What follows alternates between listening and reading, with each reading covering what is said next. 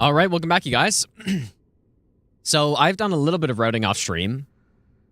I forget where we ended off. We didn't get far last stream, but I've made it to Halflight, and this may be a Halflight stream because I've no idea. I've no idea what I'm gonna do for this. Actually, not a clue, because in the past I would have used dung pies for this, but I want to stick to just miracles only. You know, pyromancy had poison and toxic mist that makes it super easy. Sorceries, I could have used pestilent mist. I ended up using the storyteller staff weapon art, but miracles doesn't have anything like that. So I had I've already tested a few things here. I don't have anything good yet. But yeah, Grave Tender is really good with miracles, actually, I think. I don't know if it's 100% consistent, but it's similar to the Boulder Heave strap, but just with way more damage. And that's pretty much it. That's all that's left of routing in this, and then... Well, I should do another run-through and then, like, make all the notes and stuff, but I've tested a bunch of the route already, and it's pretty good. But, yeah, this kill... I don't know, man. I have zero ideas, basically. Because every idea I had, I tested out already with, like, parrying and Wrath of the Gods Stunlock. There is a potential to use Emit Force, but it just does no damage, dude. So it doesn't really work that well. Waverite Corona? Probably not. Anyways, yeah, this is gonna be, this may be a Halflight stream, which I haven't had one of these in a long time. Until I inevitably just cave into using Dung Pie or something, but... I don't know. Like, even the first Guardian is a problem. But what I was thinking, for the first guy... What I was thinking is I can bonk right here. I could try to time a Wrath of the Gods when he's spawning, but it just seems a little risky.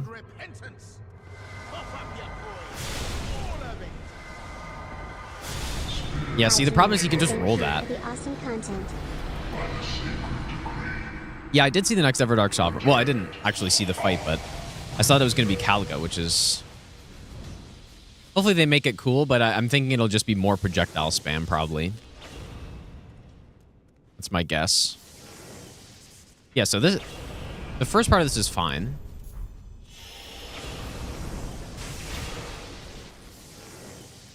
Just use Lightning Arrow, which is really good.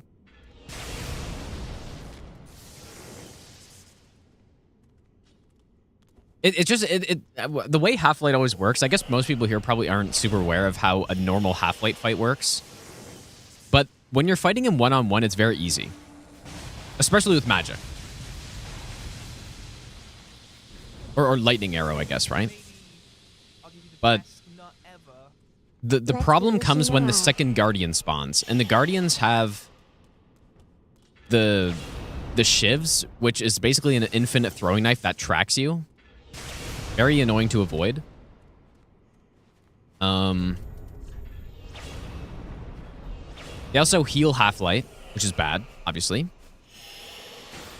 And yeah, you just have two enemies attacking you at the same time. So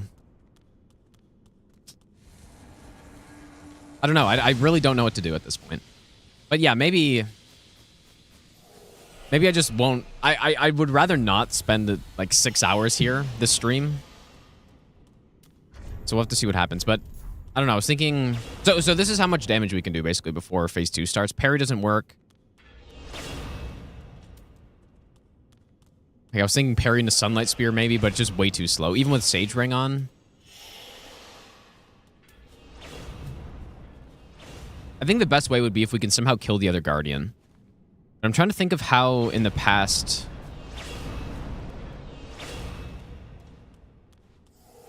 I don't know if I've ever done a no-hit run where I killed the second Guardian before, now that I think about it. Yeah, I did see a leak of the new Endless mode or whatever. That is exactly what I was hoping for, dude.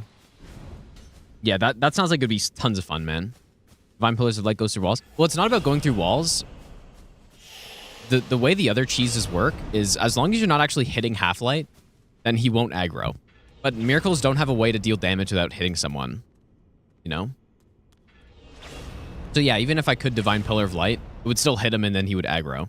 Because Wrath of the Gods goes through walls as well, right? He's got a gigantic AoE. I don't know. I don't know what else to even do.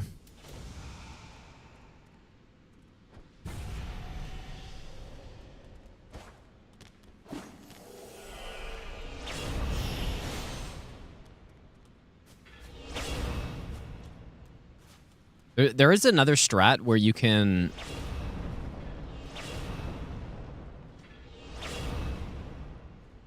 not aggro the other Guardian.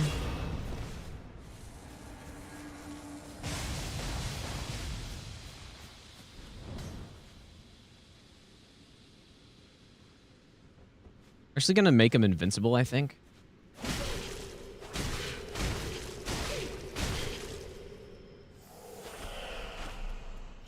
Just to test some stuff. I wanted to try Emit Force, but it didn't look good because the damage is just so bad on it.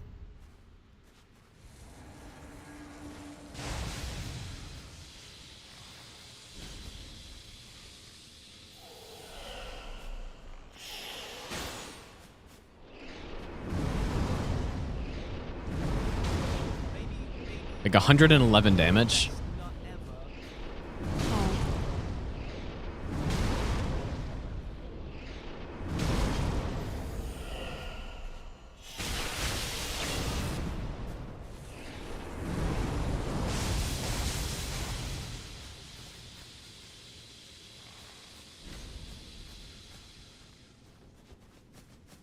Priest do poop.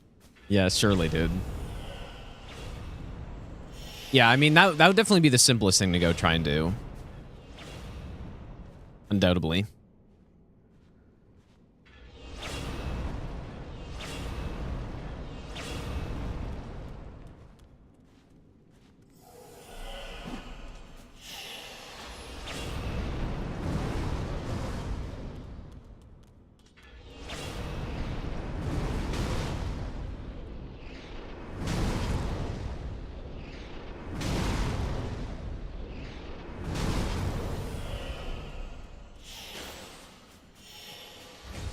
I mean, that sort of works. Wrath of the Gods can kind of do the same thing, but it takes way too much stamina also.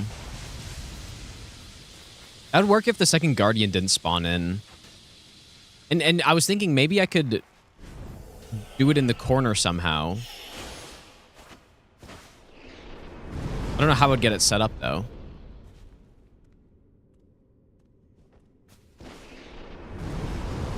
Just fucking input reads it.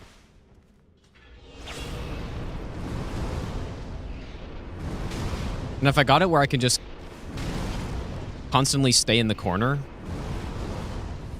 But he's just going to do his... It's just not going to work. Damage isn't high enough.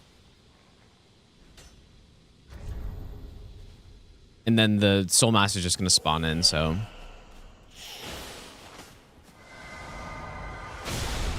See, now that does a lot of damage and kind of stun lock.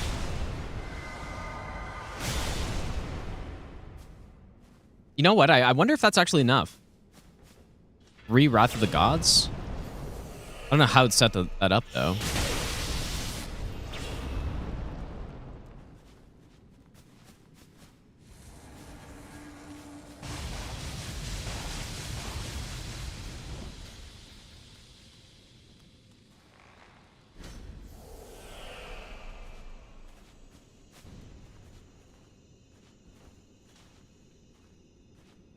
My cat is trying to jump up again.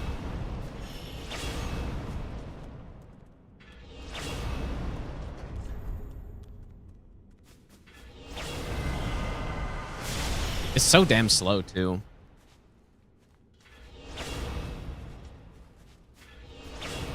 Emit Force. The problem is that won't work because the other Guardian's going to just spawn in. So the kill needs to be fast enough where the other Guardian won't reach in time. But how can I even get an opening with this?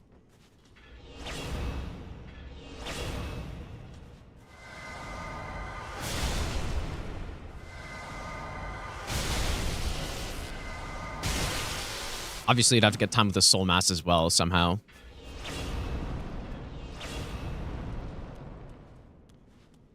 Leo, how's it going, dude?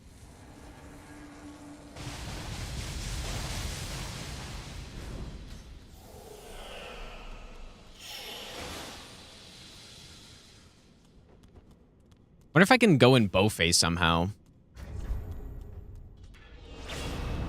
I've done so much Halflight testing, dude. It's kind of painful to have to do it again. But it's always the NPC fights, huh?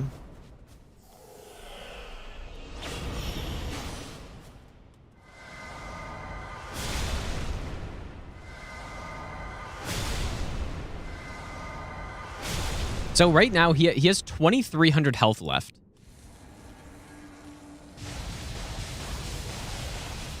So, okay. I guess it's just about finding the right opening. But yeah, this actually might just work, though.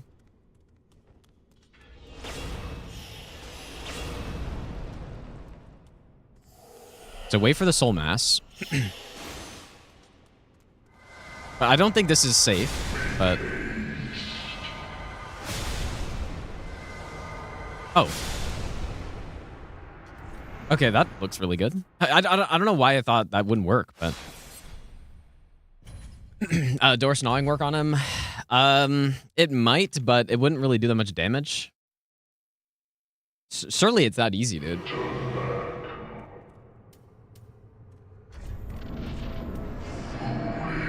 No, parry doesn't work. It's way too slow. Also, if anyone's running, I'm using a mod to... Or I'm using Silky Souls to speed up the dialogue here, which is actually so nice, dude.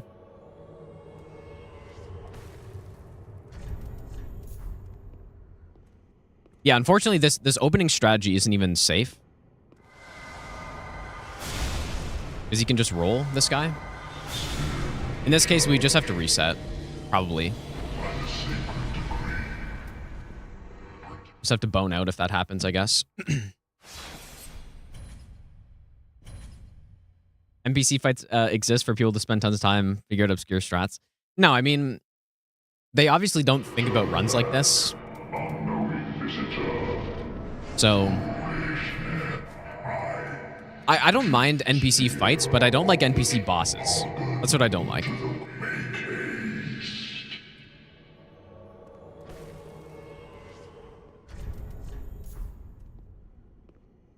You know what? This actually looks kind of good, dude. I thought it would be worse than this.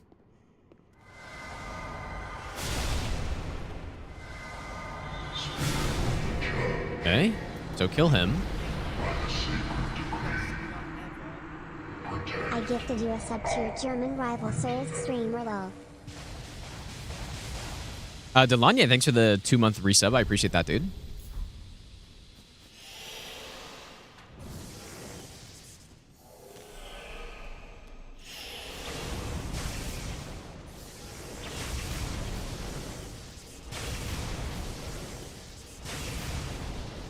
So we do about that amount of damage.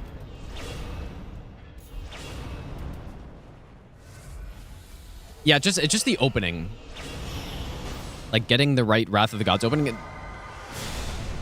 Ooh, okay. I guess it's fine if he rolls. Full pyro run out yet?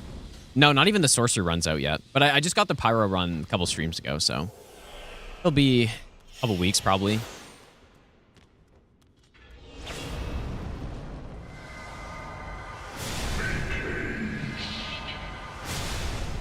No chance it's this easy, dude. Man, that's actually so good, actually. That's really good, dude. Wow. Okay. I don't know why I thought it'd be so much worse than this. That's very good.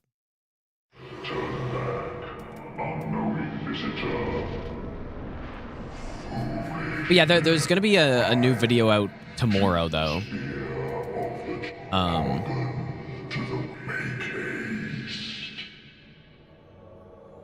The guard counter run that I did a while ago is coming out tomorrow.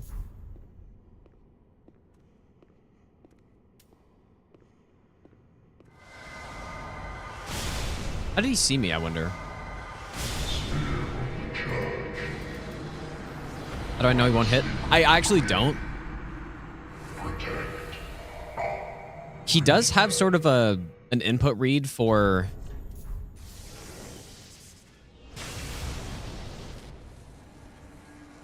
I think when you walk away from him and when he's in that stance, he will do the R2.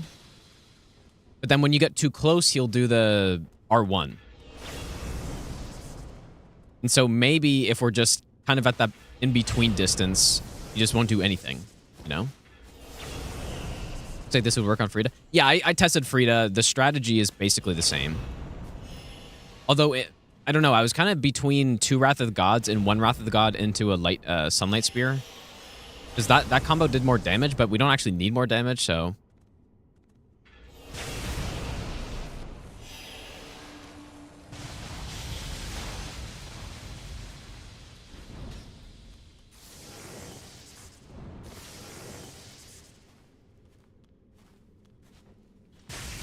Okay. Damage setup. I can't believe how well this works, actually. We're plus 10. I mean, I'm going to wait for the orbs again.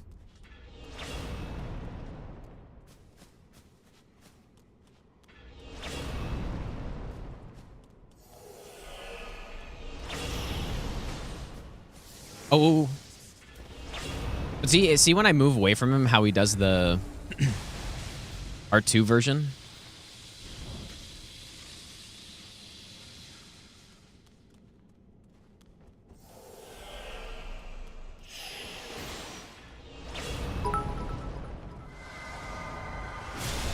An arrow may fly through the air and leave no trace, but an ill thought leaves a trail like a serpent. Ah, okay. So here we just have to bone out. Unfortunately, that's just how this fight goes, dude. This is possible he can just roll it. Elfman, thanks so much for the 1,000 bits, dude. I appreciate that, man. Oh, but by the way, I also decided that I will start with Lightning Spear on this run. First of all, that's what people voted for. But then I also just think... part of the reason for that is that I already did a run with starting with the mace and stuff. So, you know, because I've already done that.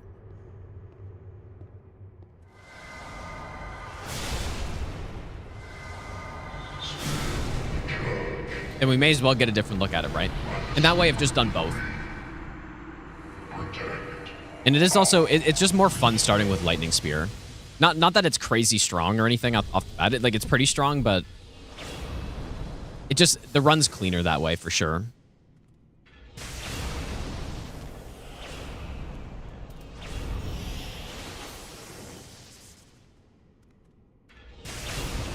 Yeah, I think it's a distance thing with him doing the weapon art R2. And then yeah, when you get close enough, he'll just do the R1. So I do think it's actually safe to be in that in-between distance. Yeah, this looks pretty good, though. Other than the fact that it's just RNG, and I'll have to bone out if something goes wrong. Just have to be prepared for that.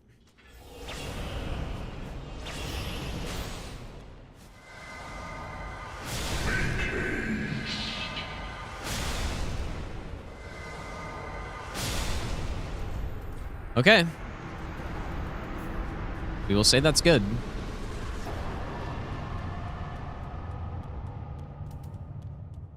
Also, it's kind of nice. I wasn't planning on getting a mid-force anyways, because it's kind of slow. He's got to do the whole Sigurd quest. And, yeah, I'm not going to get it. Because Gravetender is basically the exact same strategy that we just did. But it's even more consistent, I think. There's one concern that I have against Friede, where if you use Wrath of the Gods and you're too close, she'll land on you, which is a hit. What am I doing? So yeah, I just need to make sure that... I don't know if that's... I'm sure the same could happen on Halflight, but... I don't know. I'll have to test it more. Are miracles like incants? Yeah, it's basically... The incantations in Elden Ring are the combination of pyromancies and miracles in a game like Dark Souls. Basically.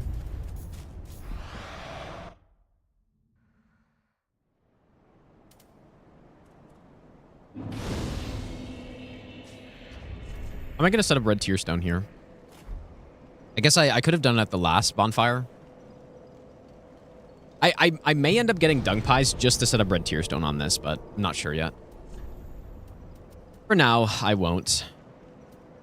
Okay, this fight will be pretty much just all sunlight spear, I think. Unless gnawing is good on him. But dark is bad, so. Yeah, that was honestly that was much less painful than I thought it was about to be. That Halflight. I was about to spend a good 3 hours trying to test stuff there, but yeah, Wrath of the Gods is the MVP, dude.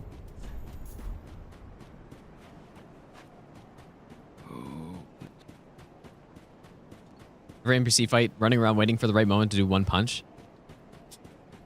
I don't know about everyone. When you're doing normal playthroughs, and NPC fights are more fun. And I think they should be in the game, but like I said earlier, just not bosses, because it kind of cheapens a boss, I think.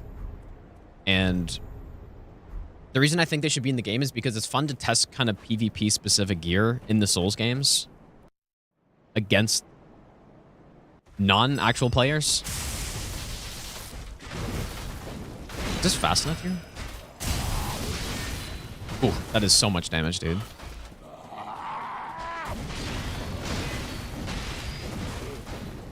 Hey, I'll have to test where this is actually fast enough.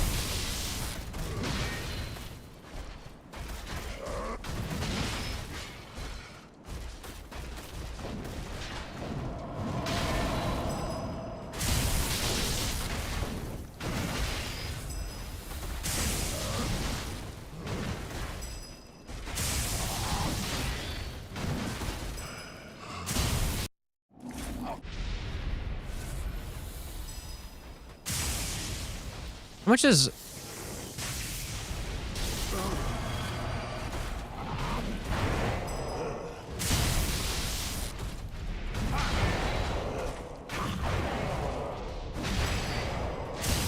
Sunlight Spear is the king of damage in this game.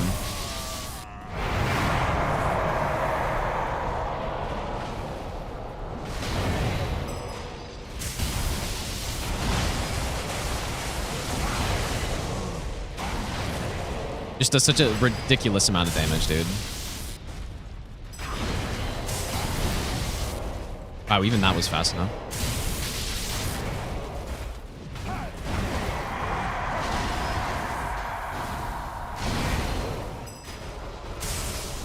Oh my god. Okay. We'll say that's good for now. Okay, and the reason I was leaving Grave Tender until this point is because I want Lightning Arrow for him.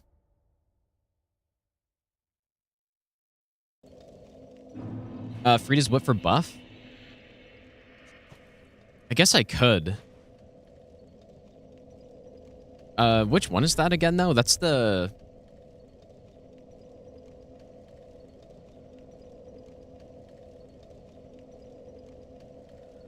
I mean, I was thinking about using Sunlight Straightsword as well, but Sunlight Straightsword requires me to level up some decks, which I just didn't really want to do for this. But I could.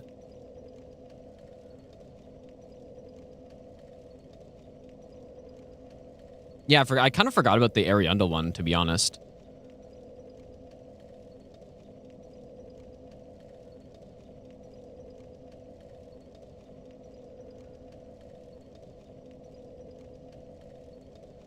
It's the whip, right?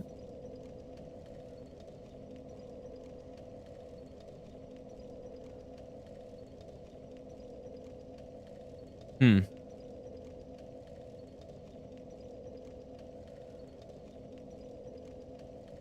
How much extra damage do you get from it? We could.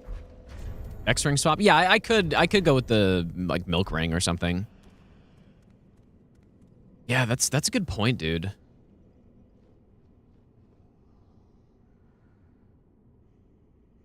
Maybe. I guess I popped her soul. Okay, so if I do get that, because I probably should, right? Should I fight Friede any earlier? Because for Friede, I use Wrath of the Gods and Sunlight Spear is the plan. Sunlight Spear is for... Actually, no, I don't. Well, we don't necessarily need Sunlight Spear because I can use Doris Gnawing. Doris Gnawing for phase 2 is the play. For phase 1, the play was to go Wrath of the Gods into Sunlight Spear. I could do 2 Wrath of the Gods, though, instead. So basically what I'm saying is we could do Friede before Cinder.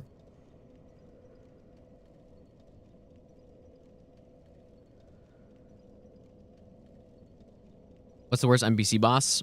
I dislike Gideon more because at least Gravetender has some things going for him, right? He's got the wolf part, which is not terrible. I feel like he has more of an actual moveset than other NPC bosses do. Only 2 bosses? No, we're just routing right now. But yeah, you know what? Like the whole thing's basically routed at this point. I do think the whip is a good idea. I should use it because why wouldn't I? I don't really know much. I haven't used it much though, so I don't know much about it.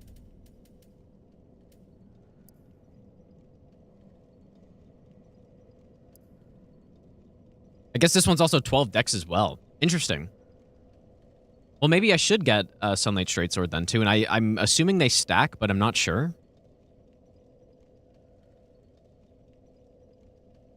Endurance seems important for Halflight. Yeah, I can set up Red Tearstone with it. That is true. But yeah, I could get the Milk Ring, and that means I only need to level 1 point of Dex. We just ring swap it, which is probably smart.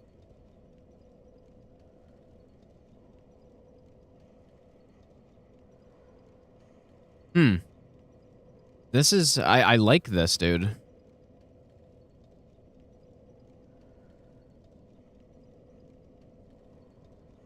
So yeah, what if I just put Friede, like... After we get... So we get Wrath of the Gods for Dragon Slayer. I'm just... Our damage is going to be quite a bit lower, though. I think at this point, because we may not even be at 60 Faith by this point. Actually, we might be.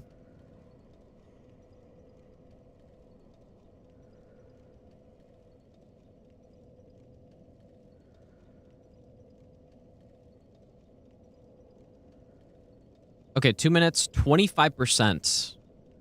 Ooh, that's really good, actually, dude. That's really solid. Okay, well, you know what? I'm interested to try to do it right after Dancer, I guess. I mean, I could do it before Yorm, but that seems a little crazy.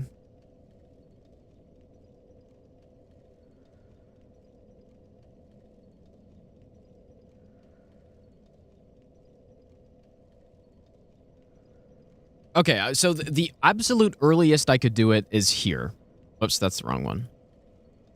The absolute earliest I could do Friede is probably here. Because, yeah, we would kill Wolnir and then go and get Wrath of the Gods. But Greatwood is the point at which I go get Flynn's Ring.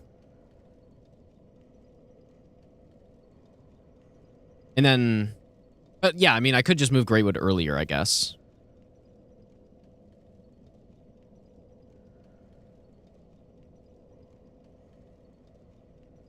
But yeah, let's first of all check if Sunlight Straight Sword and Rose stack. Sunlight Straight Sword isn't nearly as good. But I think they should. But yeah, Sunlight Straight Sword buff feels pretty much like a miracle. It's the same effect as Sacred Oath.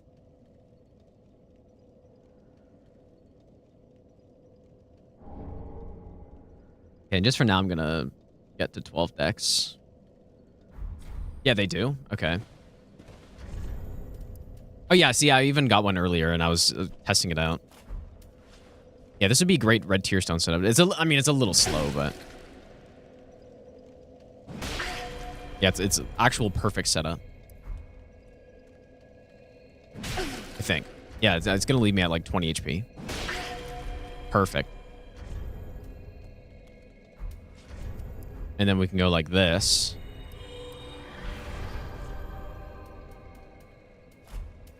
Ooh, dude, our damage is gonna be crazy with this. Yeah, I totally forgot about the Rose, dude.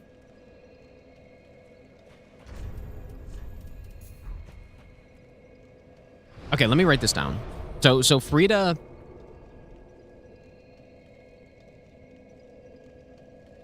and you know what? I guess we got a slab for Friede as well. But you know what I forgot about is that I'm only +6 for Friede. Like, at this point in the run, I'm only +6. I only get to +9 for Osiris. So maybe I kill Dragon Slayer,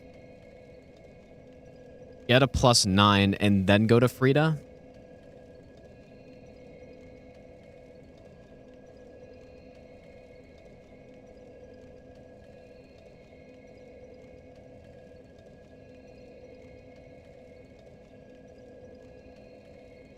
Just about how early I can do it. Because the earlier, the better.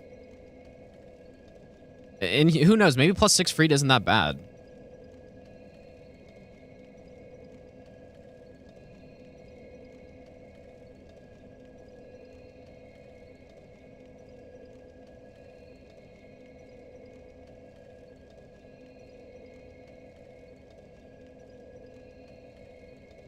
Okay, if I kill Wolnir, kill Greatwood, and then kill Friede. That's we have to the next run I'll test that. It seems insane, but just having that buff would be so good. Okay, this is what I'm gonna say for now. This seems crazy, but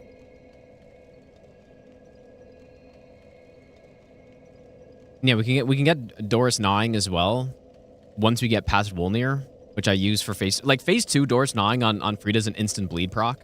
So it doesn't matter if it's upgraded or not, really. Does it matter? Yeah, maybe it doesn't matter. You're kind of right, but I still want the route to be good, right? I don't want to have an unnecessarily bad kill. I think it'll still be fine though. Okay. Anyways, let's go do Grave Tender. Actually, let me write down as well.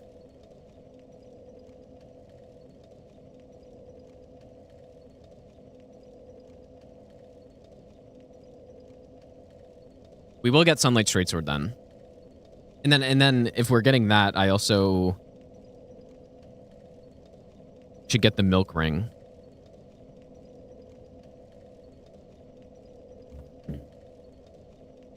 Okay.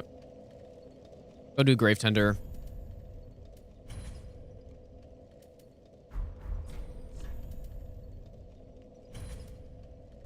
I'm not sure if I've already run down to that bonfire.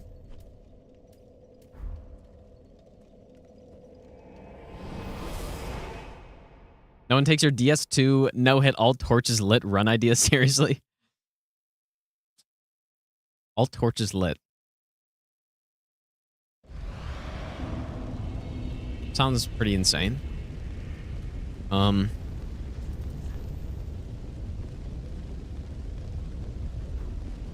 what's great about Tears of Denial is we can cast it. It's 2 spell slots, which is kind of a lot, but we can cast it, then swap, and we still have it. Right? Elden Ring, you can't really do stuff like that I can think of, right? Like the physic tier doesn't work. Maybe you could do some buffs like that, but I don't know, it's pretty handy here.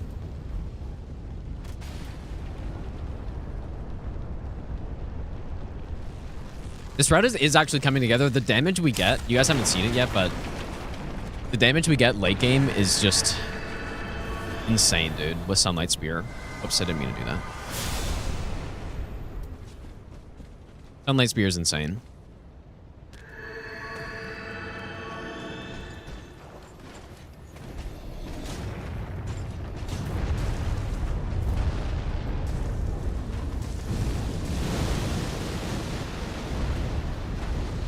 Oh, I have no death on. That's why my tears didn't pop.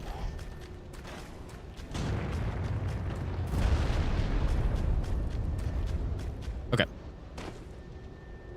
I guess I'll leave no death on. So, yeah, I just push this fight later because I think Lightning Arrow is going to be the simplest way to kill the dogs.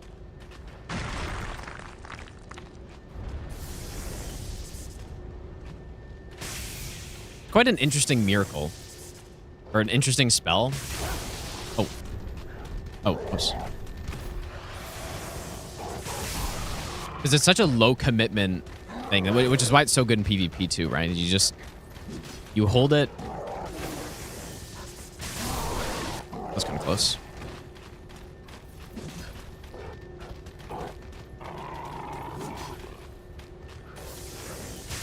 It's got insane range. So fast. Okay, so what do we do now?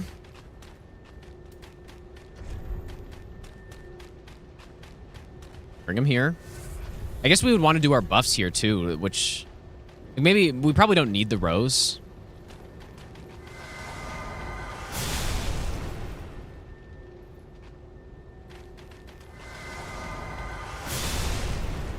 We can sunlight buff. Whoops. Oh, that's not what I wanted.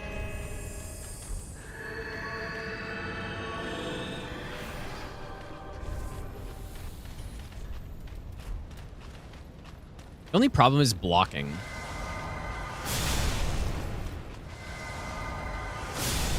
Yeah, I mean, the damage is so high, dude. Okay.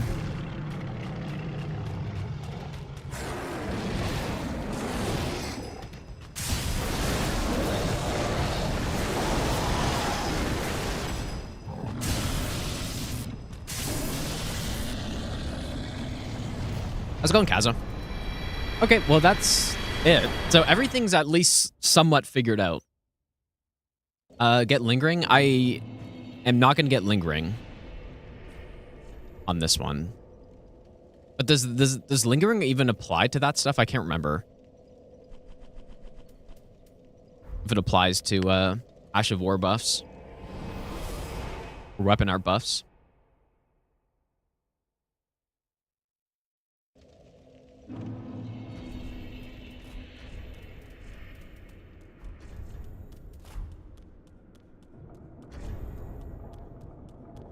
I wonder if does this work if it's in the offhand? Oh, okay.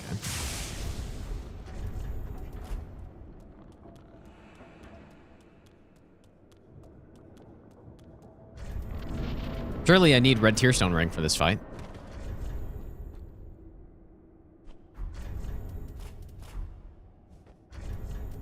And sunlight straight sword buff.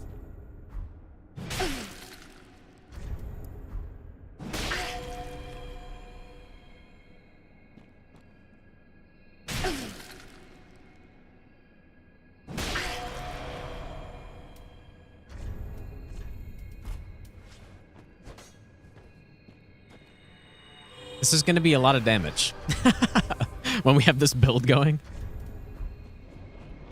I'm so sorry, ODK. Except I need to make sure I don't do exactly that. Anyways. Okay, so things are looking interesting on this.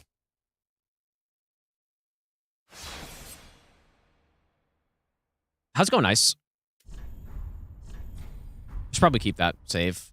But we're going to restart and go through everything again. I do have a bunch of notes on stuff, so I have the general idea of the route down, but this early Friede and Greatwood is going to be interesting. It's more just going to be about how early should I actually fight her. I know Lightning Stake. Lightning Stake is just simply worse than... Like, Sunlight Spear is the ultimate damage. It's the probably the highest damage of any spell in the game. So... Yeah, and I remade the class as well, so... We have Lightning Spear, we also have 20 Faith, which is required for it. So that's what we're gonna do. I'm pretty set on that at this point. So no starting with the mace. Fight her first? What do you mean fight her first?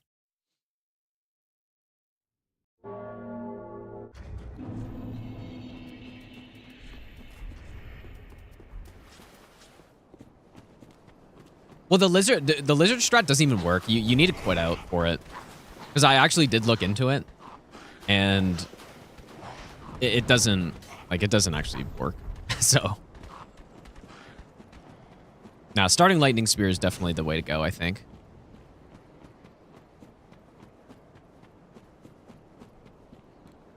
Also, I can't read all the chats because my chat is blocking the way.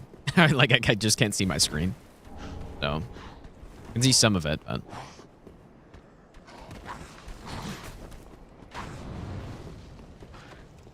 I thought we were going to spend 3 hours on Halflight, dude, but... Yeah, the only problem is that we may have to bone out if the strat goes wrong, which it can in basically 2 ways. Either the first guy can dodge, or Halflight can dodge it.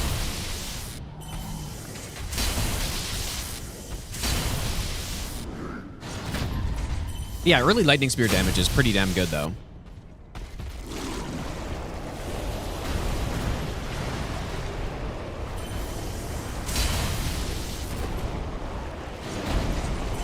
Very FP inefficient, though. Basically, all the other starting spells are very FP efficient. Fireball's really good. Soul Arrow and Heavy Soul Arrow is really good as well. Lightning Spear is not. I didn't finish Kazan, no. Not yet.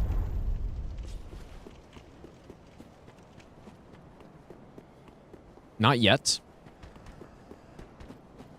It does deal extra damage in melee range. It's like it's almost 70% more damage or something like that. It's a lot more. Yeah, so now we can actually do miracles only as well, which is nice. And probably most people won't even know the difference. It's like, oh, your starting class has a lightning spear. I'm like, that's cool. Most people won't notice, but some people will. It's like, oh, how are you starting with lightning spear? Oh. Okay. I guess I need a point blank hit on that guy.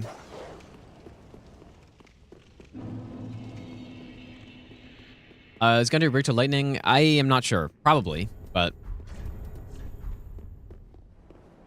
I'm not sure what his weakest is. I've never really thought about that for you, Dex. I could check really quick, actually. Kind of curious now.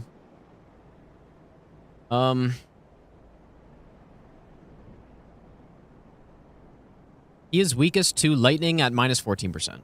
So yeah, makes sense.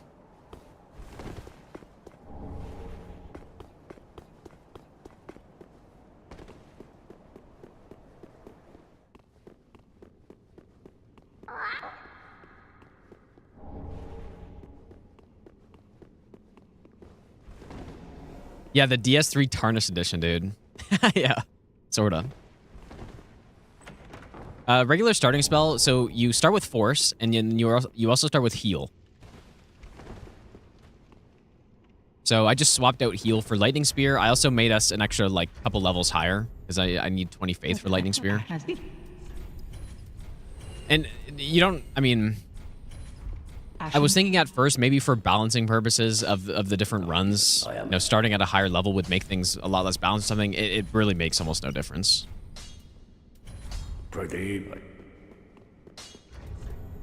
Makes basically no difference. We'll get 15 attunement, though, so that I can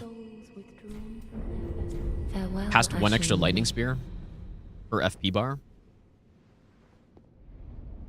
Let's play Wu Chang. I might play it eventually, but I am not sure yet.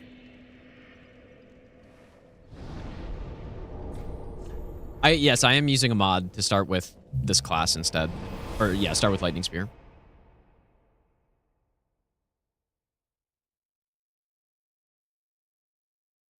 Surely finish Kazan before 2025 ends. Yeah, surely I will. Probably not, though.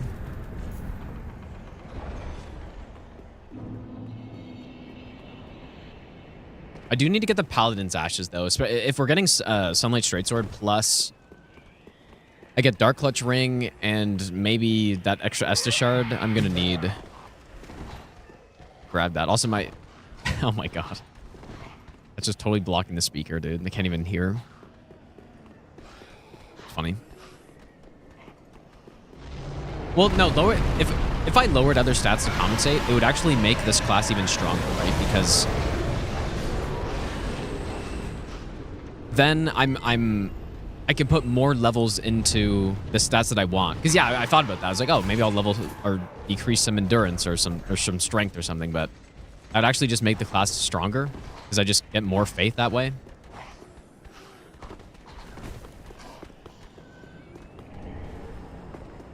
So yeah, I'm not going to do that. No, this is definitely the way to do it. This is the way I've done run requests in the past as well, is I just, you know, increase my stats so that I can use whatever starting weapon.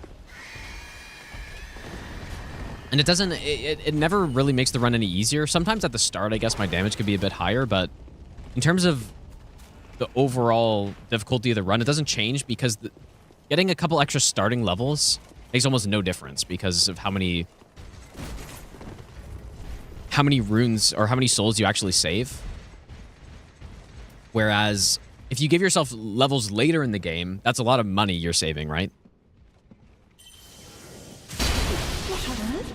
Dude, the spell's so loud when you hit something like this. Whatever is this about?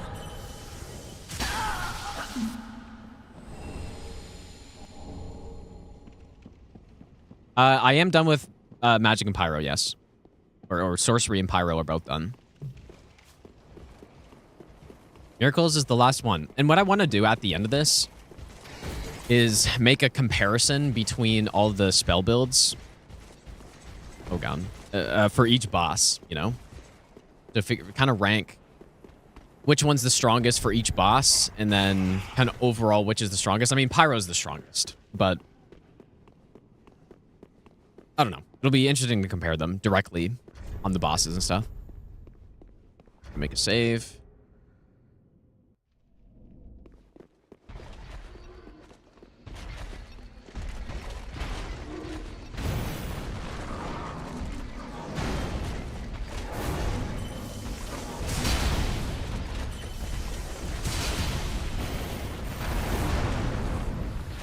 Dude.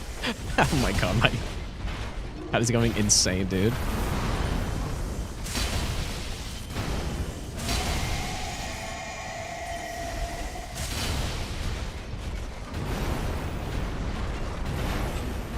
I tried to hit, like, move my stick, but my cat's ear was in the way. And then I like clicked on his ear, basically.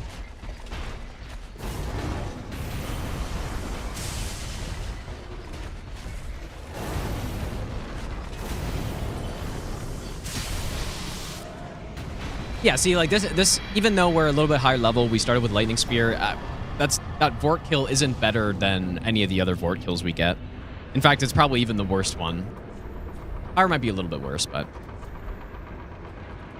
not like Sorcery. Sorcery starting is the best class. It smokes Gundyr, smokes Vort, insanely good on Watchers, but then after that, it drops off a little bit.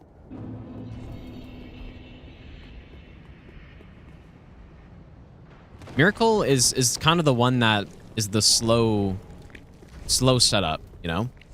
Or it takes a while for miracles to become extremely strong.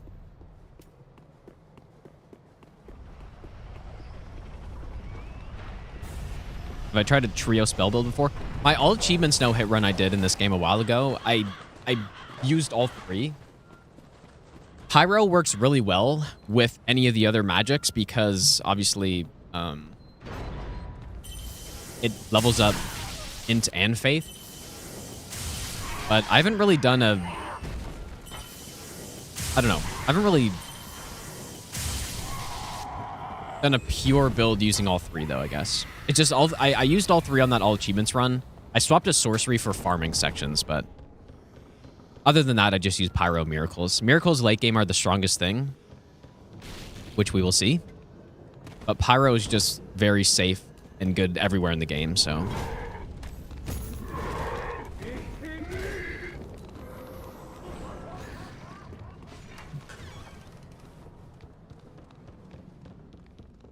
What pyro did I use in the no-hit run? I used a lot of different ones.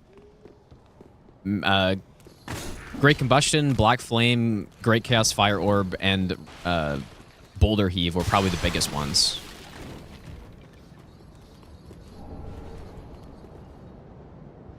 Echo, how's it going, dude? Yeah, the mace actually is stronger than this. That's true. You are not wrong.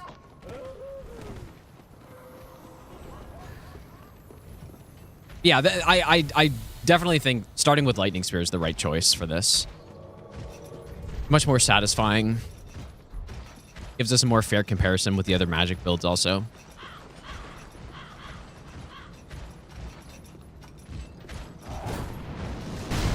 How's it going, Matt?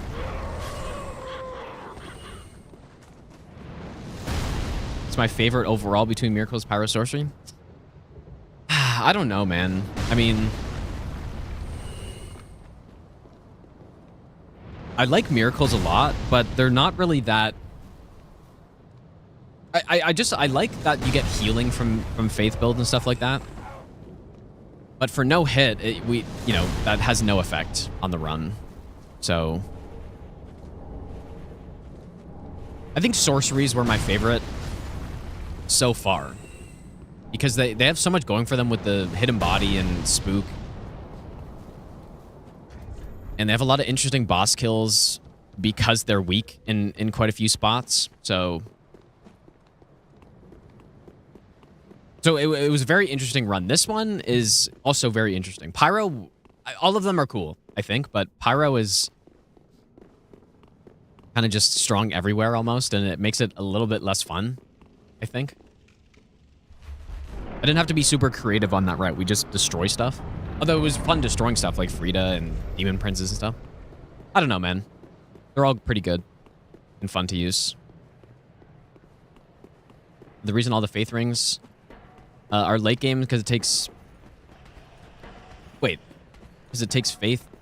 Oh, that the build will get good. I see what you're saying. Surely, dude. Can I... Not quite enough range, I guess.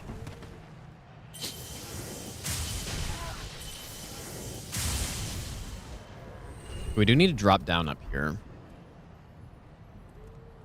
Yeah, you gotta hold faith that the build will eventually be good, and it does.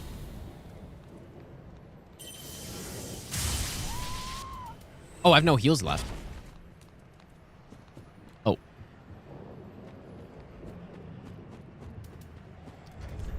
How did I run out of heals? It's kind of annoying because I don't need to get this bonfire normally. Dude, if only I had the heal spell.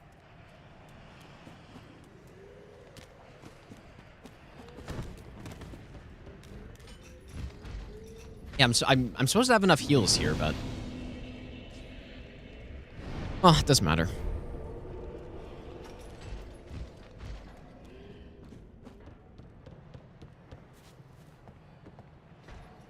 Maybe for that dog section, I should just walk around instead. Take less damage. Save a lot more time than having to wait for these guys to cross.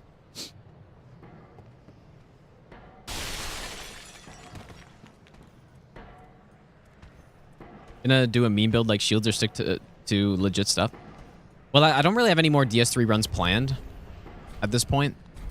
I've never done these magic category all bosses no hit runs, so figured this would be a good time when I'm de-resting for that big run, big multi-game run.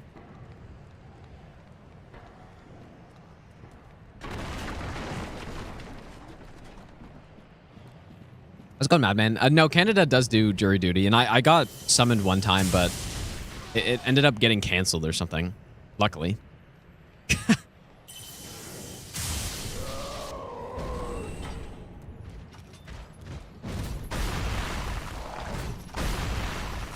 Yeah, good luck with that, dude.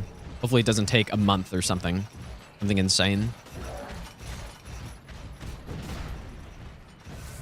Let's go on Bender.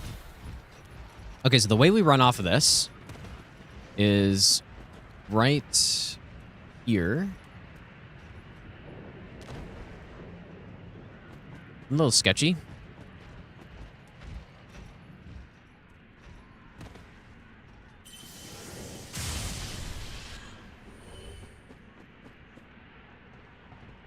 I think this will be the hardest of non-physical offense runs. You mean for, for like actual optimized builds?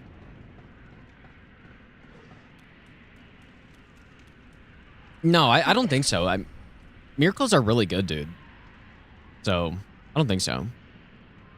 Oh, yes, and pray. Oh, you added.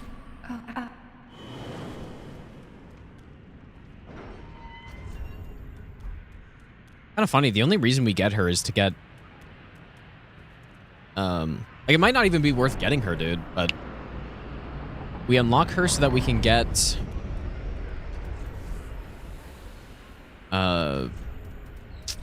Tears of Denial. Which is pretty good. Good for red tear stone setups. Sirach's good luck, dude. What did I decide on the pre-offensive spellblade? I'm starting with Lightning Spear. That's what I'm doing. It's the most fun way to do it, for sure. I think it makes a lot of sense. But yeah, we're just going to start with Lightning Spear. That's what people voted for as well, and that's what I was leaning towards already.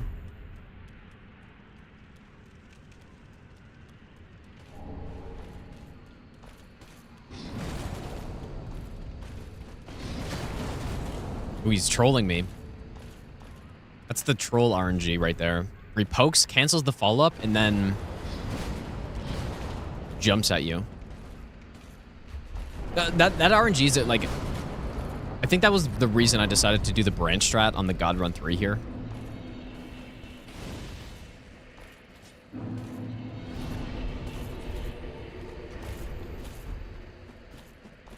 Patches... Yeah, I mean, that's actually...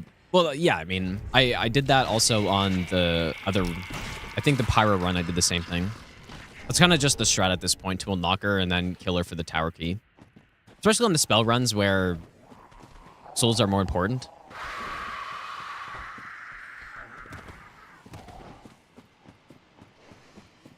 Any tips on best routing to learn the games? Pro bosses needed to beat the game. Like, are you talking about specifically Dark Souls 3? I don't know. That's kind of a tough question. Generally, the answer is just, you know, research the game, play it a lot, all that good stuff.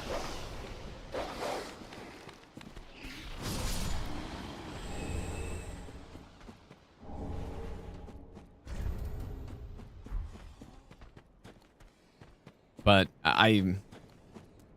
yeah, I would just look at some resources for that, maybe.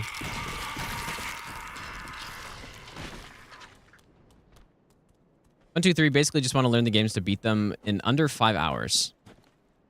So yeah, I would, you know, look at some glitchless speed runs. Maybe some no hit runs might be good too, depending on who you're watching, I guess.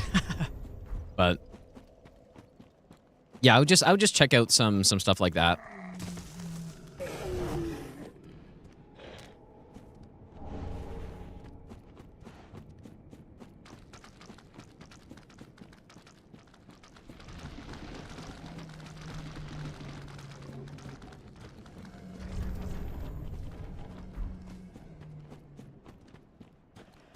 I did decide on Sage's Ring, which we will get. Maybe isn't 100% safe the way I'm doing it, but...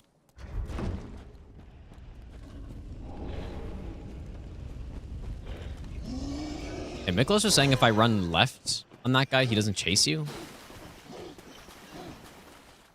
So far, so good. I've done that like 3 times, it's fine, but...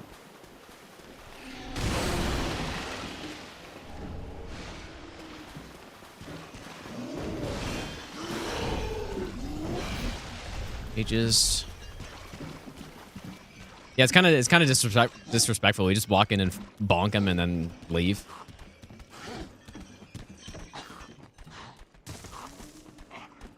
It's just I have to. If he does his one jump attack, I need to roll it properly.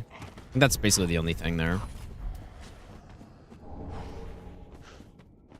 Yeah, Nico Bellic is the best person to watch. You might be right.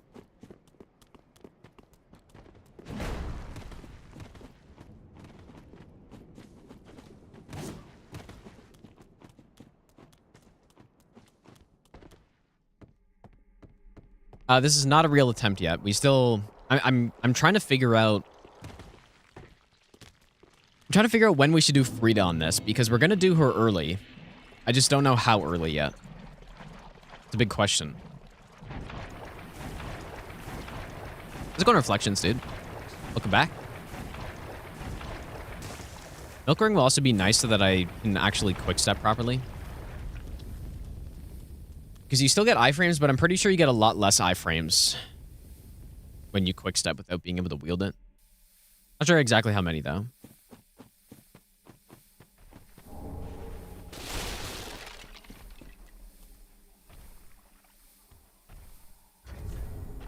Maybe I'll give you the best nut ever.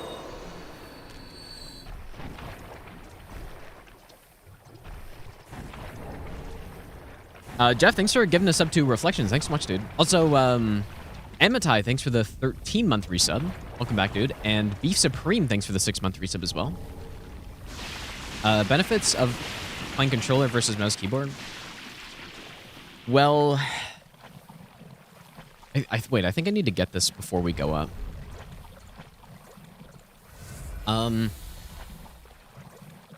Controller's more comfortable, in my opinion. But that's pretty much it. Everything else is better on mouse and keyboard because you don't have to claw grip, or you don't need to get a controller with back buttons so that you can move the camera and roll at the same time, which is pretty important in Souls games. It's good to be able to walk in a straight line as well in Souls games when you're doing these types of runs. But yeah. The keyboard's better for free aiming and all kinds of stuff. But yeah, controller is much more comfortable. And I would say ergonomic too, but I mean, I'm not an expert, so.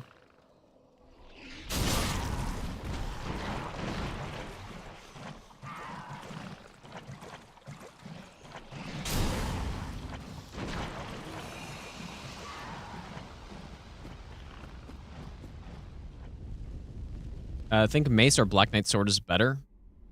I used Black Knight Sword on my first playthrough with that Endure build, or the Perseverance, but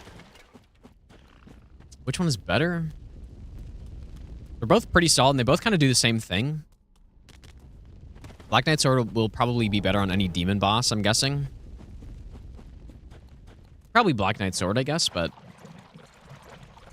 not sure.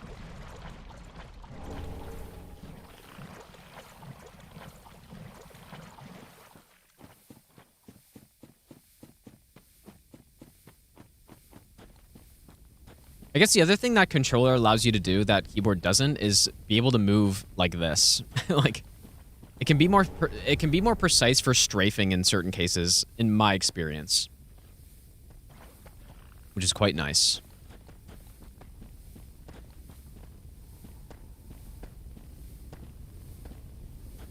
So I use both, especially when I'm doing these magic runs. Mouse and keyboard is so much better for free gaming that like, it's just a no-brainer to use.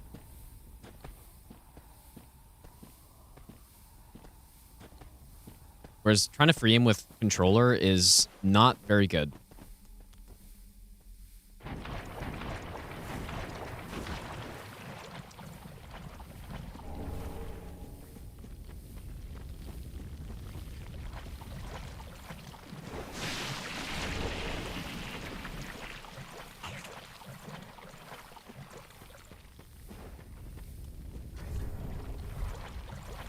I guess we are going to go back now.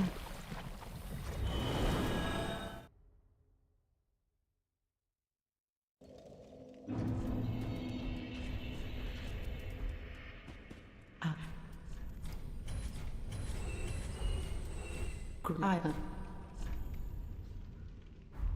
Ashen One. Did what? Okay, crime playing with keyboard and mouse. I don't play keyboard and mouse mostly. I play most, at least for Souls games, I basically play exclusively with controller. I just swap is what I do. I just swap. Friede. Well, Always get the tree branch at the start. I basically always do, yes. Is that right? I think so. Farewell, Ashen One. Yeah, the branch is just for no hit. You don't get shot by the giant archer.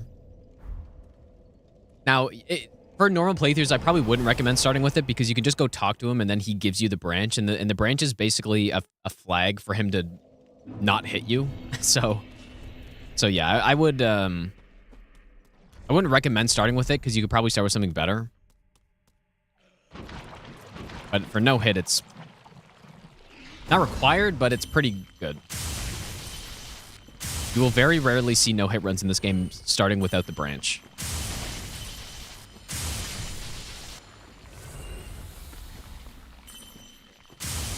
Here are the efficiency problems with this spell. Because this is why I kind of wait to do this.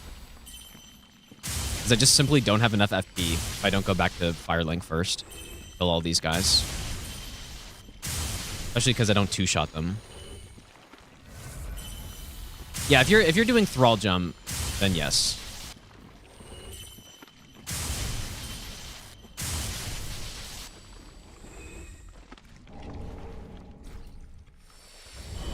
You know what? I should probably have gone to go get the ashes up there. Lightning Clutch, I believe, is 15%. Yeah, I'm sure it's fine. We'll just go back later.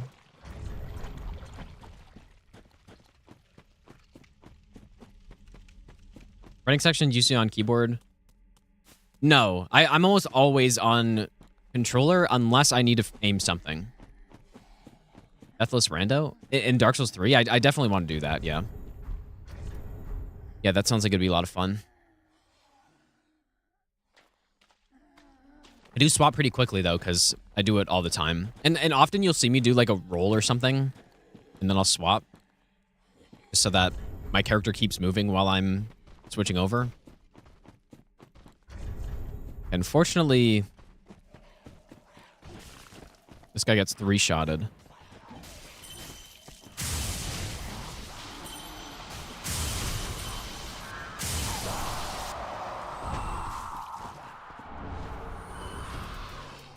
Be nice if I had a little bit more damage there.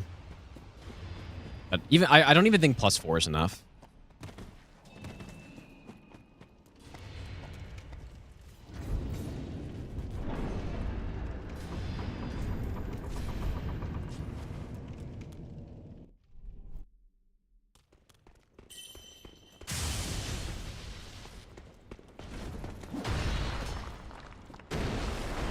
I kind of considered doing that. I forgot there's a strategy for this boss in phase 1 where you go into this back section and then you can fight this guy one-on-one. And then the other Abyss Watchers just never spawn for some reason. I thought about doing it on this, but it's a little risky. So I figure just doing the slow fight is better.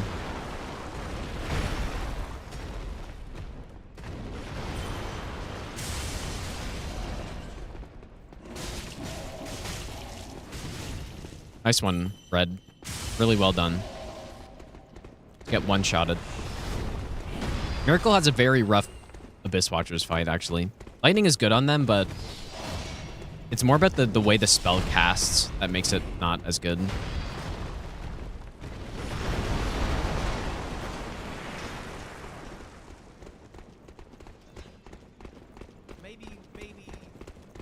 First seen Flower, thanks for the 32-month Prime sub, dude.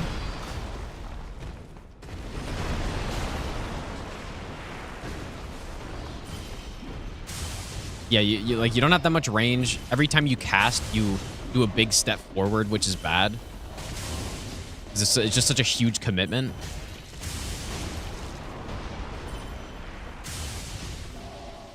The damage isn't anything crazy.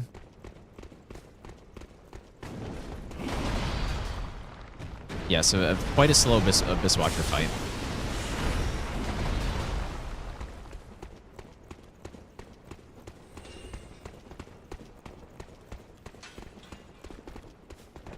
Yeah, like, even good RNG wouldn't make this fast.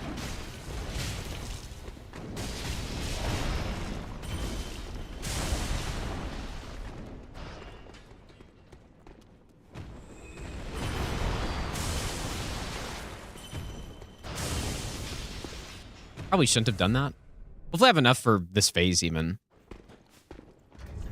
Don't have much FP left.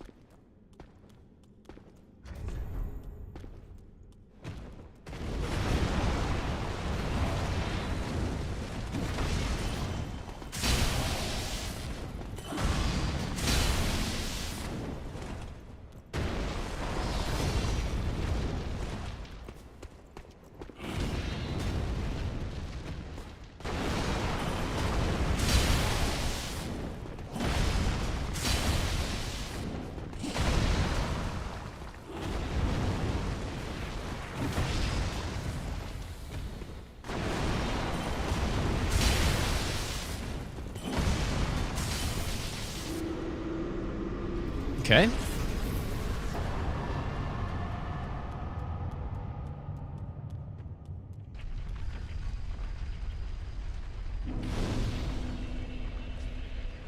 Good phase 2, though.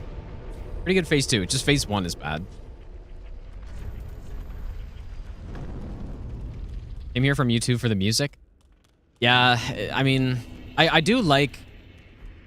You know, part of me wishes I could play the music on YouTube without the copyright stuff, but at the same time, I do like that people have the option to not have music if they don't want it.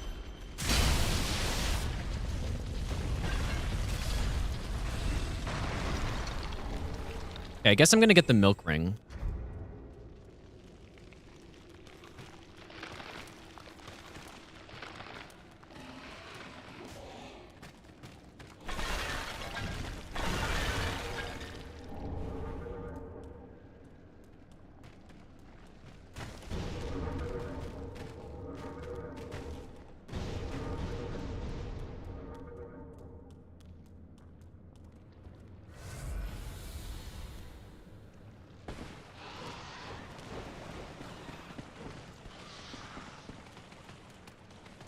Oh shit, I aggroed Big Rat. I kind of forgot about.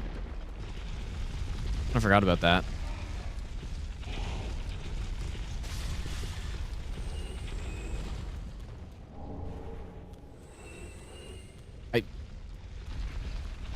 Does Big Rat get killed by the ball instantly? I'm just gonna rest. Fine.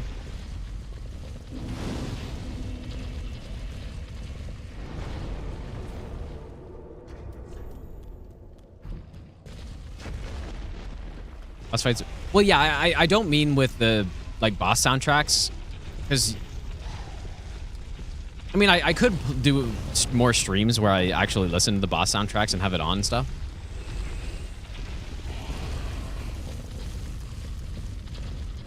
But we're talking about just like the stream background music that I normally play.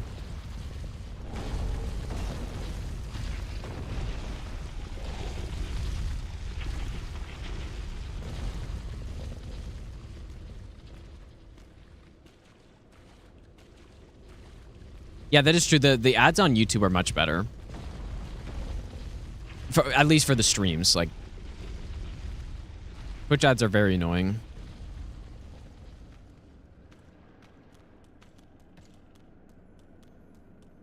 See, a spot like there as well, I use mouse and keyboard because it's also a lot easier to slow walk because I just hold Alt and forward instead of having to, like, not hold the stick that far forward, you know?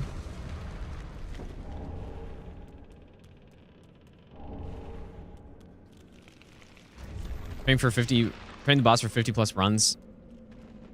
Yeah, I mean, some people have said that, like, I say that, but then I listen to the same Elder Scrolls soundtrack for hours and stuff, but it's not really doing runs like this where the boss soundtrack becomes annoying. It's when I'm first learning a boss and I'm fighting them literally hundreds of times. That's when it gets annoying. And that's why I usually turn it off, and then I just never turn it back on, I guess. Mainly because I like listening to background music, and I don't, you know, when I'm doing a no-hit run or something, I don't want to pause my music and then fight the boss, and then I guess I could do that, but I just don't, so.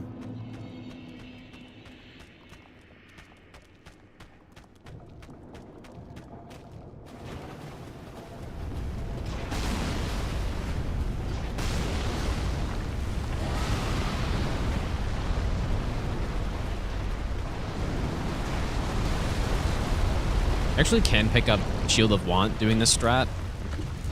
I just don't bother because it's just a little riskier.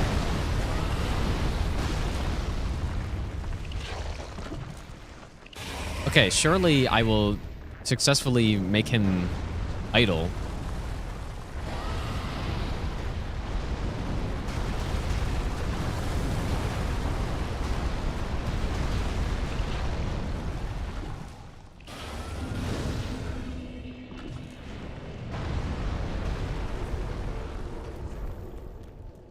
I've been doing this wrong somehow. I don't know how. Maybe I normally pick up this large shard first or something. But it's so weird.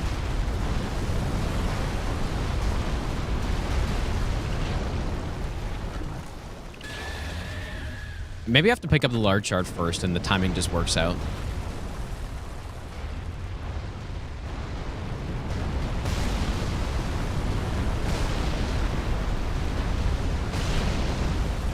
Yeah, it makes this take so much longer.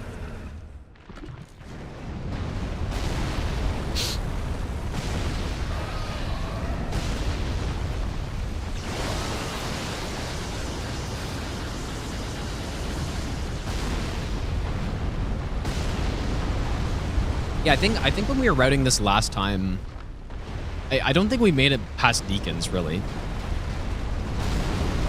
think we just got past Deacons or something.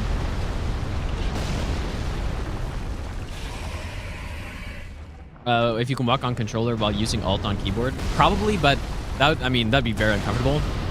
What I do very often is I do the left hand inputs on keyboard, like so movement and stuff, but then I control the camera with my controller.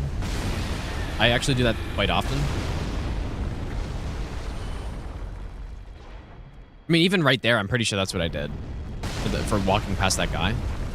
Yeah, I do that all the time. Be pretty useful in some cases.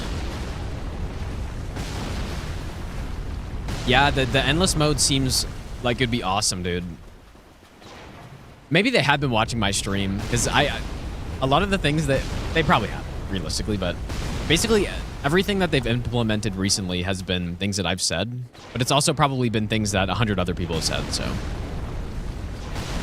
yeah, that was one of the first game modes that I thought they should have added, is a survival mode where you just go forever until you lose, you know, and eventually, just like Warframe, right? That's what I was referencing. I'm not sure how they're planning on doing the, you know, the escalation of the difficulty of surviving. Because if they only do it through enemies, then I don't think it'll really... I don't think that'll be hard enough, probably.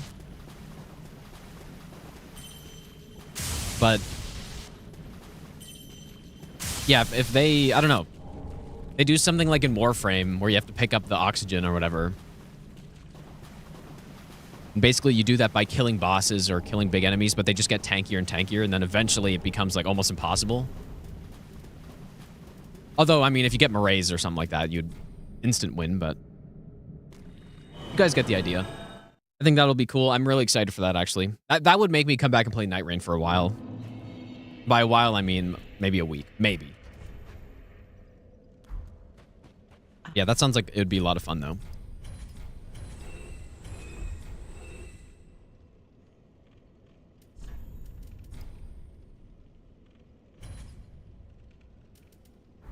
Ash. We are supposed to get to 40 faith for this. What? And plus 5. Friede. What's the heck? Nice. Farewell, Ashen One. What is the endless mode? Well, I don't know the exact details, but the idea is that you do the normal Night Rain cycle, but it just never ends. So I guess you kill a Night Lord or something, and then you just start another day.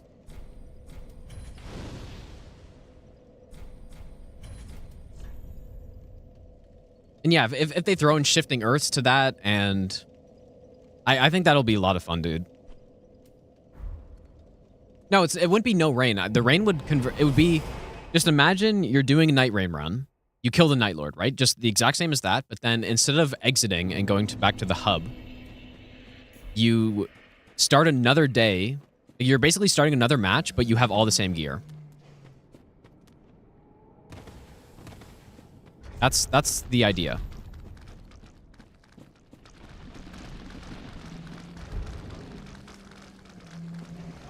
I'm wondering how they're gonna make the... Can I pick this up without this guy aggroing? I'm wondering how they're going to do the scaling and what is going to be the escalation of the difficulty, right? Because yeah, if it's just you go until you die and the only thing that's happening is enemies are scaling up, you would have to have a way of scaling up too, probably. I don't know what that would be if you just keep leveling or something, but I do think you could go for an absurdly long time that way. So I don't know.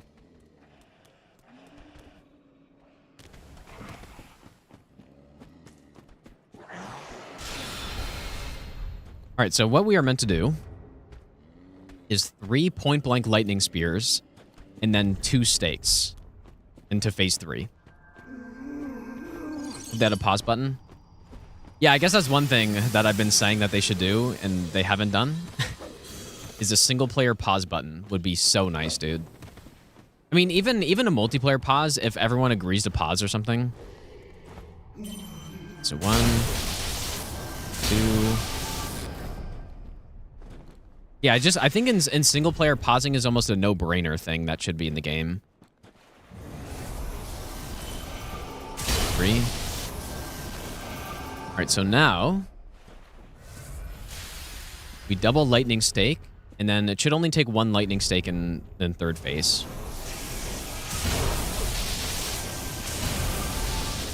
It's 2. And now this spawn, I think, is this one. No, it's not. It's this one. Holy shit, I'm just totally wrong. I'm a little rusty at this, dude. Wow, how did I mess it up so badly?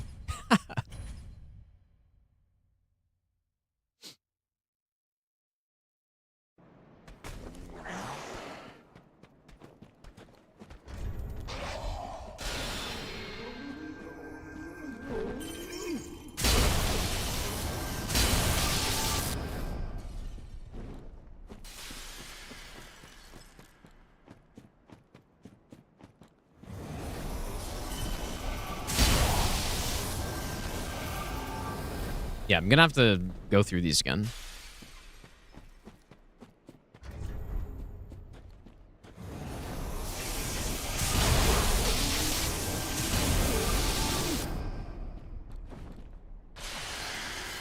This is the same one.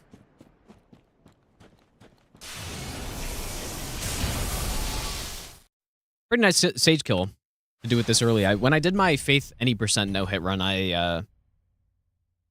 I think I got a +9 with red tearstone for sage, but just totally unnecessary. The kill was basically the exact same, because I didn't really spend much time trying to figure out a good kill. Maybe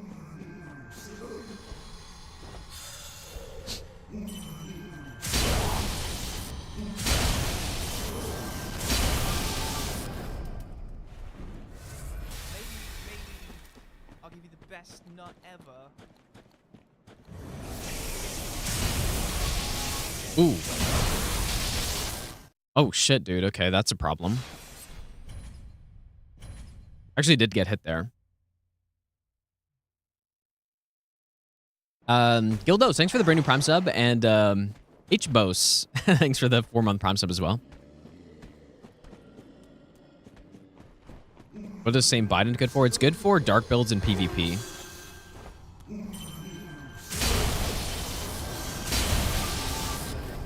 Like elemental builds. Lightning as well.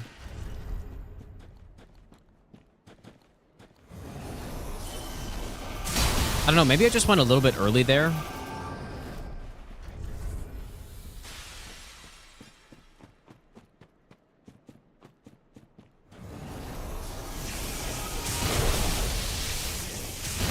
What if he does... These spawns, dude. Or these staggers.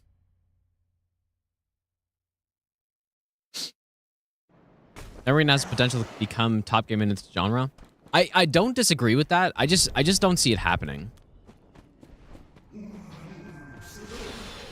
just think the fundamental problem with the game is the lack of the randomization, which...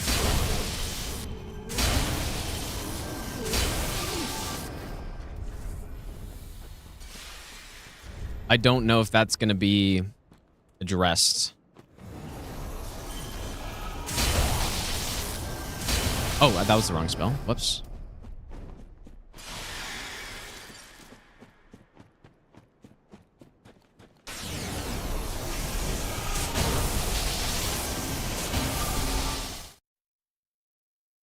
Gotta be live service, need more maps, need PvP mode, dedicated servers, plus balance.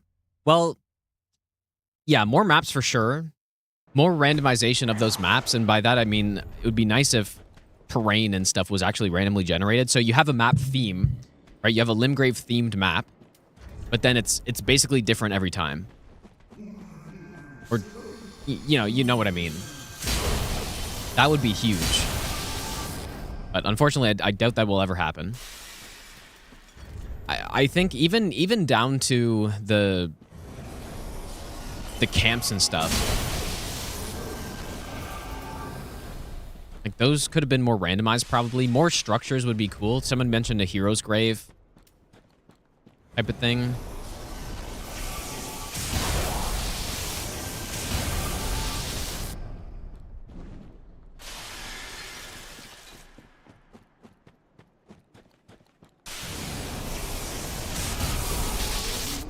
I don't think this is 100%, dude.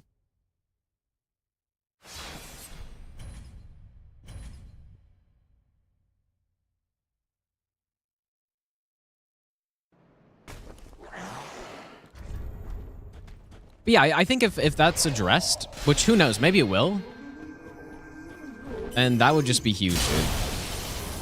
But I think, you know, they kind of went in the wrong direction right away by having only 40 possible seeds for each Night Lord. At least not including the Shifting Earths, which each have, I believe, 5 seeds for each Night Lord. So that's the problem, right? It's just the way that they did it.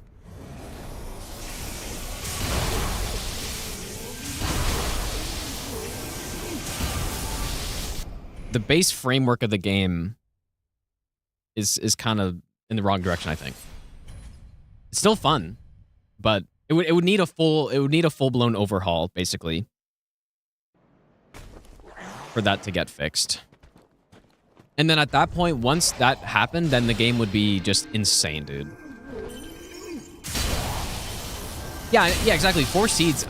How many times have I done the same seed twice in a row? It's at least happened to me 5 times, which is horrible. Horrible feeling. When you start a new game, and it's like, wow, I just did this. I know what each boss is going to be. Now, the items are different, at least, but still. It's not great.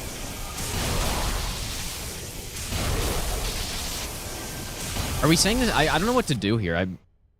The staggers kind of make this not great. Yeah, exactly. That's what I'm saying. Yeah, I've had at least 5 instances of, you know, doing a game and then immediately the next game I get the same seed. And I feel like most of the time that is when I die or something or whatever, but still. Not really great. And yeah, of course that shouldn't be possible, but it shouldn't be possible simply because they, you know, have some code that doesn't allow you to get the same seed twice in a row. It's the fundamental problem is that there are even, you know, seeds that are set, basically. In my opinion, of course. So that doesn't really affect the gameplay not, you know, being better, because the gameplay in Night Rain's already good. I think the... Okay, this one is here. Okay, I'm remembering this now. Gameplay's really good in Night Rain. Like, the movement's awesome. The abilities are cool. Obviously, all the movesets and the bosses are good. So that's not really the problem. It's just, yeah, it's just the randomization part. More bosses would be great. More map themes would be great. And then just having simply randomized, more randomization in it would be huge. But it's too fundamental of a change for them to make, I think, realistically. So...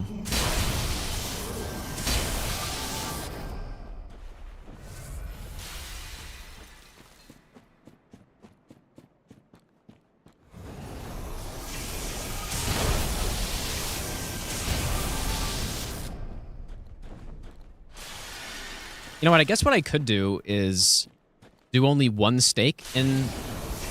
Well, it doesn't really fix the problem, though.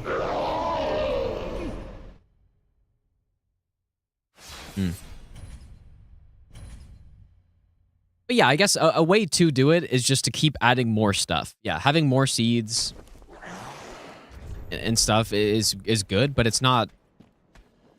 That's more of like just kind of a band-aid fix to it, right? In my opinion, it just doesn't address the fundamental problem. But that doesn't mean it can't be good still.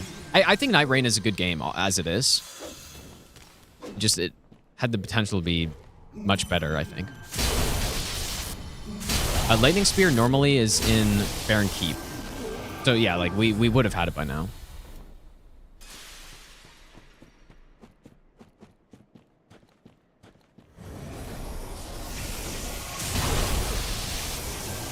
Okay, maybe this strat is fine. I just need to, I'm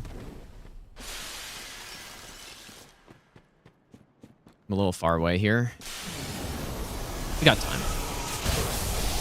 Okay.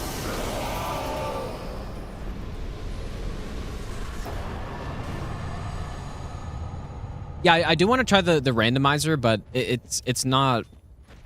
I don't think it's quite what I'm talking about yet. Maybe eventually.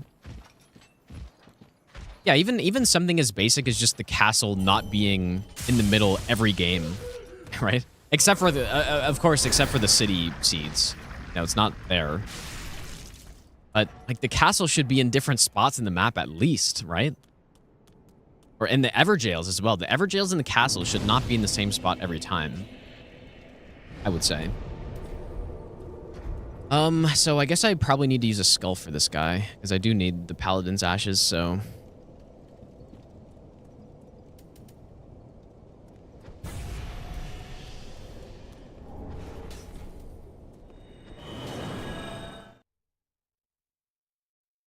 And then, you know, like speaking of the castle, the castle only having 3 variants for which main enemies can spawn there, right? Crucible Knight, Trolls, and Banished Knights.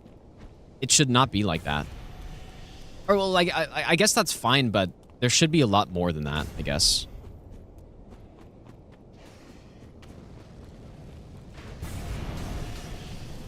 Because, yeah, there does have to be some... You know, if it was just full-blown randomized enemies there, it wouldn't really feel right, I guess.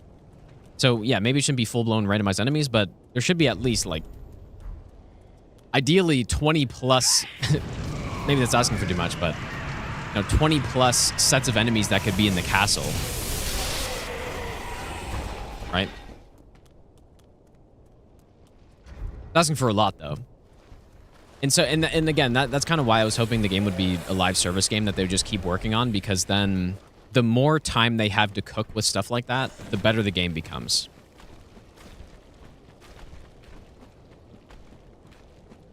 And then, yeah, having custom games would be cool too, where you can set parameters for the randomization that can be done, and you can make, you know, more. You can make it more challenging for yourself, or, you know, just do interesting types of runs, stuff like that. Wouldn't mind picking up at least one of these. There's so many things that they could do with the game that I'm still hopeful that they're gonna do. I just think it's unlikely. Yeah, at the bare minimum, they should have a 100%. Yeah, Liurnia, Caelid, Altus map. They could do a Mountaintops map too. And maybe, you know, they could go crazy and do Mogwin and underground regions like Angel River and stuff. Just go crazy with it, dude.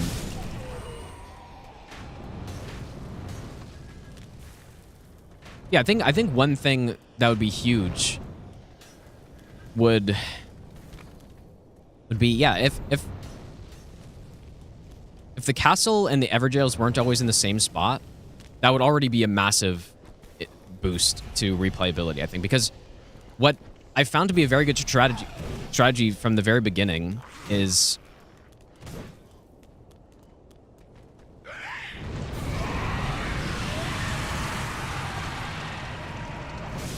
you know what? I need to go check my master run and see where I throw that skull.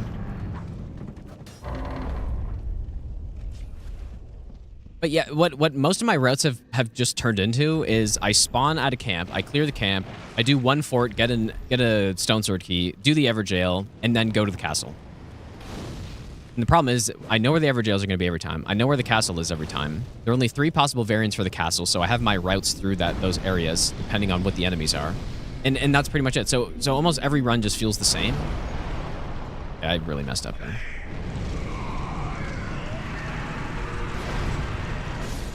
When you're playing a game, a roguelike or roguelite or whatever, it shouldn't feel the same between every run.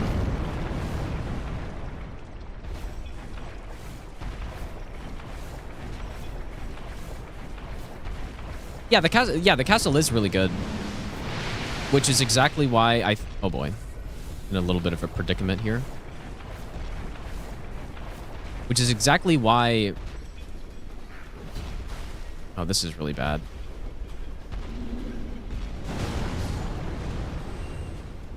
Oh god. There should be more variants for castle, and some of them. This is so. I should probably redo this whole thing. You know, if you have castle variants that are just worse, you know, like significantly worse, and I guess trolls are not great, but you get a lot of passives from them, and banished knights. Banished knights are probably the worst one, I guess, but you know, castle variants that aren't as good, then yeah, you can adjust a route based on it if some of them are like actually really bad or something.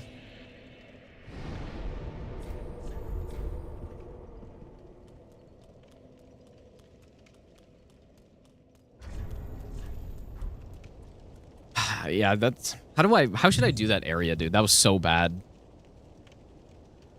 I don't know when I made my last save file.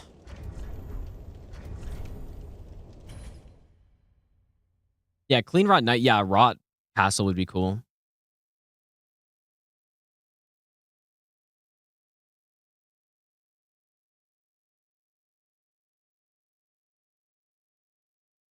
Okay, when was my last save? Because I probably run through that again.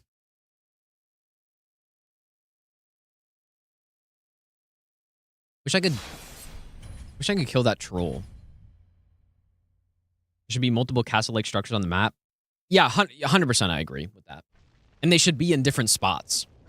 Like, I guess there are those mini dungeon castles, but the Fort Height or whatever.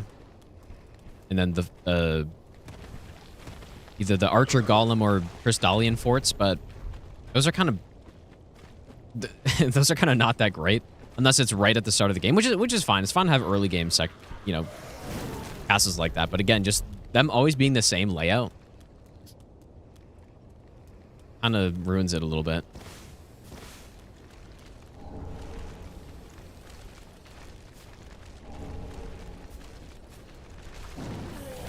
Yeah, I guess it would be nice to have a few different layouts of all of those camps, because every single camp is always the same layout, right? Unless I'm forgetting about something, but that was the exact same layout.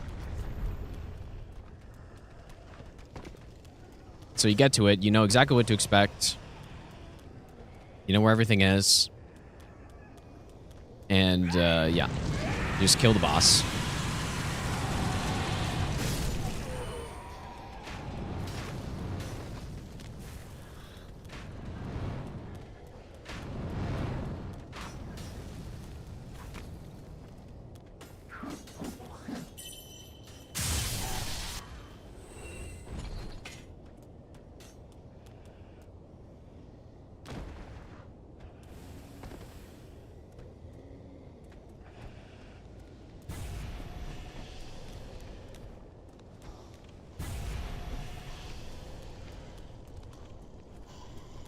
Okay, so what if I throw the skull at the guy? Although, you know, I do have Sage's Ring. So I could just go and use Lightning Spear on him. I think that's what I did on my other run. I would really love to kill this troll somehow.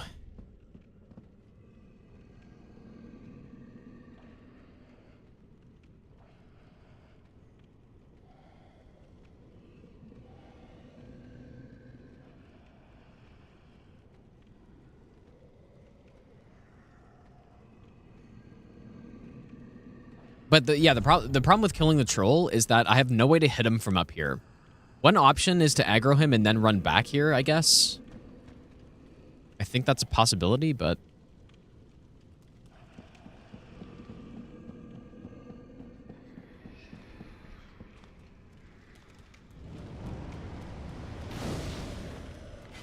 It's like, I could just try it. I think there was one run I did where I did that sort of thing. The biggest concern is running back through this room.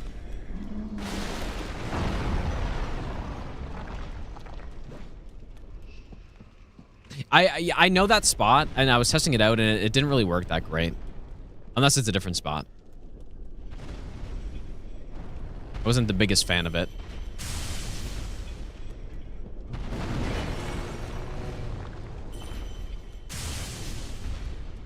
What I did on my other miracle run is I threw a firebomb at him.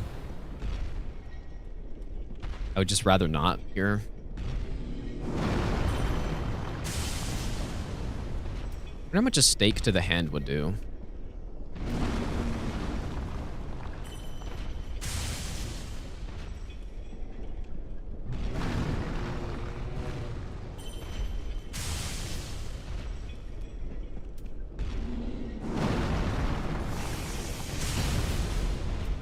Not a lot.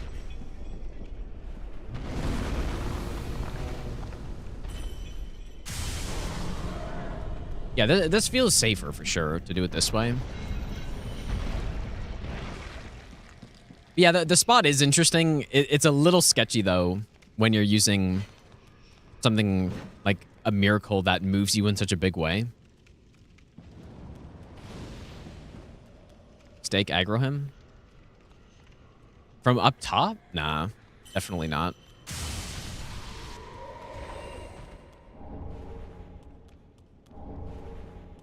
I think, you know what? I think I'll do it this way. And you know what I could do? Okay, I'm going to do it again. What if I just kill the room with the deacons? I'm sure that'd be fine.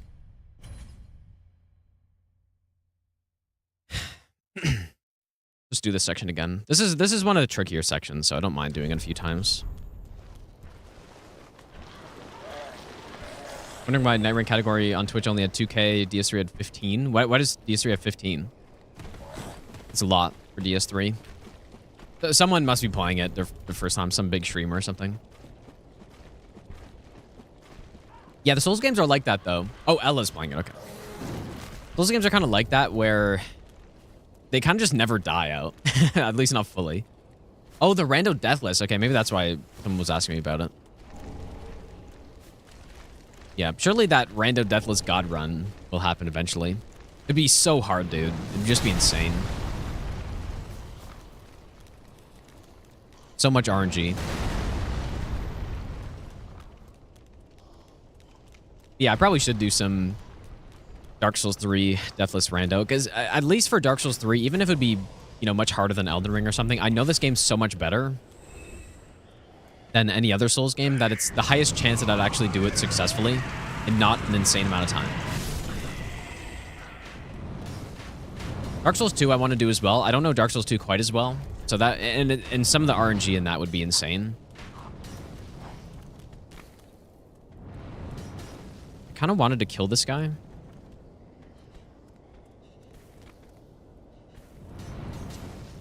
he falls off on his own. I wonder... I seem to recall some strategy where I came over here. But does that do anything? Maybe it doesn't trigger if you come here or something?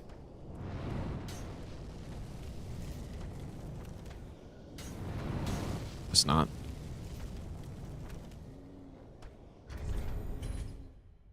Yeah, I fought the Everdark Augur, yeah. I'm not a huge fan of the fight, but I don't think it's as bad.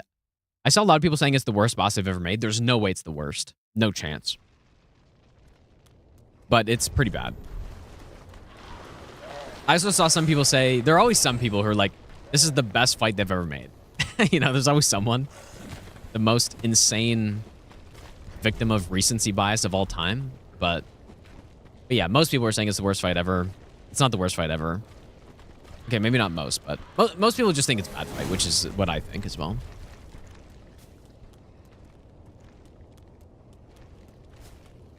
Yeah, some people just get so insane with the recency bias, dude. Not saying it doesn't affect me at all. Certainly, sometimes it does. But I'm usually a little more critical than that.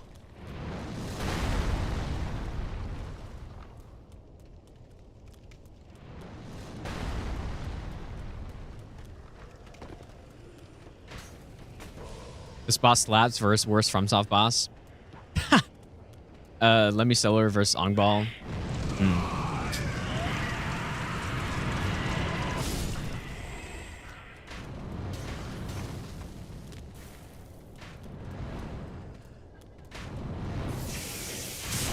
Oh, that's the wrong spell. I wonder if that would have been fine. But yeah, I guess there's nothing wrong with thinking that the Augur's a good fight, I guess. The fundamental problem I have is the Storm Ruler part.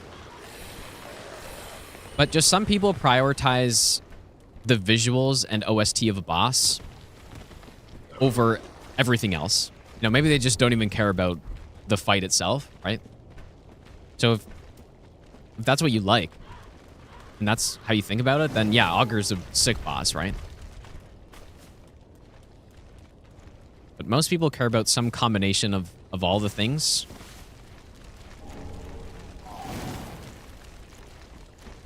Really, that was safe.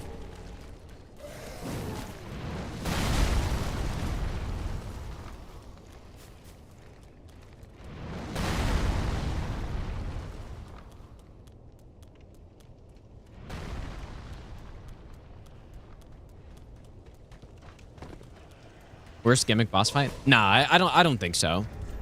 I think it's still fairly engaging as far as a gimmick boss fight goes. I mean, King of the Storm and Demon Souls is pretty bad. It's probably the worst one.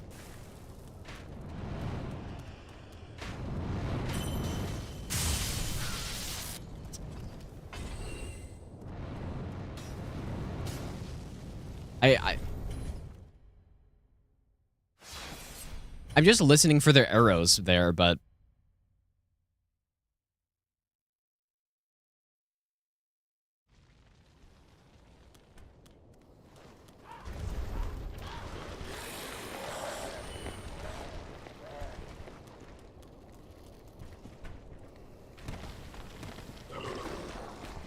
yeah, I think if you're gonna have a weapon gimmick boss like that, the Storm Ruler or Serpent Hunter or something like that. First of all, I think Rykard is the best version of that they've made, at least as far as pure weapon gimmick fights go.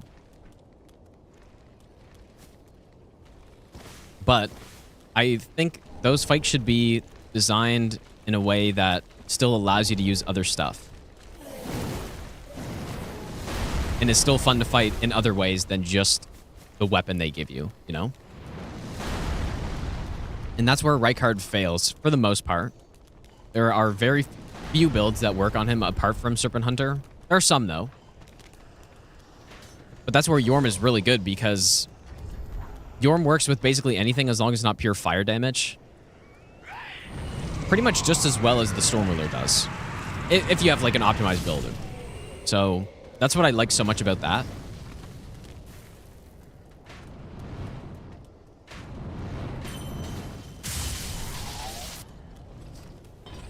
I kind of like that, dude. That's kind of nice right there. But yeah, Yorm with the Storm Ruler itself isn't very interesting, to be honest. Even without Storm Ruler, his moveset is so basic. I think it's satisfying to fight him with other things, but I don't know. Rykard's an appropriate amount more complicated, but it's just the lava pool and the fucking garbage attacks he has that makes it not as good. Surely eventually they can make a boss like that where you have a Storm Ruler type thing, but then you just, you know, it's like Yorm, but just a better boss than Yorm. That's all that needs to be done. Simply. I don't think Rykard is too easy either. I think they got the difficulty right on him. Whereas a boss like Yorm, once you figure out the Storm Ruler, he actually is maybe too easy.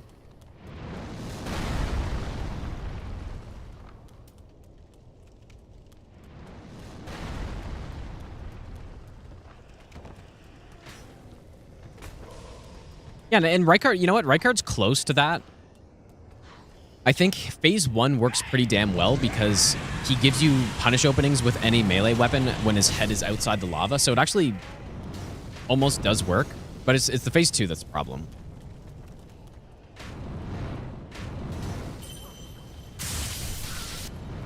Yeah, that's, I mean, but Sekira's gimmick boss? No, Sekira's gimmick boss is different because that's not a game that encourages you to try out, hundreds of different build possibilities, right? When you're playing Elden Ring, you can pick so many different builds that when you get to a boss where you're forced to use something, as something that isn't your build, it's not. That's the main problem I have with those types of fights, I guess. So if the boss doesn't offer you the possibility of using the build that you've been crafting and running with the whole time, that's just not ideal. I want the option. And so yeah, what I don't like about Rykard is if you're going with this cool weapon, you have a pizza cutter build or something. Now, I guess pizza cutter actually could work pretty well in Rykard, but it's not as fun. So yeah, if they just tweaked the fight and made it more fun to fight him with other things, then Rykard is basically the perfect version of that type of boss I'm talking about with the gimmick weapon or whatever. The problem is the way you fight him is you get, enough poise, you just stand in the lava and you just swing at him, and it's just not fun at all. It's not very effective either.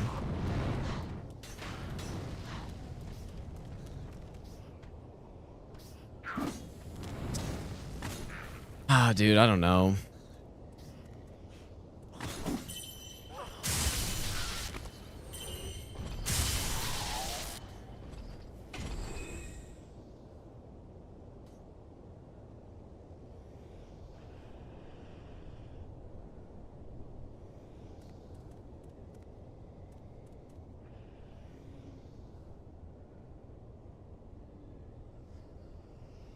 I mean, other strategies to drop down. No, I definitely don't have to kill him. It'd just be kind of nice.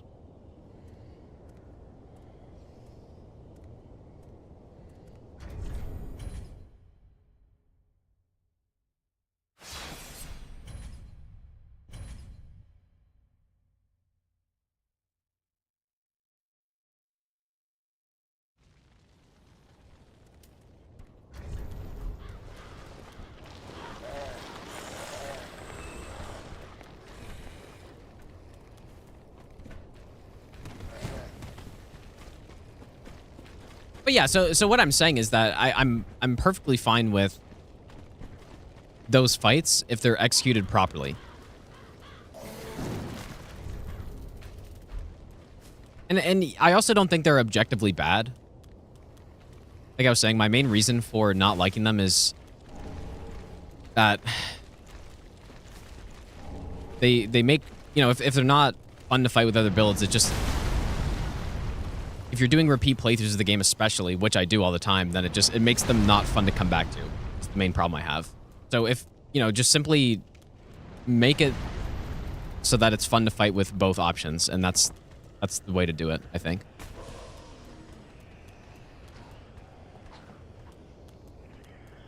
Yeah, I'm not even talking about the Night Rain fight, because yeah, I definitely have a problem with that in Night Rain, especially. It's the same with the Souls games too.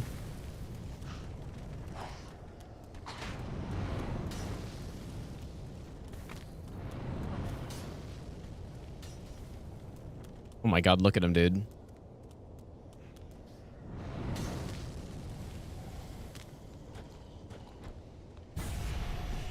I guess I just won't kill him.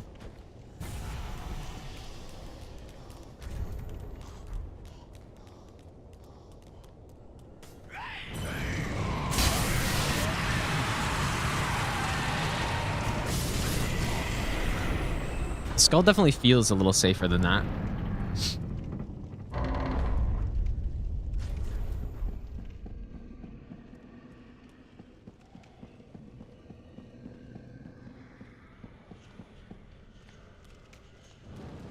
Oh yeah, I was gonna try killing this whole room.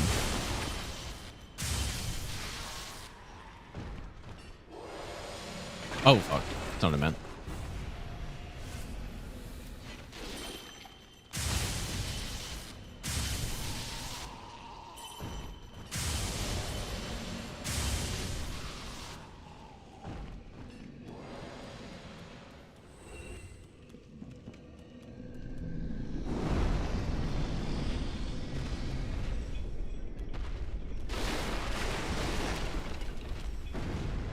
Remember when Dino beat me in the SO1 no-hit competition? Oh yeah, we've talked about this before.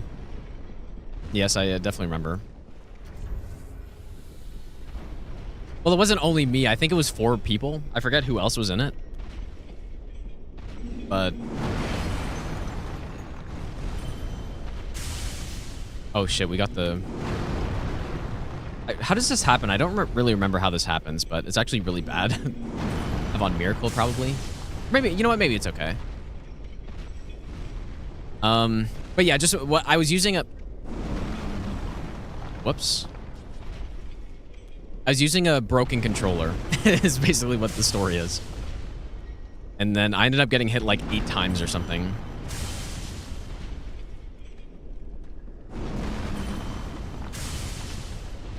Because my controller stick just didn't work. God, I actually hate when this happens. No, it definitely wouldn't have been Luality, no.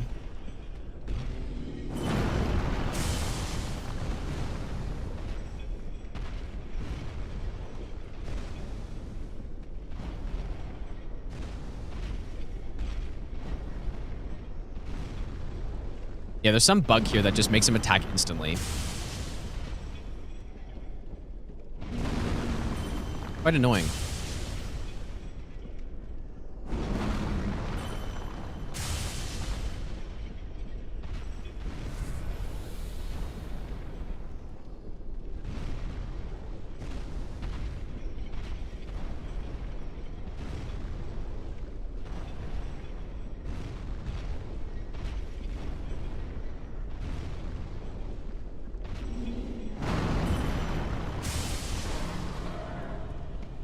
Okay, I'm sorry. I'm gonna do this one more time.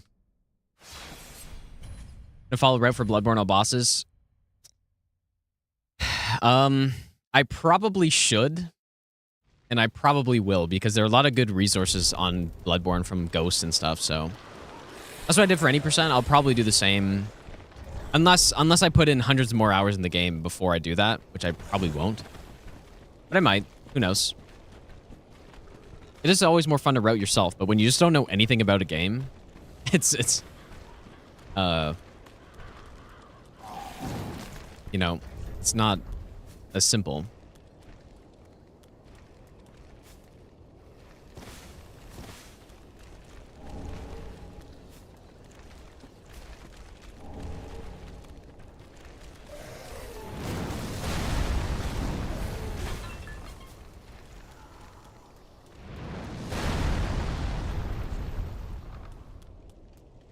I know what the fight is. You can create builds to support the gimmick in future runs. Like for Night Rain, you mean, or?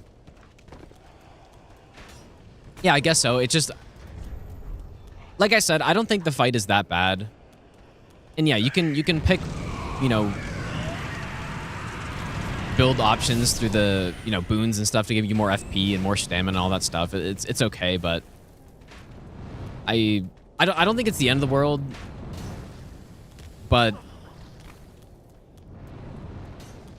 I do think it would have been better to just have normal bosses and not have any of those weapon gimmick fights in Night Rain, probably. No, hundreds of hours in Bloodborne is actually something I legitimately might do soon. Because the emulator's so good. So that's something that sounds very interesting to me now at this point. And I might do that. Okay, I'll make a save here.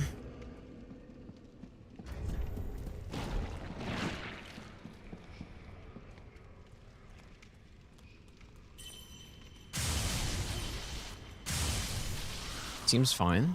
This guy just doesn't aggro, or...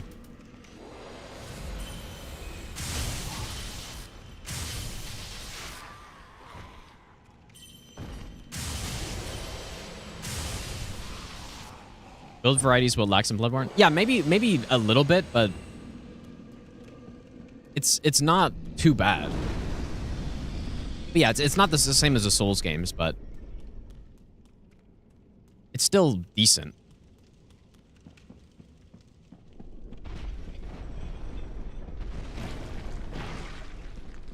Emulator lags when it loads a new area. Not for me. It's been running very smoothly for me. I've had rare crashes. Like, very occasional crashes. But even that, when I'm doing Bloodborne runs, it's not even really gonna affect anything. Because I just reload the... Really? Okay, I guess this guy needs to be killed too. I can reload the game so fast that it just doesn't even matter.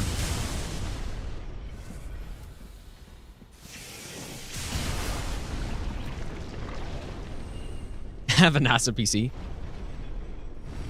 I mean, I've got a 4090. I've got a i7 13700KF processor as well. Like, which, like, it's decent, but there are certainly better setups out there.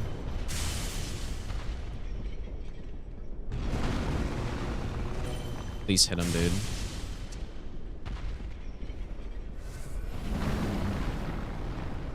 Maybe I should run all the way up here first. If he's not doing the weird cancel thing.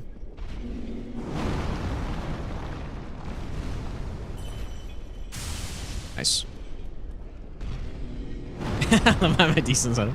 Yeah, okay. I mean, it's pretty good. And that is probably part of the reason why it runs so well on the emulator, I guess, but... Dude.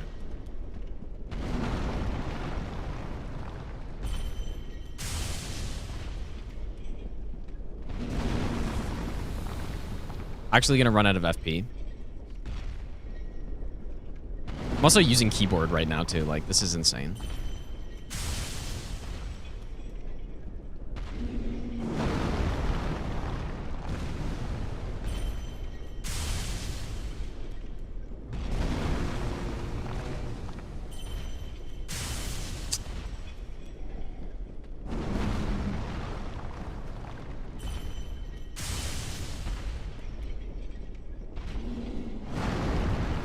Let's go into prison. Ah, oh, dude, the way he moves his head is just insane.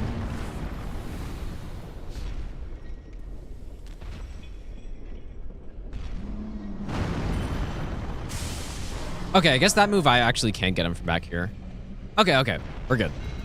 Well, actually, one more time, because I guess I do have to kill that slug.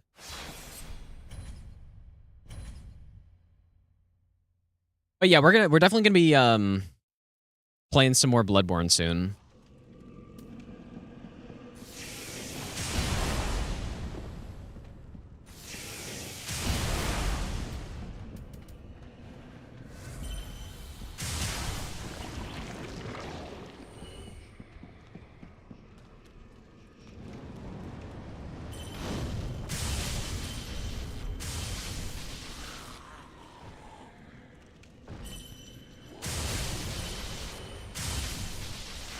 Yeah, I could shoot the hand, but it does a quarter of the damage, basically.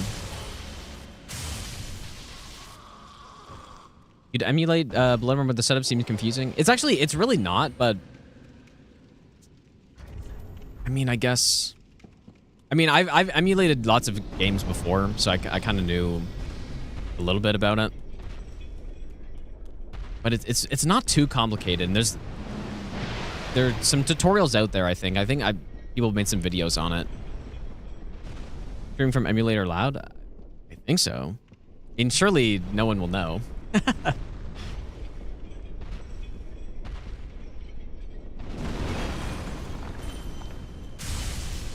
Yeah, I think that... Oh, dude, I hate the... This happens pretty often when you fight them like this. Yeah, I'm simply playing on a PS5, dude. Yeah, that I guess... I'm not sure about streaming it, but... Yeah, the whole thing with emulating games is that if you own the game and have purchased the game, then you're good to go, basically. Like, that's basically it.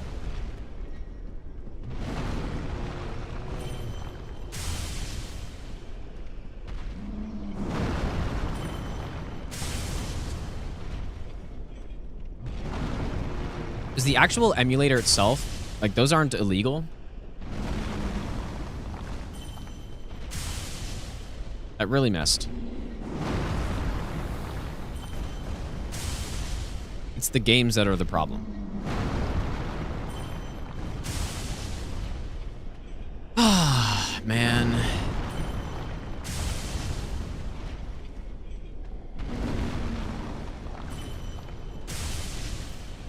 Simply get better, dude.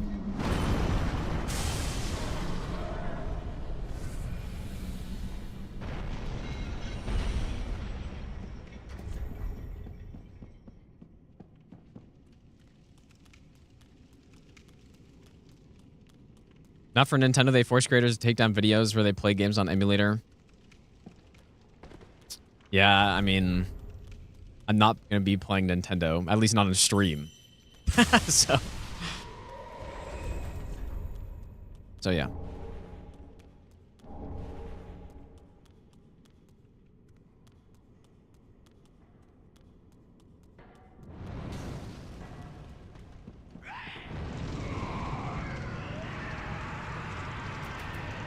Well, it's not FromSoft, it's Sony that would be the problem, which Sony, I wouldn't put it past them to do stuff like that, obviously.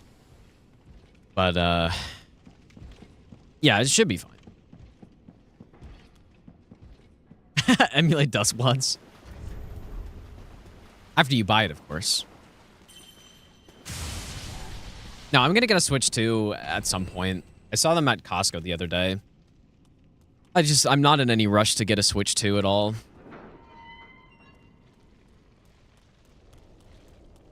Wait, Chat PS4 doesn't support PKG files anymore? When was that, dude? That must have been pretty recent. Interesting. Because I set it up not long ago. I set it up like 2 weeks ago.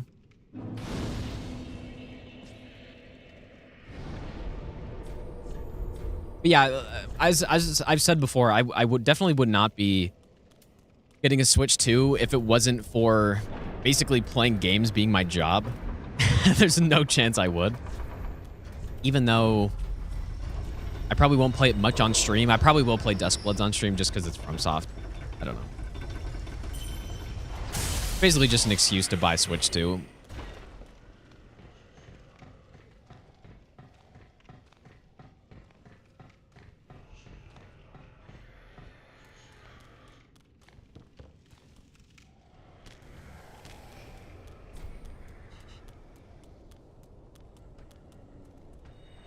We spent a little bit longer in Cathedral than I was planning.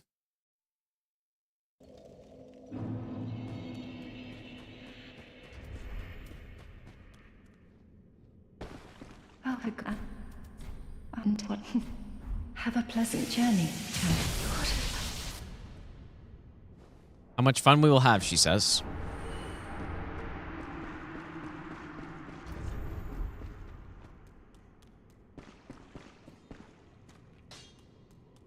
Well, I already own Breath of the Wild and Tears of the Kingdom on the Switch.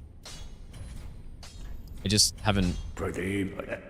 played through them fully yet. I played them a little bit, but I didn't exactly get hooked on it. But surely one day, as I say with everything. Ash.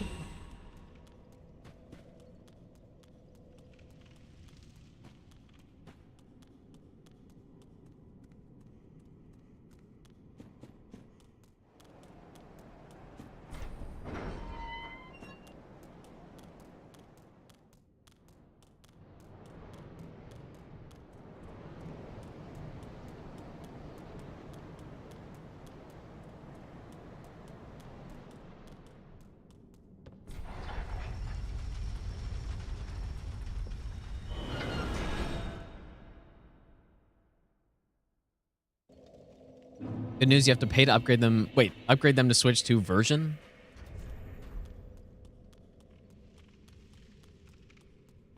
Really? I mean, I guess that's not surprising at all, actually. But yeah, that's kind of insane.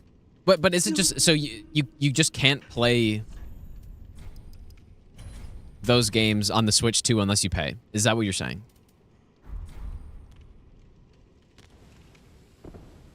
And they do run better, right, on the Switch 2 or as well, like 60 FPS and all that stuff. Ash. Oh, what am I doing now?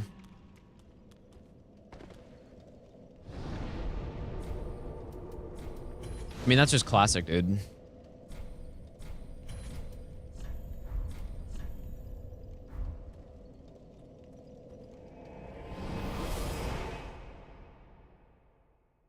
Yeah, Nintendo Classic.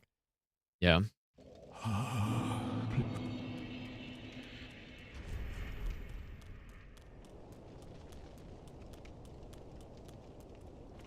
don't have getting the Bellvine in my notes, actually.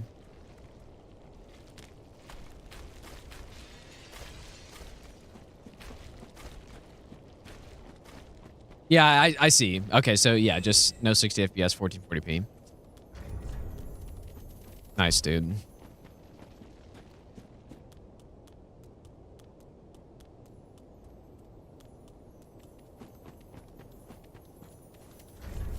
Oh, I forgot to buy Homeward Bones. Oh, that's actually really bad.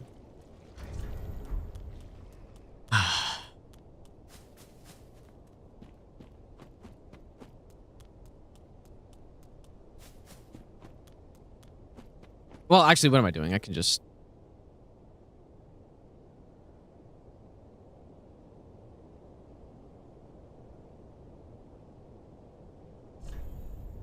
just do this.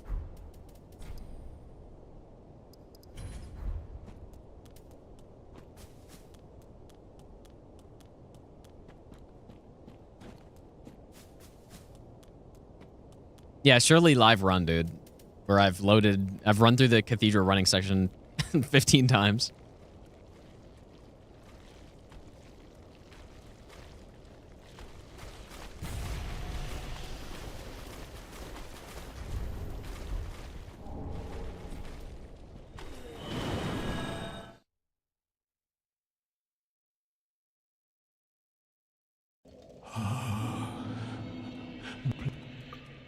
PS3 PvP again? Probably not. But who knows? I mean, it could happen. Probably not.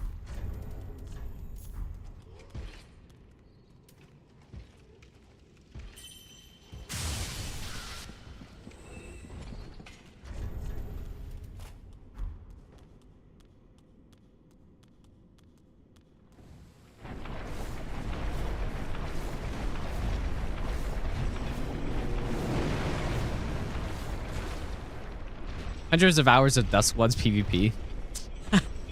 Maybe, dude. It's unfortunate that Night Rain has no PvP in it, somehow. I think that could have been really fun, dude. Where you just... there's a specific game mode where... just fight people. It's like PvE... VP, I guess, right? Something like that would have been pretty fun, probably.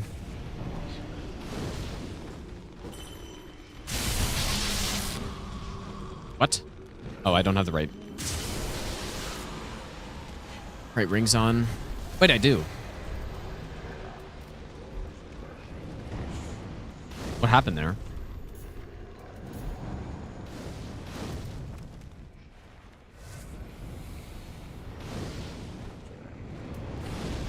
I must not have gotten the full hit on him or something.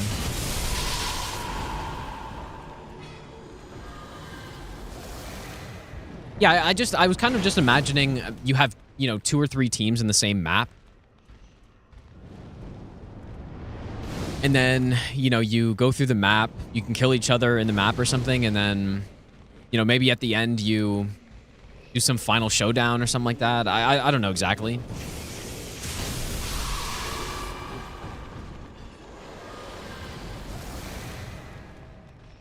Yeah, invading other runs, maybe, but I think people would absolutely despise if that was not an, if you were automatically opted into something like that.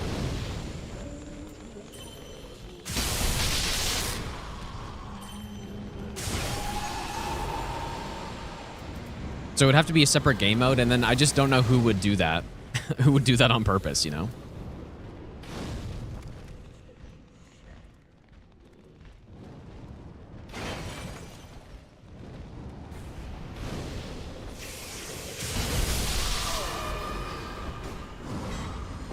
Okay, the phase 2 is a little sketchy with this build.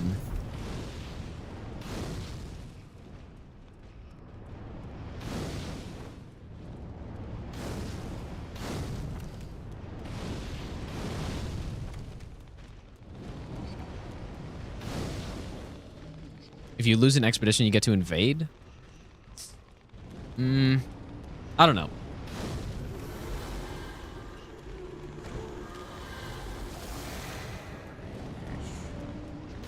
I don't know, like maybe just no invasions and just... I do think invasions would be fun, but again, the problem is if they do it like they did in the Souls games where you can just get invaded and you have no choice in the matter, then people will just hate that. I think it'd be fun, but people would hate it, so I think the way to do it is to have separate game modes with PvP involved. Maybe one that's just like straight up PvP somehow. I don't know how that would work exactly, but yeah, PvP VE or something like that.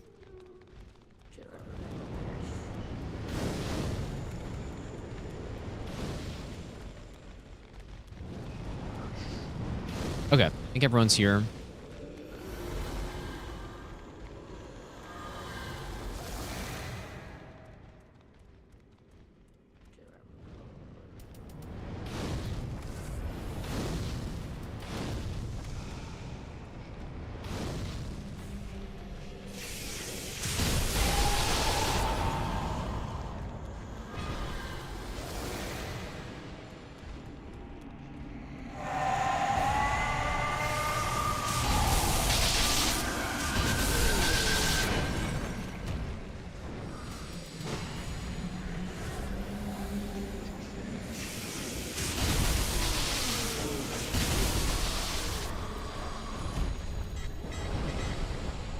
Nice.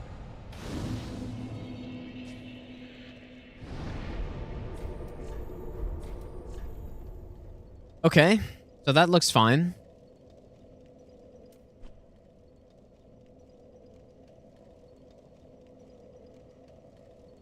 Probably level up. Will this fight be possible without alluring cells? It would be tough. But we'd have to totally change our build. We'd have to come back here with being much stronger. Probably with +9 and red tearstone ring and stuff. I guess I don't say to level up yet. Only 5 levels, but I mean, Farewell, Ashen One. we're at 172 spell buff.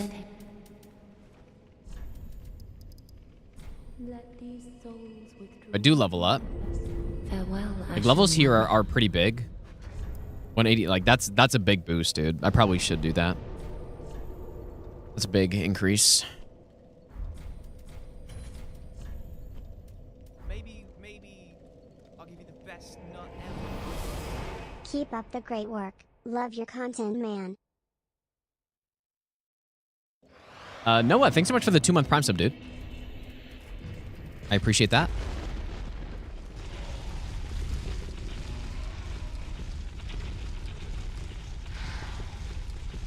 Can I say bag? Why do I say that weird?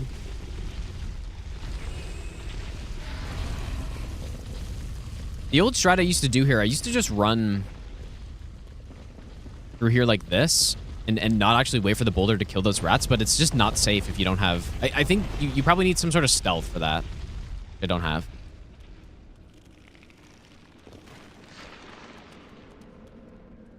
Currently playing DS3 yourself for the first time, reached the cathedral. How do you like it so far, dude?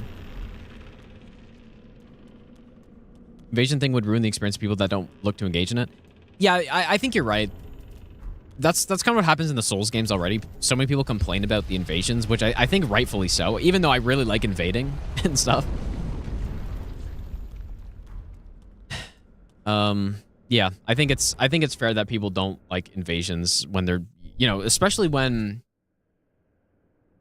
you know, maybe you have a rune arc or an ember that is rare for you to have. You just kill the boss, you get invaded or something. I understand it. Okay, I think we need to aim here.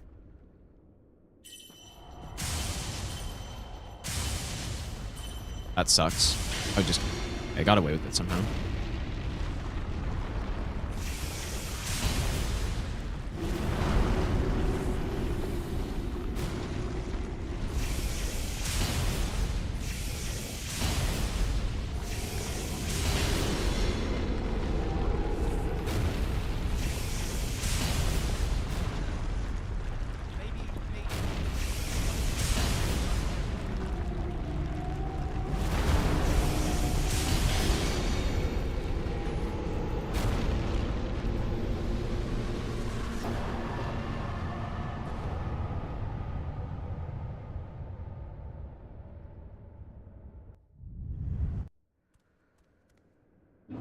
I probably didn't really need this. What do I like better, Dark Souls or Elden Ring? I like Elden Ring better overall. I much enjoy... I much more enjoy doing no hit runs in Dark Souls, though. So basically, for everything else, I like Elden Ring more. But yeah, no hit runs are much more fun in the Souls games.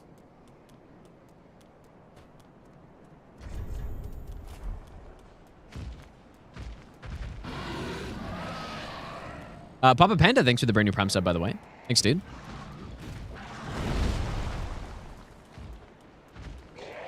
Yeah, for Gundyr and Vord, I'm just gonna start with Lightning Spear. That's the plan.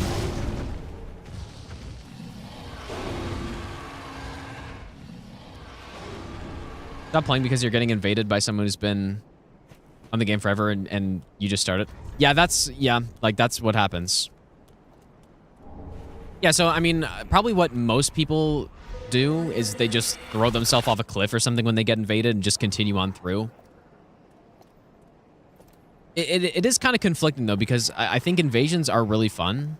And for the people that enjoy, even if you're not into PvP, but you get invaded, and there are some people that like that, including me on my first playthrough of Dark Souls 3. I thought it was interesting. I also didn't even know they were real players at first. Like, I thought it was just... You know, the first time I got invaded by a real player, I kind of thought it was just an NPC or something. And it wasn't until later that I realized, especially with how they were playing, I legitimately thought it was an NPC. Because they had the full Abyss Watcher gear on, and they were just spamming L1 with the with the greatsword. And I just thought it was an NPC. Especially because I backstabbed them. I kept backstabbing them, and they just kept doing it after.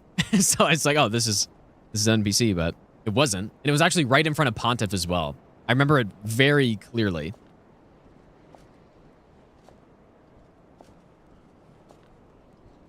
No, I don't think it wasn't laggy at all. I would have noticed that.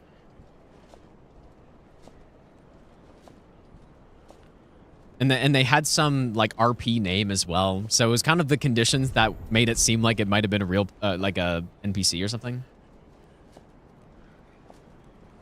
Their name was like, I don't know, Abyss Walker, like something like that. So I couldn't actually tell.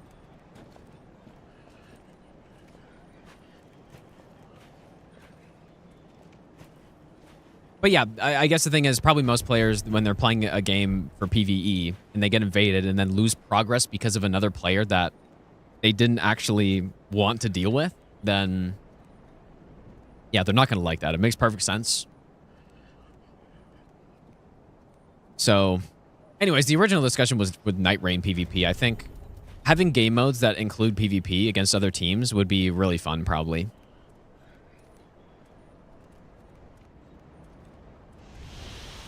I would love for them to do something like that.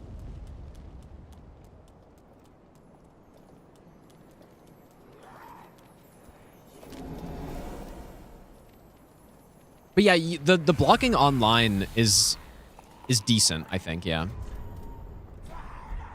I don't mind that.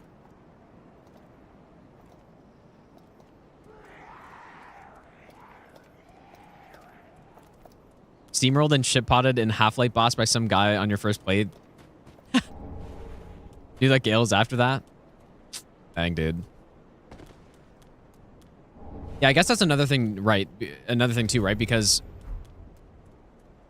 getting invaded by someone who is new at the game is a much more fun experience than getting invaded by someone who's spent 2,000 hours invading.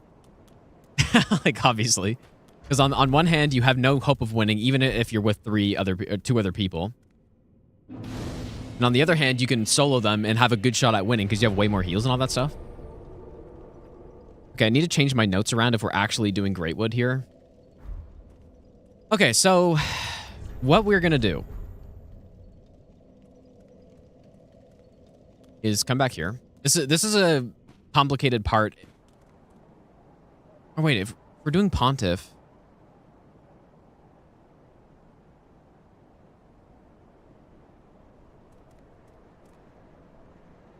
Okay, I need to rethink this. No, we definitely need to do Pontiff first because we get Ring of the Sun's Firstborn there. So yeah, Pontiff definitely needs to be first. Okay.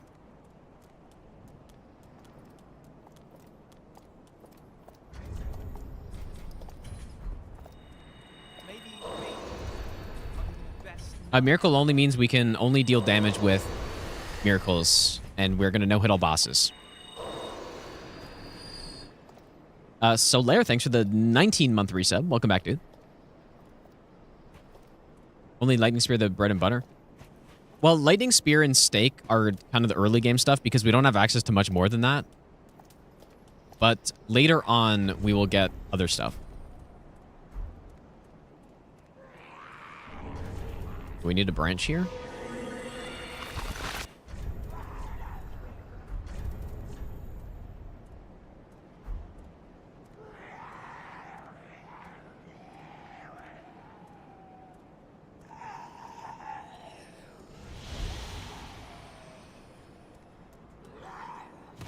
We could also use the Witch Tree branch instead of the Bellvine.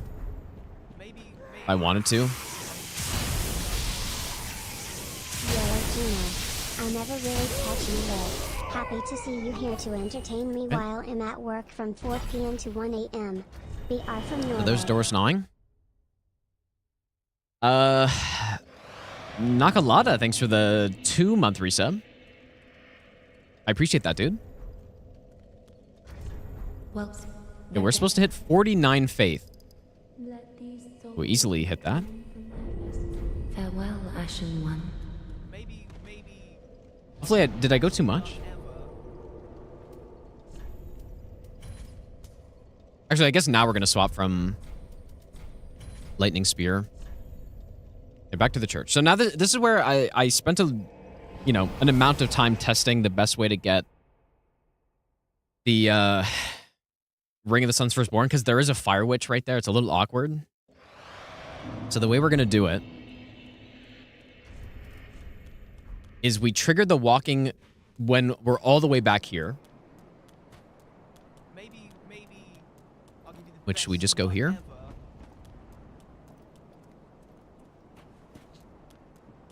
ever. Wiser, thanks for giving out a sub, dude. Maybe Yes, man. I'll give Also, you the best nut ever. Vizian, thanks for the brand new Prime sub.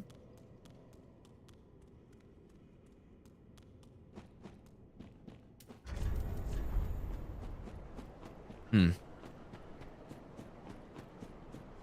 I think this all makes sense. Definitely we need to do Ponta before Friede, because I don't want to be sacrificing 20% damage on that fight for no reason. But yeah, just the idea is that we're gonna try to get Friede done as soon as possible, so that we can get the Ariandel, the Rose of Ariandel, which is a miracle. What's your opinion on buff. world tendency in Demon Souls? Peanut, thanks for the 500 bits, dude. I am not a big fan of it. I'm not a big fan of... Same with Dark Souls 2. The game punishing you really hard for dying, you know? I'm not a Demon Souls expert or anything, but yeah, just the idea of that is not my favorite. Like the punishment should be that, you know, you have the potential to lose your souls and you have to go pick them up. And it also like restarts your progress on something. That should basically be it. Anything more than that just feels like it's too much, especially when it culminates. Yeah, it's one thing I don't like about DS2. Demon Souls, not a big fan of that either.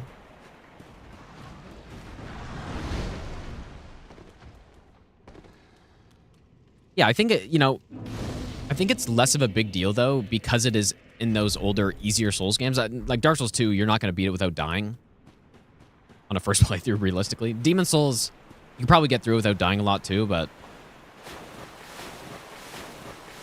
yeah, it still doesn't mean it's great.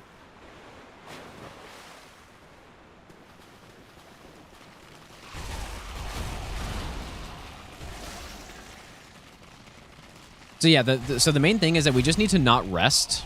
What the hell? We need to not rest before Pontiff, and even after, well, I guess even after Pontiff, so that I can pick up that ring safely. That's the idea.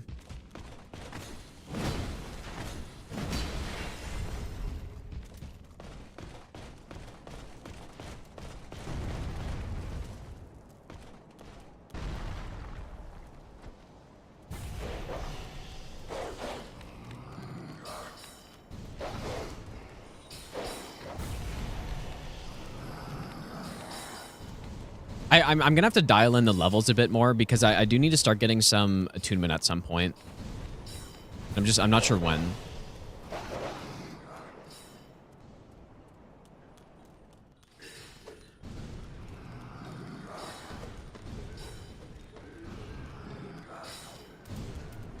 Okay, so this is gonna be mostly a melee type fight.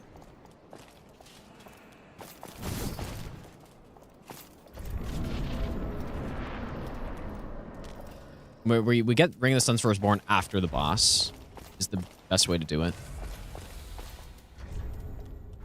Surely I won't die here because if I do, then it'll kind of mess up my strategy. We're getting the ring. Pretty rare to see melee Pontiff kills ever without parrying.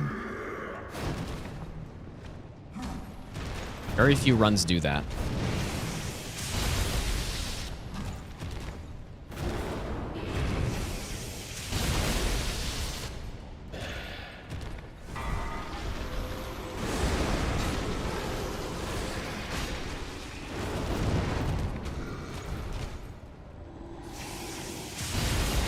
Okay, what I found the best way to kill the clone is like this.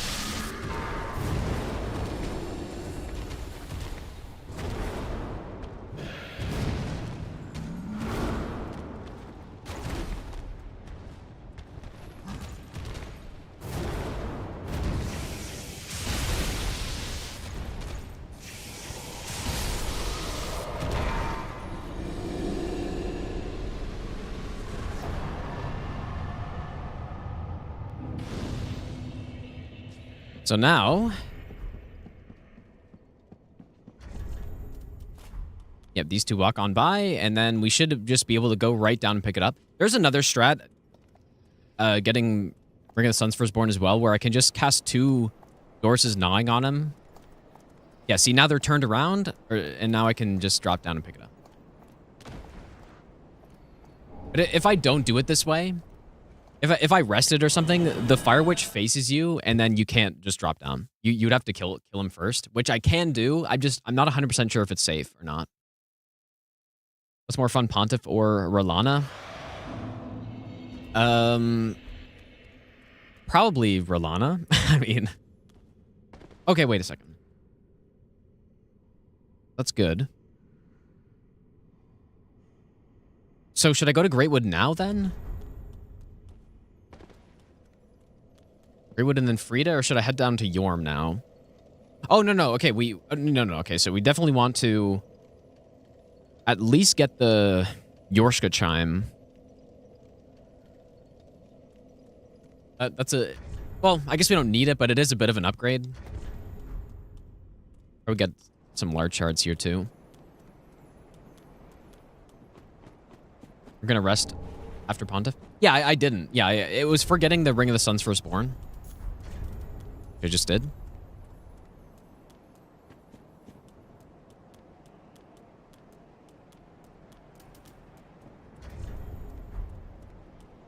Yeah, it's really just an experiment. How early can I kill Friede and have a good kill with this build on her? Oh yeah, no, we need to go down to Profane Capital to get Wrath of the Gods anyways. Okay.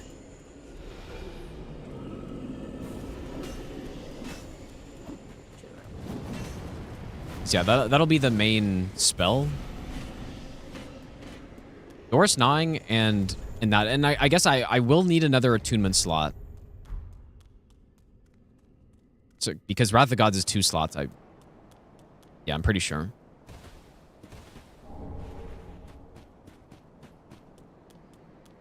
We'll see how the souls work out. This is almost why I was thinking maybe I should kill Yorm and Aldrich first.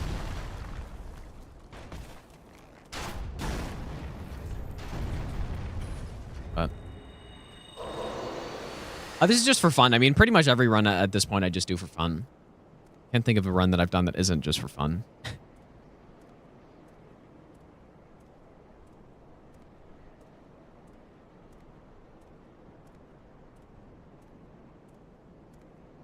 Very interested to see.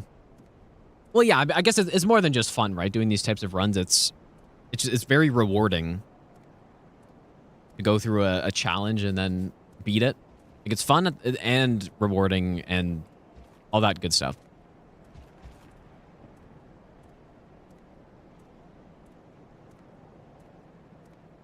So yeah, we go get the Yorshka Chime. We get to +6, which isn't a big improvement over the Chime at +5 right now that we have, but it is something.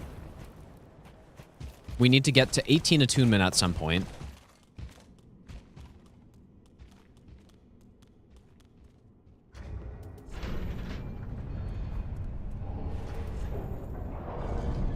There's only 3 levels.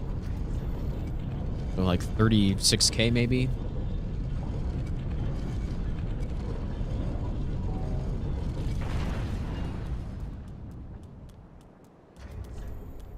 How's this all going to work out? Need to buy 3 more large shards to get a +6. I'll have a bit of extra money from the Friede running section, though. I don't know. Yeah, there's going to be a video for each of the spell runs, probably, yeah. Don't see any point in combining them. Oh, yeah, DS1 has the same kind of, like, rotating staircase thing. It is a bit different, though, because it can go another level up. Or I guess maybe another level down, actually. How is that people playing a lot of PvP cheat in certain items like ton of Seagbrow? Yeah, that is a problem. You're right. 100%. That's true.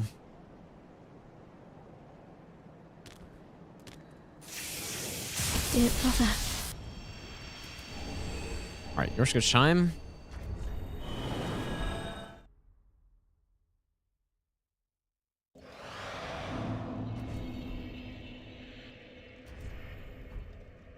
You know, I kind of wanted to get Tears of Denial before going down to Yorm as well.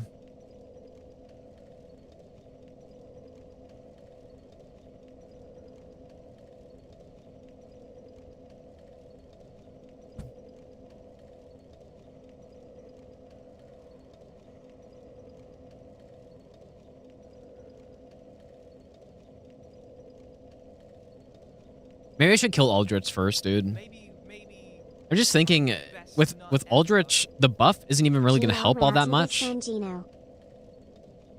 Well, it would, but I don't know when I would use it. Nah, maybe I can, though. All right, well, I may have to sacrifice a couple of faith levels.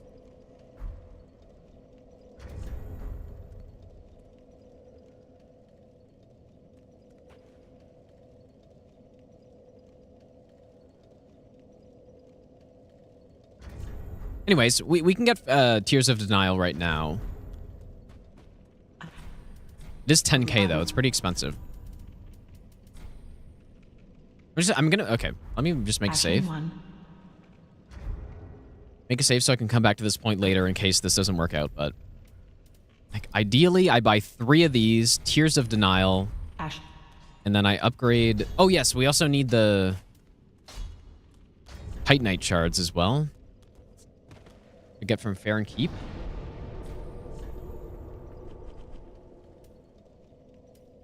Maybe I should have gotten these earlier. I don't know. Sadrian, thanks for the 10-month Prime sub. Thanks so much, dude.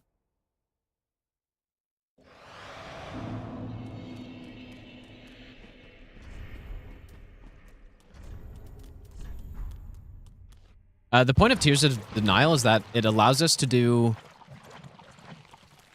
First of all, red tear stone setups, but then we can basically fall. We can fall from any non-lethal height and survive, which is cool because we can do dungeon skip. We can do, you know, the faster drops down to grave tender, all that kind of stuff. Codlack, thanks for the 5-month Prime sub.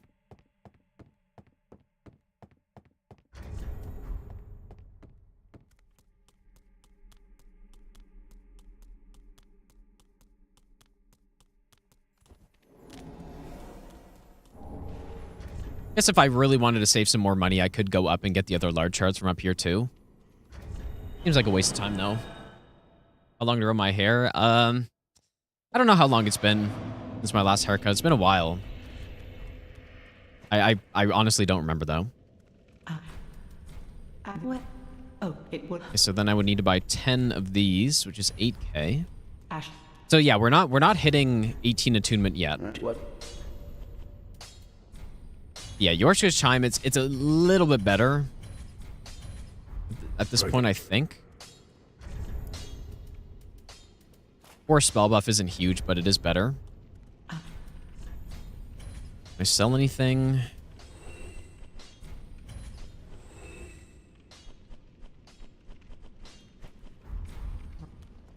Well, If I'd stopped at 50 faith, then I could have gotten 18 attunement by now. Manifestations of disparity, elucidated by fire, burrow deep within me. But it's not a requirement yet. There are still several things we have to do first. So I'm just gonna, okay, I'm gonna make some notes on this first. So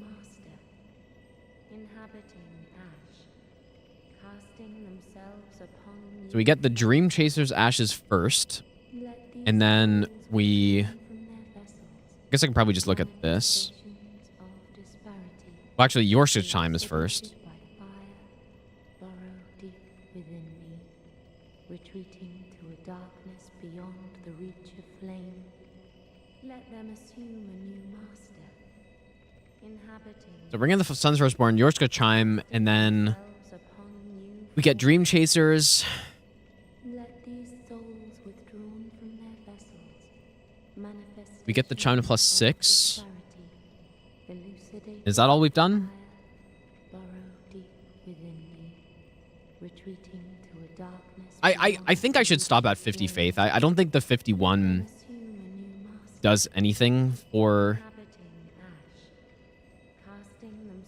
Pontiff. So if you get 50 faith, then here I could get 18 attunement.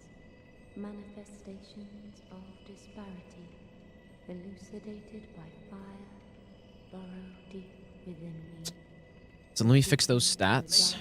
Beyond the reach I'll give you of the best flame. nut ever. Let them Hope the run's going well, Machino High. Like this. Very well. Then take. Alexia, thanks for the 19-month resub. Let these souls withdraw. Okay. Farewell, Ashen One. We will also need enough money for more skulls. So at this point, we can now go... I mean, we could do Greatwood before doing all of this. But I'm not too worried about Greatwood. So what we do now is we're going to go down... I should equip Tears, but... Oh yeah, I forgot to write that down too.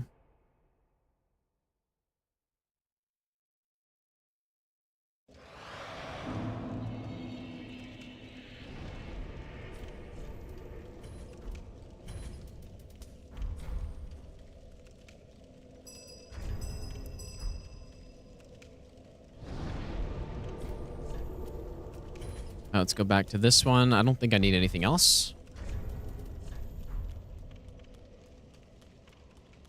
Maybe I shouldn't be doing this strat. It is a little unsafe. Because the Fire Witch can just turn around here. I think it's because of the zombies. Sometimes they just block his way and then he has to turn to get around them and then he sees you.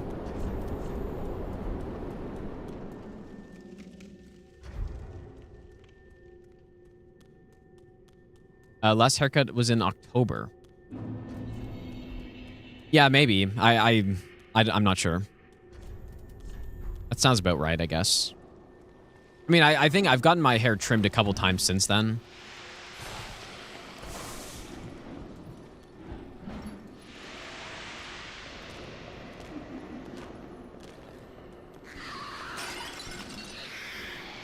I kind of desperate. Like, it's actually too long now, and I would really like to not fully cut it off or anything, but at least take a couple inches off, dude.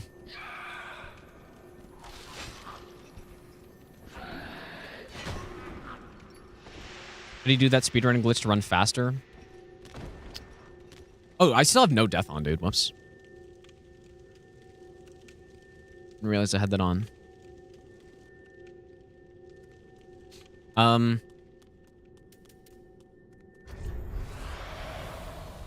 So, okay. The first step is you need to go to a bonfire. And you need to activate the bonfire by looking to the side. Okay, so...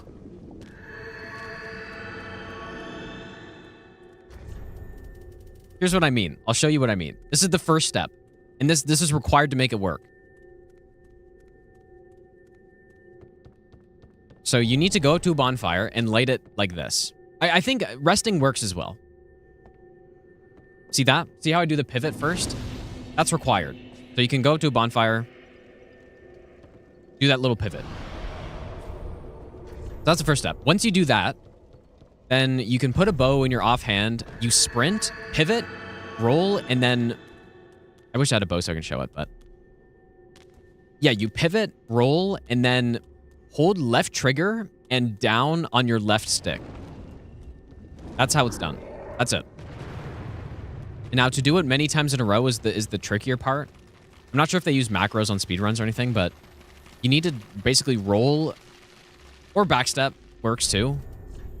But at the same time, like, you need to not walk. So you need to do a roll like this. Well, even that was bad. You have to do something like that, and then you can do it again, basically. What if I one-shot these guys? Probably not.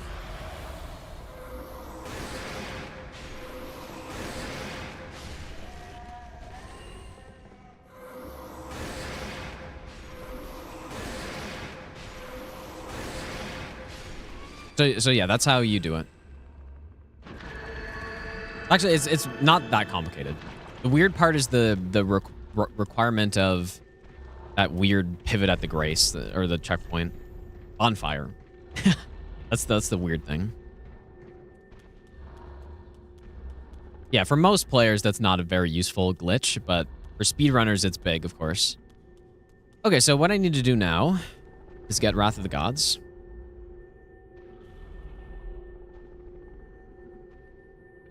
To do that, we will skull back here. Then I think skull over here. Oh, that is not how it's done. Hopefully I made a save there.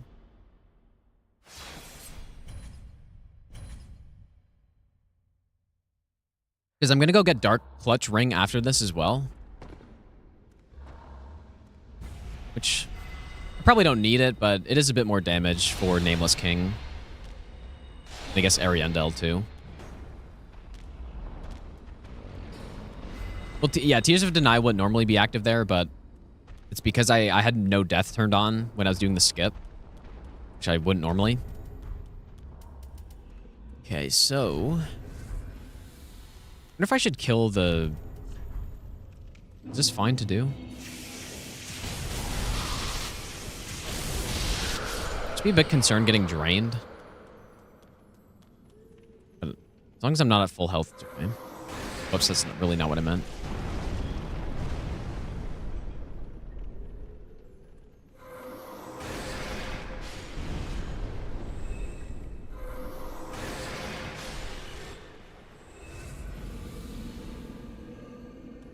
Kind of funny, we get Dark Clutch Ring on every single one of... Oh, you know what? I guess there's some large charge down here too, but... Probably a bit unsafe. But yeah, we get Dark Clutch Ring on every single build with the 3 schools of magic. Pyro gets it, Sorcery gets it, and now Miracles get it too.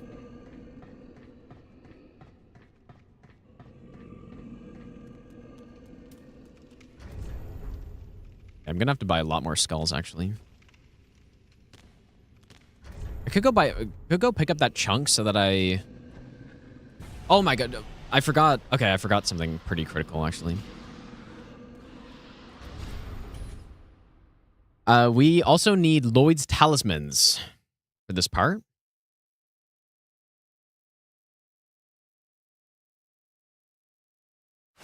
I should probably buy 2 minimum. If I'm going to get the Estus Shard up here, then we need 3. But I just need 2.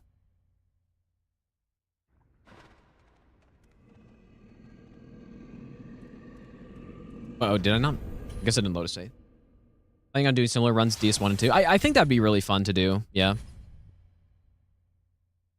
What's harder for no-hit, Elden Ring or DS3? DS3 is basically objectively harder, but it depends what kind of run. Because if I'm doing all bosses Elden Ring, then that's harder because it's just... like... I don't know, it's basically 10 times longer, right? So... Okay, so...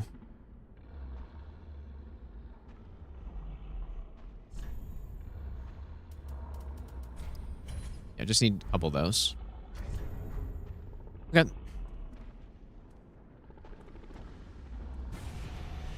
Yeah, just fun runs like this just aren't as fun in Elden Ring, actually. It's the game's big. Game's too big, so there's too much downtime.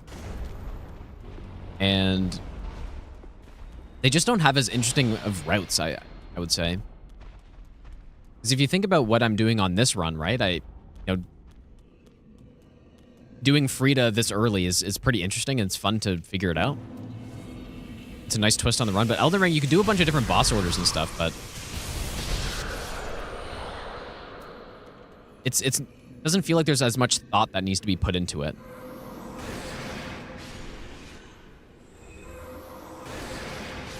Whereas because we're locked behind certain things in this... Now, region locked is a different story. A little bit. Like, region locked is more fun. Yeah, because in this game we're locked out of getting certain items behind certain bosses, we need to think more about the order of things that we're doing, right?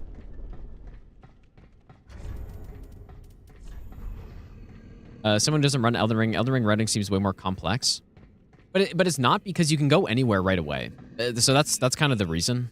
I'll give you the best nut ever. You can basically just go anywhere right off the bat. Maybe I'll give you the best nut So it ends up being very straightforward.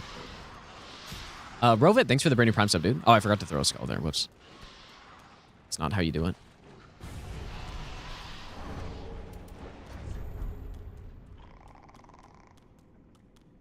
Level design in Elden Ring is really not your bag?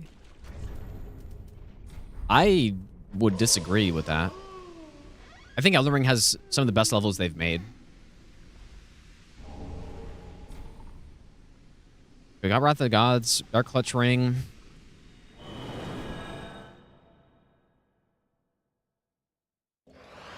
Stormveil, in my opinion, Stormveil is the best level they've made. For sure.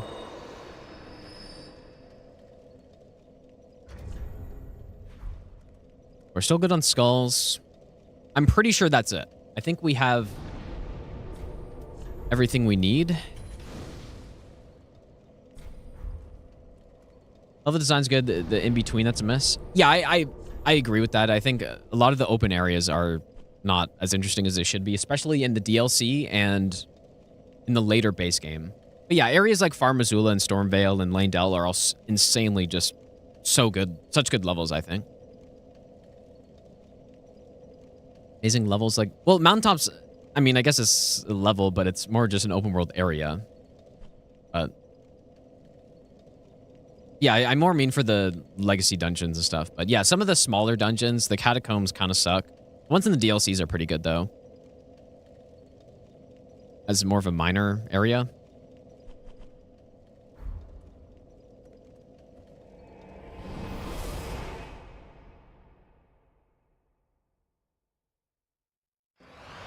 Gab, thanks for the 14-month reset, by the way. If I didn't say thanks for that, dude.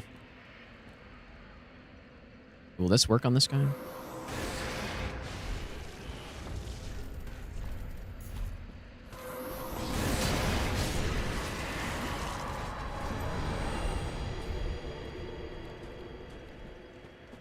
I think the early Elden Ring open world is very solid.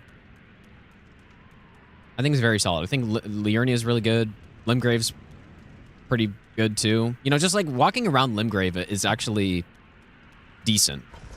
It's just when you get later and you're in mountaintops and it just, you know, there's no primary dungeon that you're kind of building up towards at all. It's just some absolute garbage boss fight that's at the end. And yeah, like Snowfield just has nothing in it, basically. You just have some foggy area that's terrible to traverse. You know, it doesn't feel like there's much there. Whereas when you're in Limgrave, it's the constant build-up towards Stormveil. And I'm not saying it's perfect, and there, you know, it's constantly filled with stuff to do, but it's pretty good.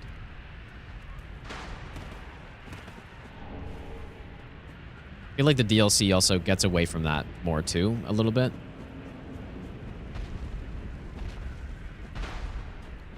Yeah, it could have been better though, I guess, but...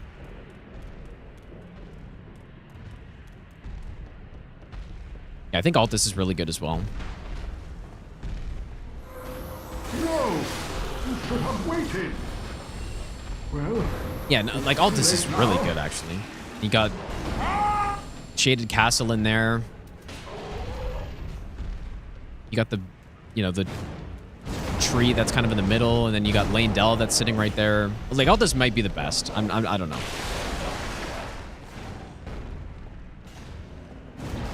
Very rarely in Altus are you walking around and there's nothing to do, I guess.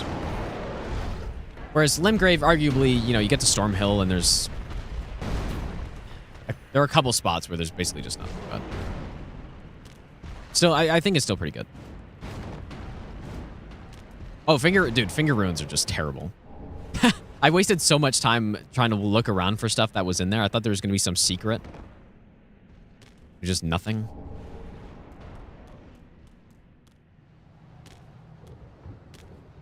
I think Gelmir's cool too, actually, with the... it's kind of more linear, I guess, but I think Gelmir's nice. Okay, so this kill.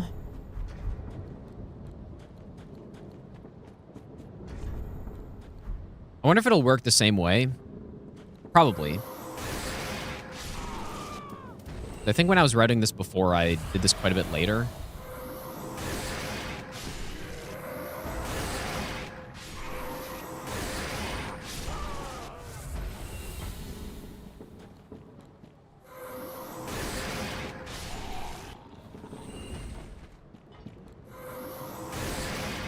I guess actually the one problem here, if I can't one-shot some of the sacks with Doris' gnawing on this, it might be bad.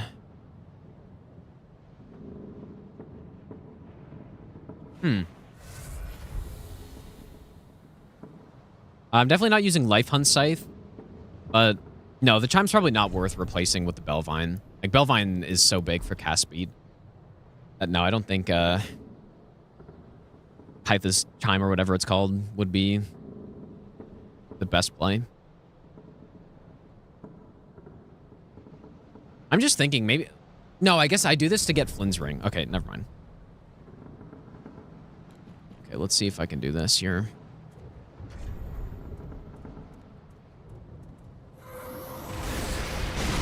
Still one-shots.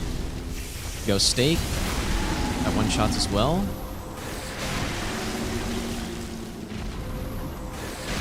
Beautiful.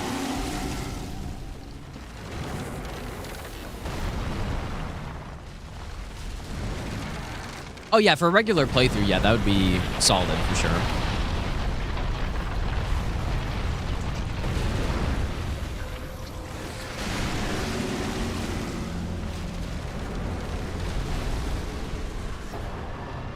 All right, nice kill.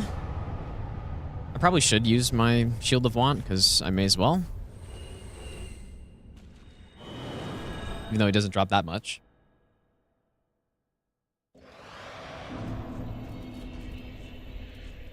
Okay, and now Friede. So we need a bunch more skulls. We're the appropriate level.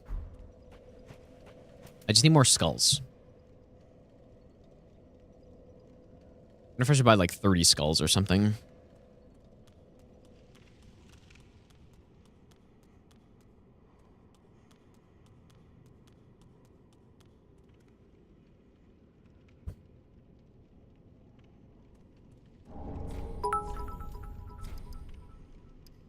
Do I need to buy anything They else? had less dungeons in the ER base game, but they were more like the DLC dungeons. Would that be better? Wiser, thanks for the 500 bits, dude. I think that's what they got from the feedback, and that's why they did that in the DLC.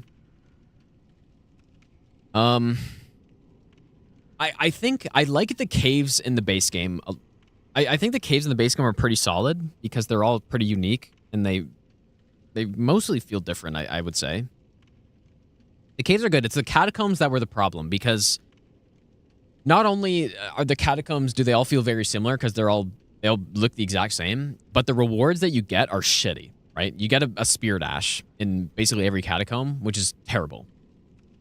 But that being said, I do think some of the base game catacombs are pretty funny, especially the ones that are tricks, that are, you know, some sort of puzzle, like the chest dungeon, I think is pretty... I like that sort of style. Same with the Esger one as well, the Lanedale Sewer Catacomb. You know, being like that, I would rather than just some straightforward, like, you know, just copy-paste of every other one that they made.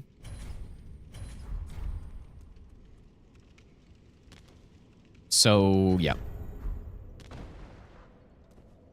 That's what I think. So I like the caves, but it's mostly the catacombs that are the problem. And I do think the rewards is a... You know, the fact that a lot of those areas are just not rewarding to do adds to that being a problem. But yeah, of course, I think, you know, if every level was better and they just had less of them, at least as far as the catacombs go, I think that probably would have been better, I guess. But I don't know. All right.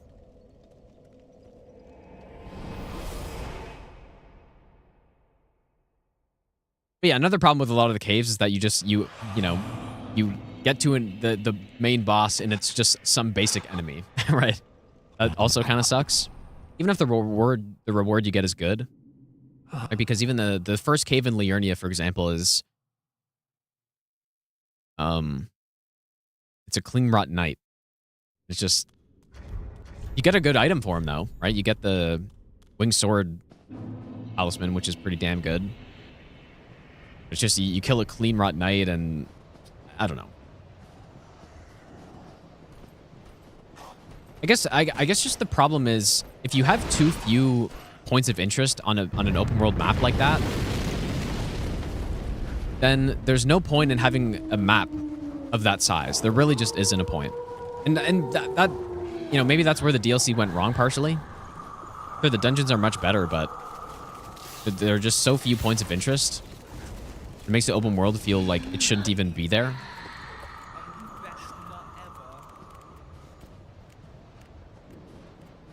So it's not that simple. Eisenberg, thanks for the 6-month Prime sub.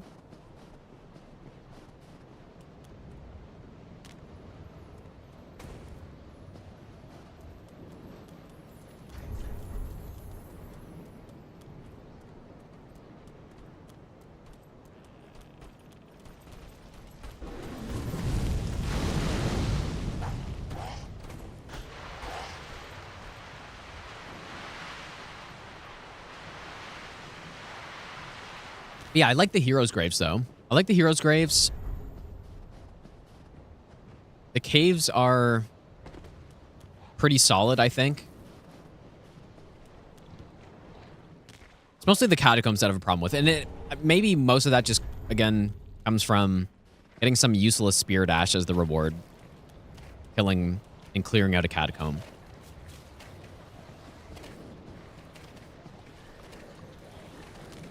Probably most players just, I don't know if I did this or if I just didn't find a lot of the catacombs, but most players are just, you know, the first couple ones they do, they're just like, oh, I get a spirit dash every time that I'm, you know, and they're just bad.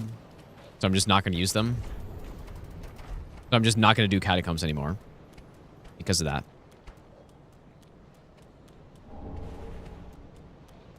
Yeah, that's true. The enemies are also a problem, yeah. The fact that it's basically just the same imps and skeletons every single time. Okay, I'm not sure what I'm going to do for this guy, actually. I've seen your kind, but Do I rank the DS3 DLCs? Well, there are only 2 of them, and the answer is very obviously Ring City is better than Ash's Variandal.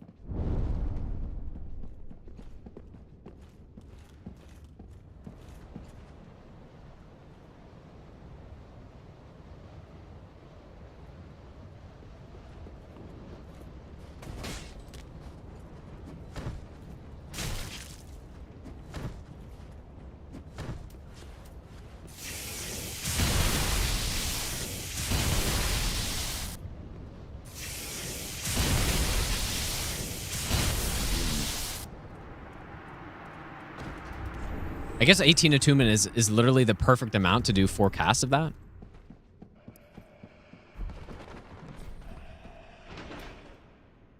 Pretty cool.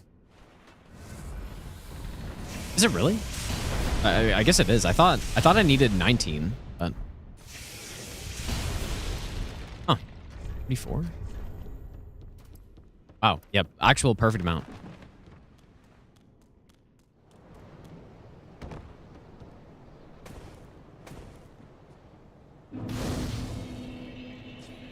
Yes, feet are miracles, yes.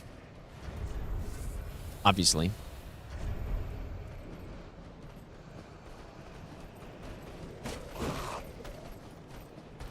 But yeah, you know what? I'm being very strict on the rules in this run, but punching and kicking is fine, to be honest. Some people might go, it's like, oh, you know, you say miracle only and you punch this guy for 3 damage or something. But no. Punches and kicks are fine. At least accidental punches, because I'm trying to kick, which doesn't deal any damage. And I just miss input or something. But I'm not about to reset a run because I accidentally punched someone. And I'm trying to kick, you know?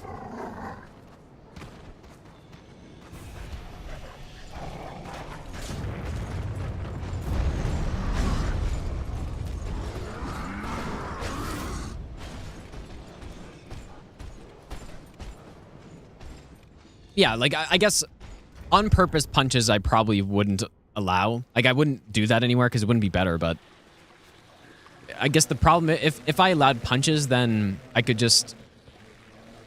Like, imagine you do a miracle, you know, quote-unquote miracle-only run, but then you just punch every boss to death or something. It makes no sense. So, kicking is what I meant to do, but we allow accidental punches, is what we'll say.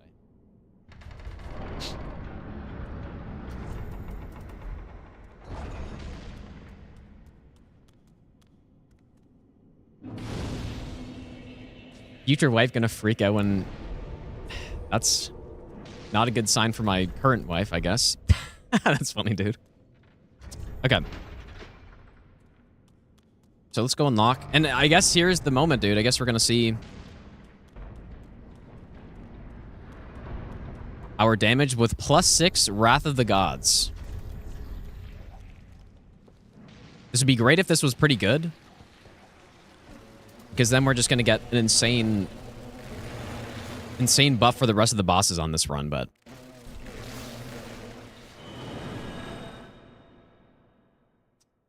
What I was able to do in Phase 3 Friede before with Wrath of the Gods, or Wrath of the God into Lightning or Sunlight Spear, I was able to get... basically, it was like a 2.5 cycle kill where I just needed 3 punish openings. And then Phase 1 was only 2 punish openings, I believe. So yeah, Wrath of God's door's gnawing. I have no red tear stone. Didn't think about. But, I mean, I can't really do anything about that. We're doing it this early. Okay. I really hope this is actually good. Because we also get a slab out of this, too, so it makes it a bit more efficient when I upgrade to +9, because I just go straight to +10. Generally, on spell runs, +10 isn't worth it, because you're only getting 1 spell buff from it. It'd be nice to go +10. There's one other problem, too, is that in Phase 1, 2 Wrath of the Gods in a row isn't actually consistent. I don't know if it's possible to get hit, but... It is very possible that the second one misses. So you can just dodge out of the way in time. Let's see. I have no stamina. Ooh, that's another problem, I guess. Did that pass take my entire stamina bar?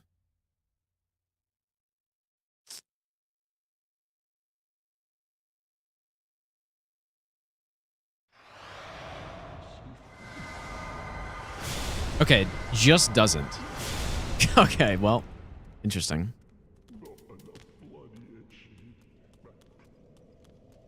So okay, that's another thing I need to be paying attention to.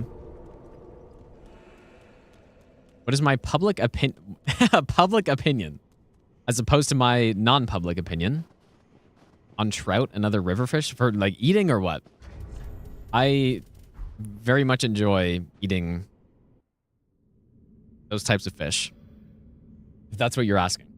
But that's a weird way to ask that, I guess.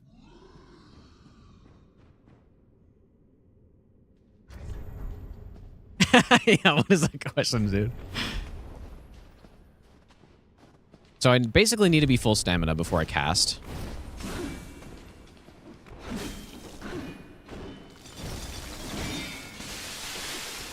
It's a little scary.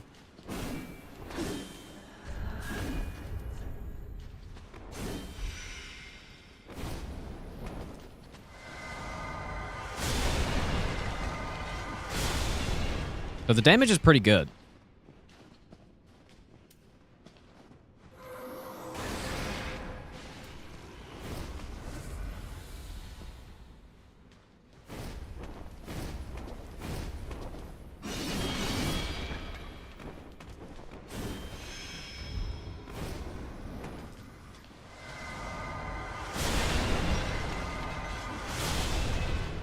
It's too bad she doesn't die from that, though. Wonder if I could do one dark Doris's gnawing. Ah, that's too bad.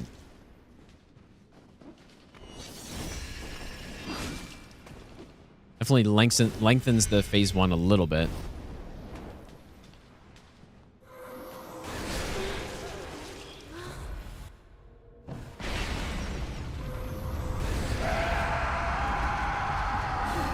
And now phase 2 should be like just as good. I think I was doing about 1100 damage when I was with red tearstone and all that stuff here. So yeah, it's because it's an instant bleed proc in this phase.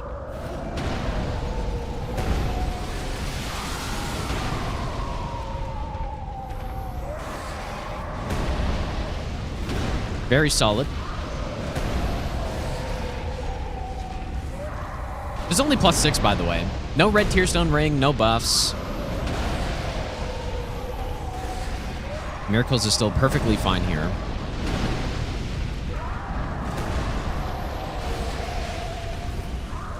Yeah, phase 3 is the question. Is it a 3 cycle in phase 3? Because if it is, then this build is basically just as good as if I wait to do it later.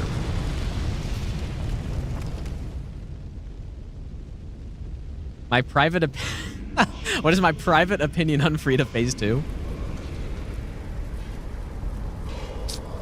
Pretty okay. Not the best, but not bad. I don't really like this position very much.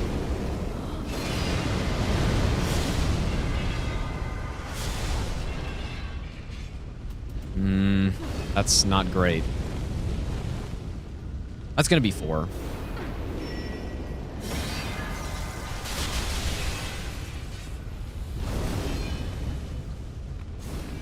It's still fine. You know what? This is still fine, though, right? Not as good as it could be.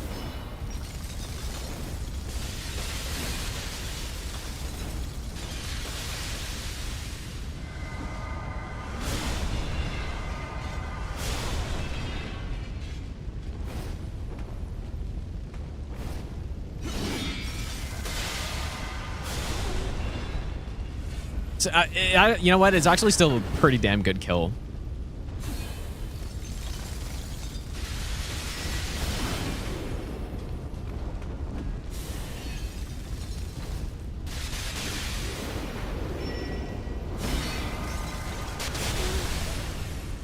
That's perfectly fine, dude.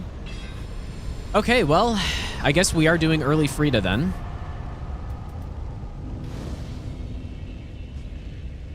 Let me do one more kill, I guess. It was mostly the phase 1 that took a long time there.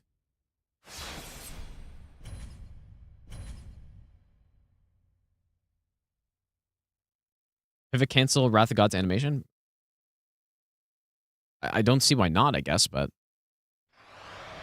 I don't think you would be able to actually cancel after it hits, if that's what you mean. If I had red tearstone, it'd probably only take two cycles in phase 1. That's tempting. But I would love to have the whip for Aldrich and Yorm and Dancer and Dragon Slayer, right? That'd be kind of sick. The damage on Dancer is just disgusting that we get. It'd be even higher. No, I think I just need to throw in a couple Doris's gnawings somewhere. Like maybe just right at the start. Just to get like 1 bleed proc. She allows it.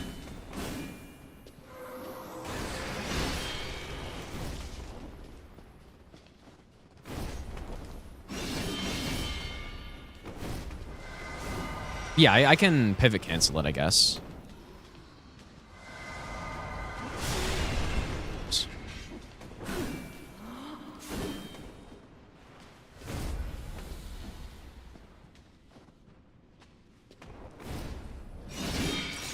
Is this fast enough? Yeah, the problem is I need to wait to get full stamina on that attack.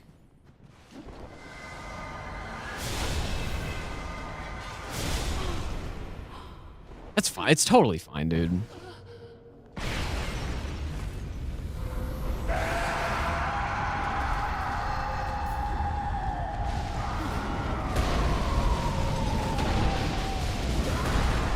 Yeah, I think this is very reasonable to do this early.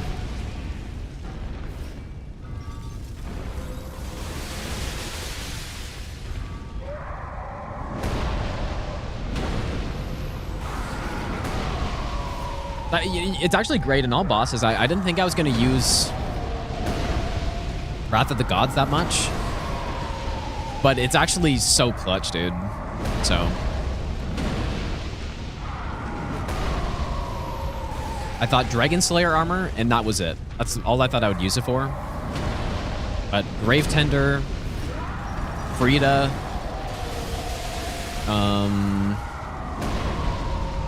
where else? Halflight. Halflight, it's absolutely clutch on. Yeah, it's nice in a lot of spots.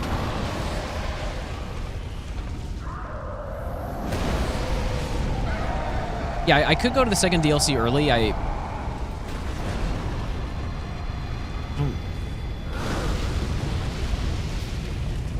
You know what? I could...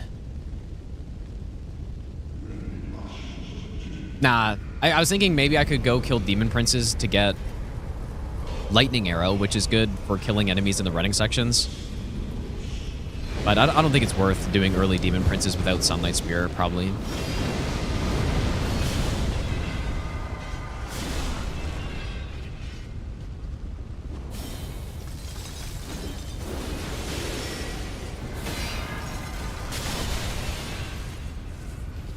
Yeah, it gives me a nice moment to drink as well if I only do a single.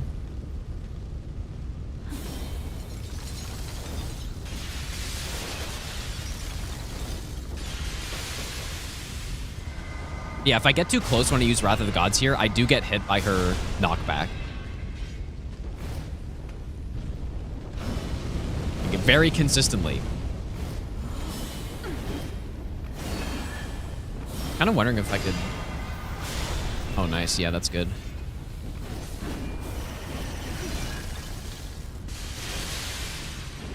This fight is so good, dude. That's a fantastic kill. Especially for this early in the run. Not even killed Aldrich yet. Okay, well, there it is. Unreal backshots is crazy, dude. Okay, so Frieda's down. Yeah, she's scary for no hit. She probably is the most dangerous boss for no hit in this game, I would say. Some of the things she can do are so quick. Would I say dude a lot? I don't know, man. I don't know, dude. Probably just because I'm streaming. I don't really say that in real life very much, but when I'm streaming, it's just like filler words, you know? I don't know. I just do. All right, we get the rose.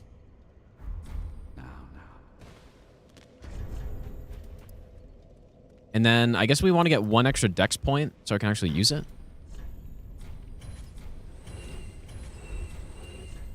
Server at heart.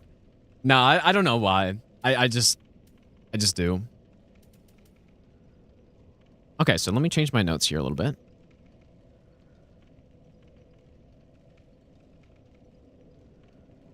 This route is really turning into something interesting with that early Friede kill. I really like that.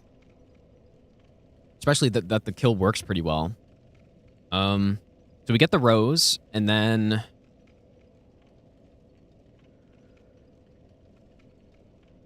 I guess one extra dex.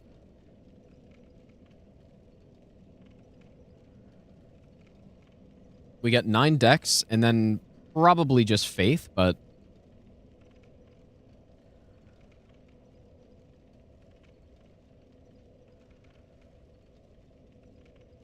I guess we could also go to Yorm first. It doesn't really matter. Because we have both of them unlocked.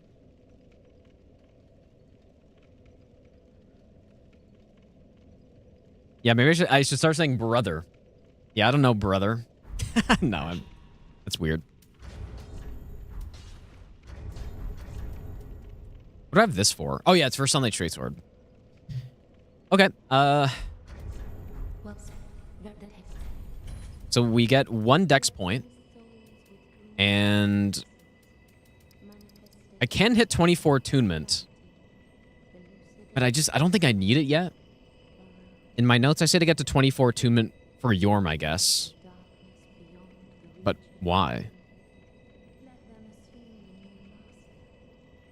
I don't think I need that.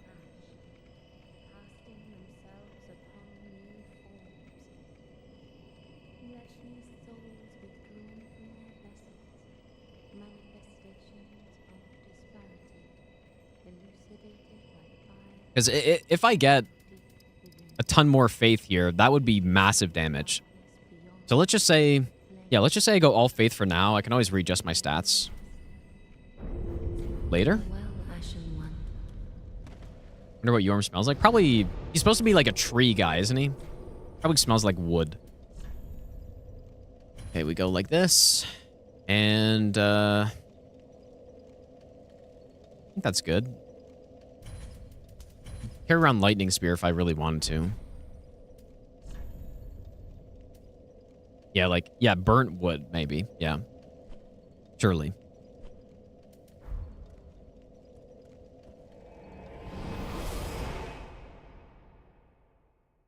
Uh, 60 is the soft cap. Or, well, 60 is the hard cap, I guess. That's pretty much it. If you're doing spell builds, you want to hit at least 60 of the stat, your main damage dealing stat. So, yeah, sorcery, you want to be 60 intelligence. After that, you don't get much return. For miracle, you want to be 60 faith. I guess for pyro, 40-40 is basically what you want to stop at. And then it's more valuable to get other things. Like attunement and endurance after that. That's what I do. On this run, we're going to get 60 faith, 20 or 30 attunement, and then the rest of it is just endurance. And yeah, I could get a couple spell buff going from... Okay, wait. I could get a couple spell buff going from 60 to 80 or something, but it's not worth the levels. It's a lot of levels. So, okay, very interested to see what our damage is going to look like here, because before I wasn't able to get a 1 cycle in Aldrich.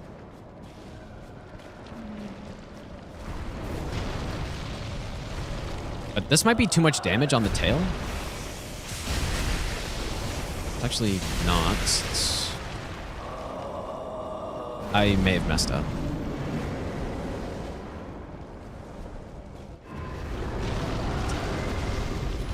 Okay. So 2 tail hits is right. I could have sworn when I was doing this before, though, it was around 1,700 damage. A little over that. I'm not sure what is different. There's no way I'm a lower level.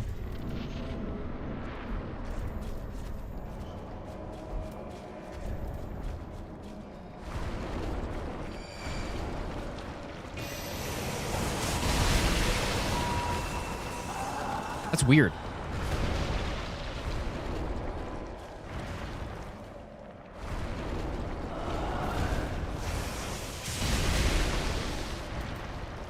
Okay, so now I want to buff.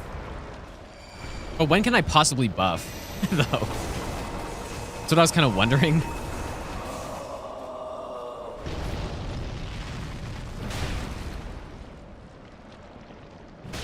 What up? My god, that's slow.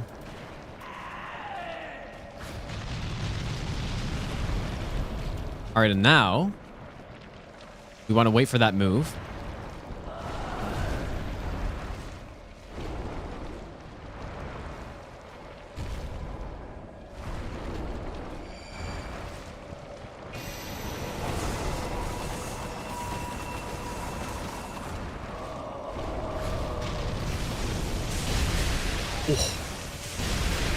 My god, that damage, dude. Oh, boy. Okay. I am. That is so much damage than what I was doing last time here.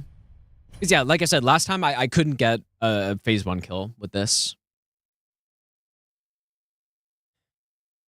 It wasn't possible. Dude, I'm so excited to see the damage on later bosses with this. Just the Dancer damage. I was already getting 1,000 damage a hit on Dancer. Or maybe it's 1,100 or something, but now it's going to be just insane, dude.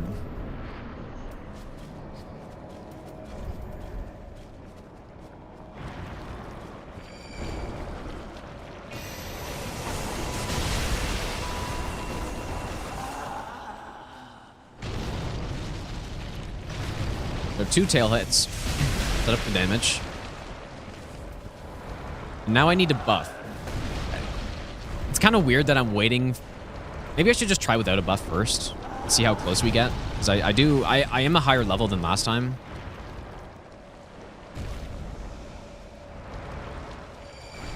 Because yeah, maybe I don't need. Maybe I don't need it. But I probably do.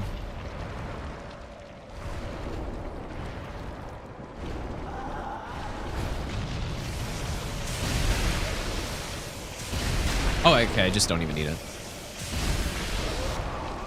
Okay, well, that's simpler then. All right. That's much easier.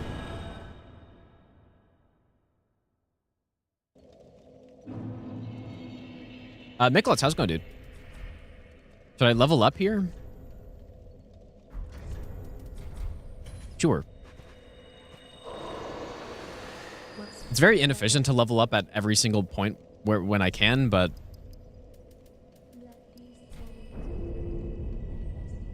And I say to get... Why did I get 24 attunement here? Oh. Oh, wait a second. Farewell, Ashen One. Wait, no. No, this is fine, dude.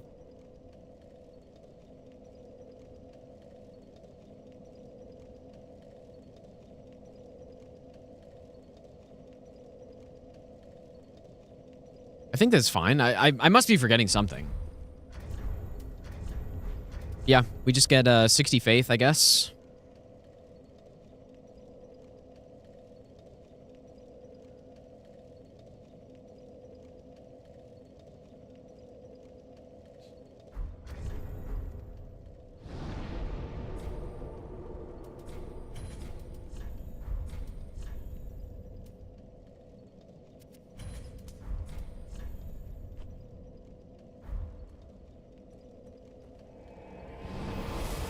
You guys are not prepared to see the damage we're going to be getting. Like, from this point onward, the damage we start to get on this run is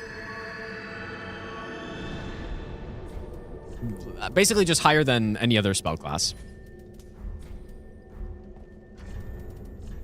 And I haven't even seen it with the rose either, so yeah. This is my experience without using the rose. Flaming Anarchy, thanks for the raid, dude. How was your stream? I appreciate that. Yeah. See, that's what we use Tears of Denial for right there. Drops like that. It just saves a bit of time. Well, actually, it doesn't save time there, but when we get Red Tearstone Ring, it does. But I don't have it yet, so. All right, so probably this. Oh yeah.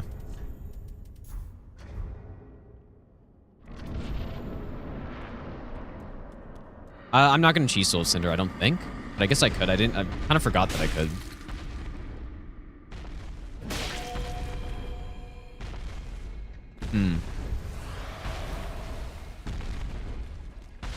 Should be a 2-hit stun now. Buff. Oh my god, yeah.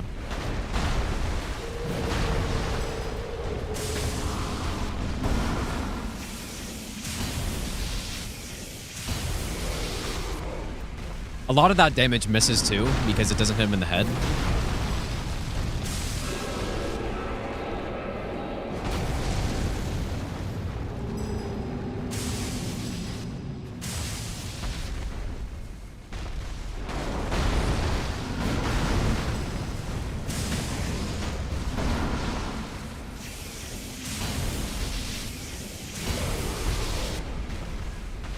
Pretty respectable.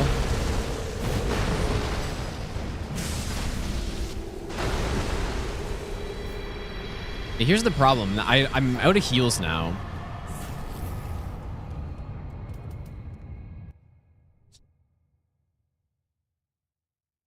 And I kind of want to use the whip buff again.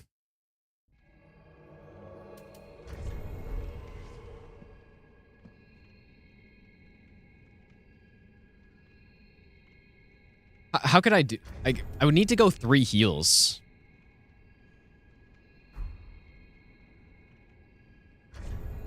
Wait, I still have the buff active, though. Shit, I shouldn't have waited.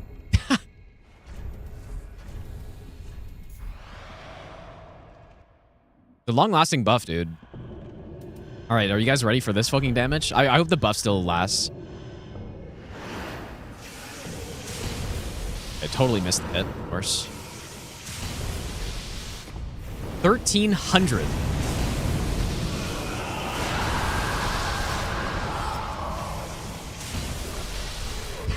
Oh my god.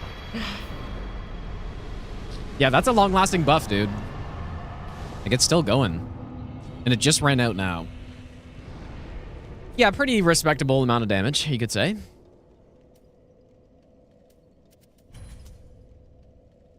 Okay, now at this point, I think we go like this. Yeah, I guess we just kill Yorm and like immediately start up the Dancer fight, and I don't need to rebuff, so that's pretty good. Man, Miracle is fun, dude. I've never seen a number that big on Dancer, probably. At least not on base NG for sure. Almost 1,400 damage a hit. I'm for more attunement, so I could do 2 spear plus 2 stake. Yeah, it could have been that, possibly. You might be right. The Cinder Spell earlier. You know what? I actually kind of think it's more fun because once you get Sunlight Spear, you're basically just only using Sunlight Spear. So I kind of think it's more fun because then I can use other stuff too, right?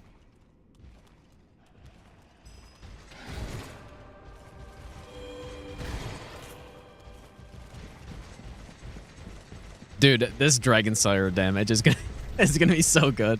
I'm actually very much looking forward to this. Wrath of the Gods already hits like a truck on him, but throw in the 25% or whatever the number is of that buff, and this is about to be very silly. It would actually be a bad thing if he immediately goes into phase 2 on the first hit. That is probably a possibility. That would be kind of bad. So hopefully that doesn't happen. Oh, that's not what I meant.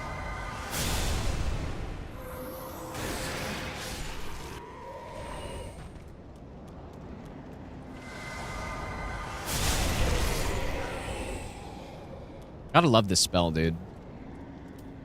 Okay, so I'm just gonna free him this guy.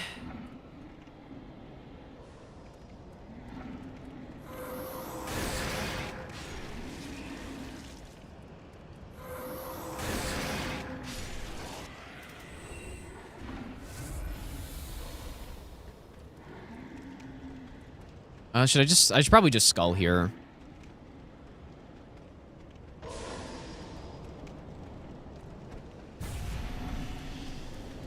I could skull and then kill him.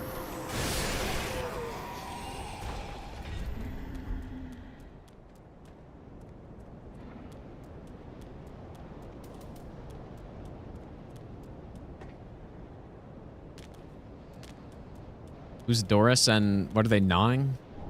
I think Doris is just supposed to be some evangelist dude. I don't know. Not sure. Some witch.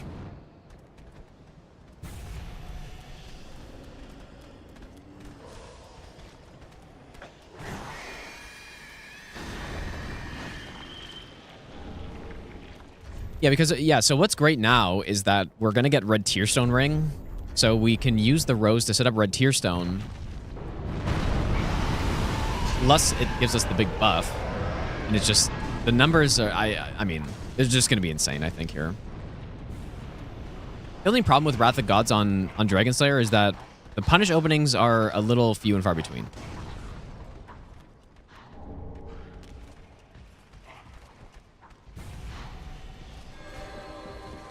This is the main issue.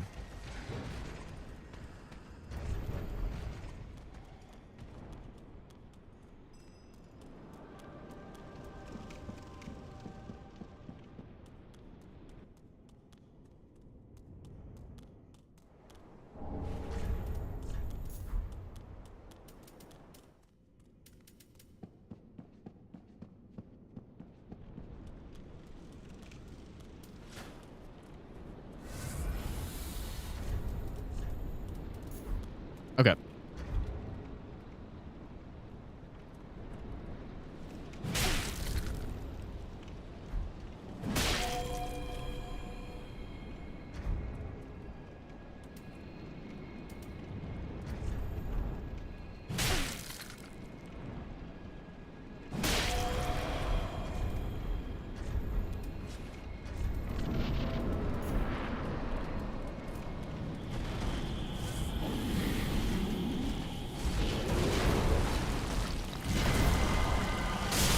Dude, 880 damage. Not bad. That's like glitch damage. Unfortunately, I can't do another one here, though. Whereas I think on the other red, I might have done another one there. Is that enough stamina?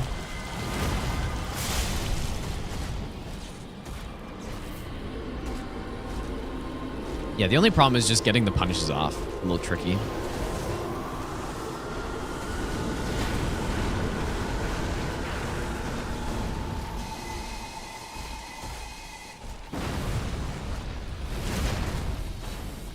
So yeah, still definitely not the fastest fight. And quite a bit of RNG as well, because if he just doesn't give us good attacks, then...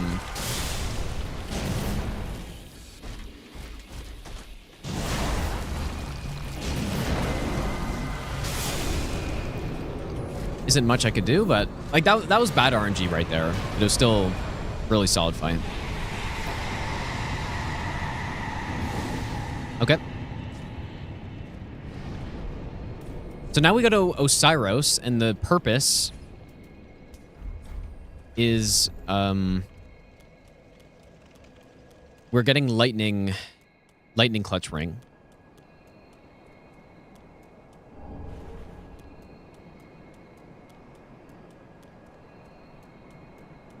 We also get Sunlight Straight Sword, which is just, I guess, another buff.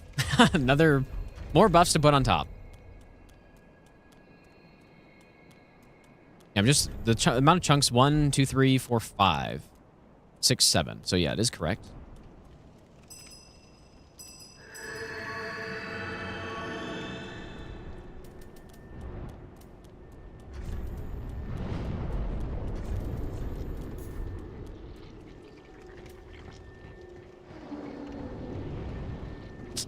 Osiris no Sunless Spear? Yeah, that's true, but... I guess I could, but then I wouldn't get Cinder with Lightning Clutch. So, I gotta pick one of them. Cinder with Lightning Clutch or Osiris with Sunlight Spear? Oh shit, I didn't kill them yet. Oops. Actually, I don't know if this is safe here. Is this safe to do? Probably, right?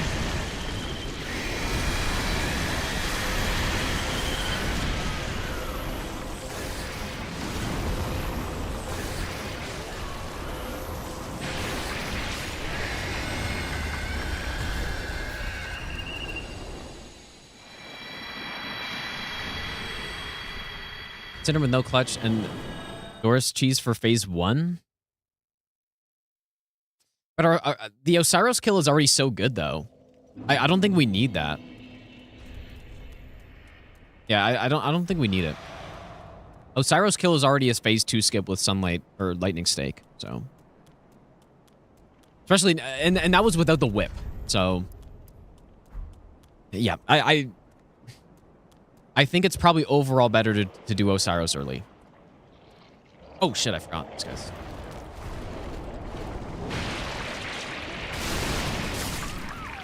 That's really annoying. I usually do this guy first. I'm just gonna do this all again, I guess. Oh, just kidding, I made a save here.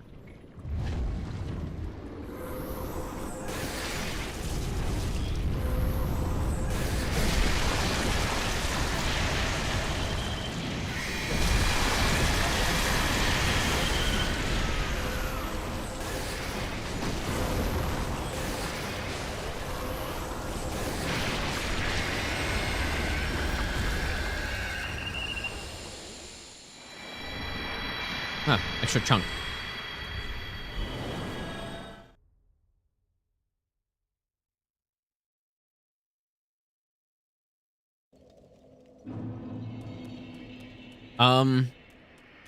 Tony, thanks for the bit, dude. I appreciate that. Mutant, thanks for the 50 bits as well.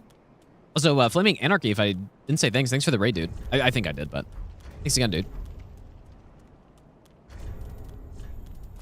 Classic, he doesn't remember. Okay, so we just do it from up here, early. I do move forward when casting this, though.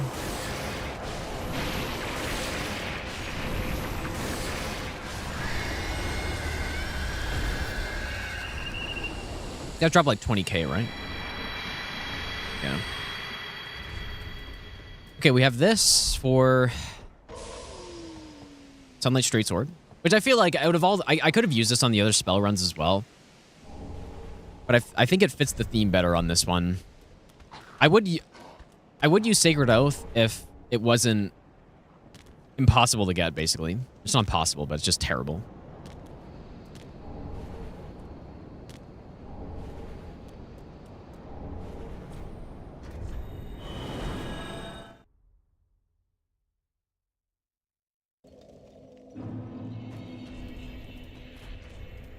Oh boy, okay, here we go, dude. We're about to get a plus 10. Actually, you know what? I say to get to 24 attunement on this split, so I think that note must have been wrong. Get a plus 10 from the Friede one for that extra 1 spell buff. 24 attunement. Probably just wanted more attunement so that I could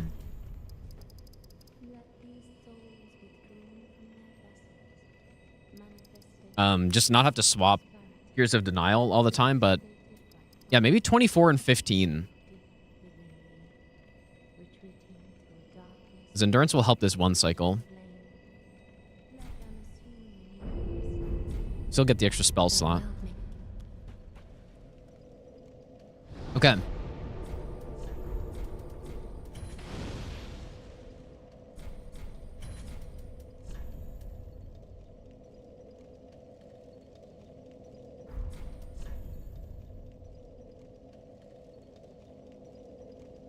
You know what, I was thinking I would need tears for the red tearstone setup, but I guess we're just going to use that buff.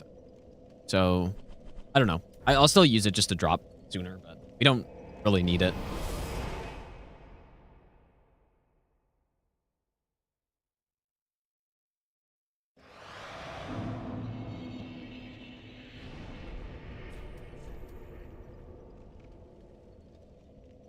Actually, maybe there's just no point.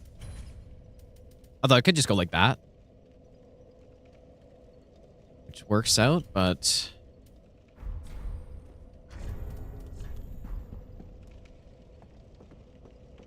No Sunlight Spear for Wyvern. No, this is the best way to do it. I'm pretty certain, dude. Especially if I'm not cheesing Princess or Cinder, but I guess I could do that.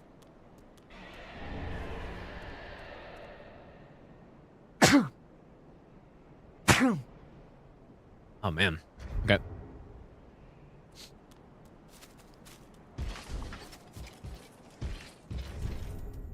I forgot to sell all my stuff. And I have a lot of money here. I'm just gonna do it right now.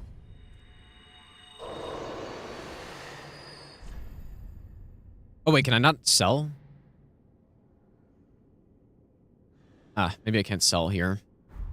It's fine.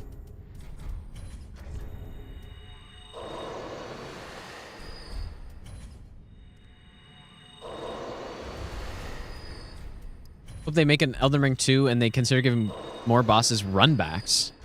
What the hell? No, I totally disagree with that. In my opinion, runbacks are just a waste of time. They don't add anything of value, in my opinion. I think that's a terrible idea to have runbacks. Unless, like, the only reason to have a runback is to force people to find better routes through an area. But that's not... I don't think that Souls areas should necessarily be about that. I feel like the more methodical approach of killing every enemy the first time through an area and then getting to the boss is the way you should be doing it. Right? I'm just gonna level up more. If I can. Yeah. Just like that. I'm gonna mess up the timing in this area that I did it like that, but that's fine. So, yeah, I like the idea of having checkpoints at bosses and not having runbacks. I just don't think runbacks add anything. Like, what is it? Yeah, exactly. It incentivizes running through areas, which I don't think that's how you should... how levels should be encouraged to be done. You know? I think some of the worst areas that FromSoft is known for is simply... like, the areas are so bad simply because there is a run back that you have to do that area numerous times. I'm looking mostly at DS2, right?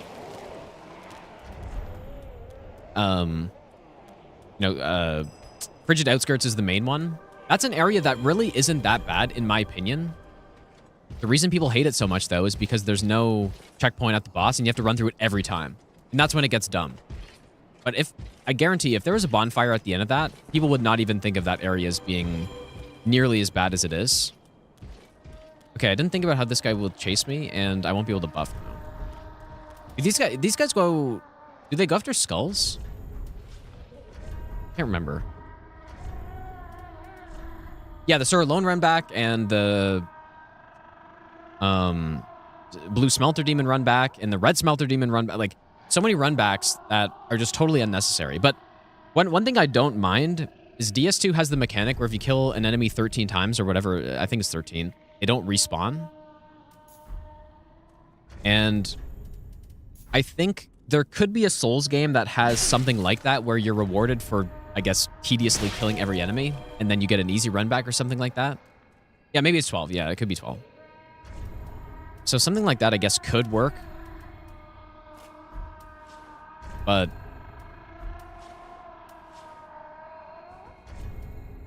I don't know. I don't like it like that. I think you shouldn't be encouraged to run through areas basically at all. You should be encouraged to explore them, kill basically every enemy, because if you don't, then what's even the point of having an enemy there, almost, right? Okay, we do this.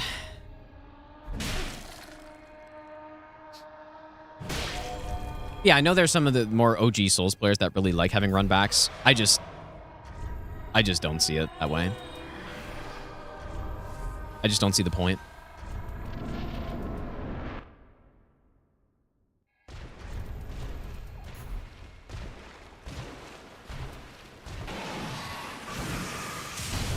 Oh.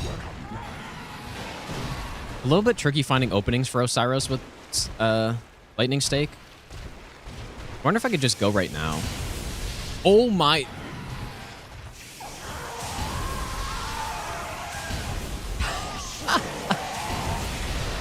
oh my god. Okay, well, that's how you do that, boss, I guess. Dude, that was a almost 2,300 damage single hit right there. Good lord. Oh my god. Okay. Well, that's how you do that fight. Head back here. That is without Lightning Clutch, by the way. No Lightning Clutch. We have turned into full-blown Gwyn in prime mode.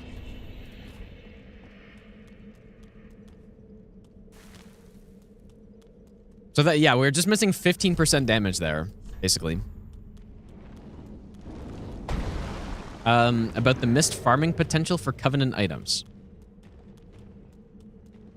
True, we do love that. Surely.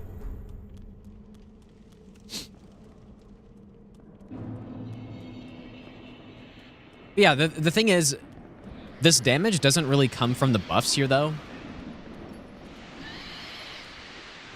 The Osiris kill, when I was writing this before and planning on, and not actually getting Rosa Variandel this early, we still killed him way before, maybe not way before, but, oh, I didn't go get the thing. Oops.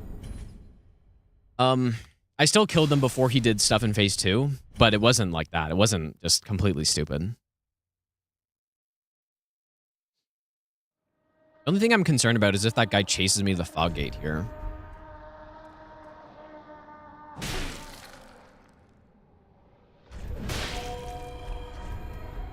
Yeah, I guess I've never really heard a compelling case, though, for why runback should exist for bosses in the Souls games.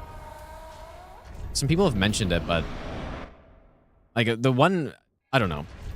One person was saying that they kind of like it because it gives them time to kind of mentally reset before the fight or something, but I don't.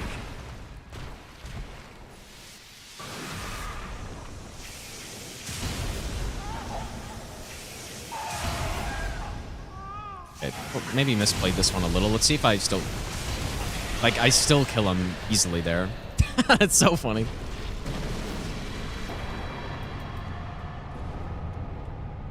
That is absurd. I don't know. Is there some good reason that I'm not thinking of? Maybe.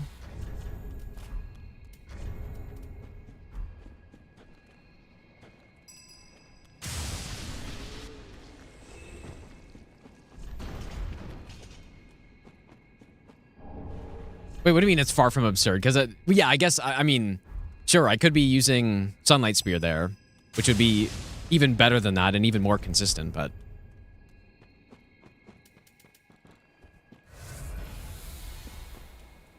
That's still ridiculous, especially for not even the top tier spell.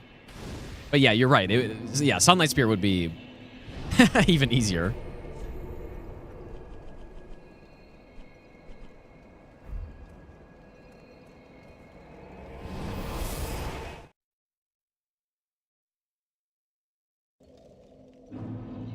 We're just gonna one-shot Champion Gundyr on this, I guess.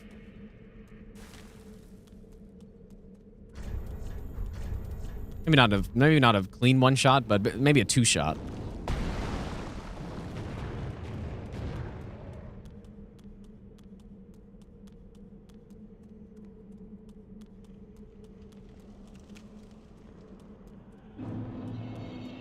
I was going full in, dude. Nah, I just don't. I think probably most people agree too that runbacks just don't really serve a purpose.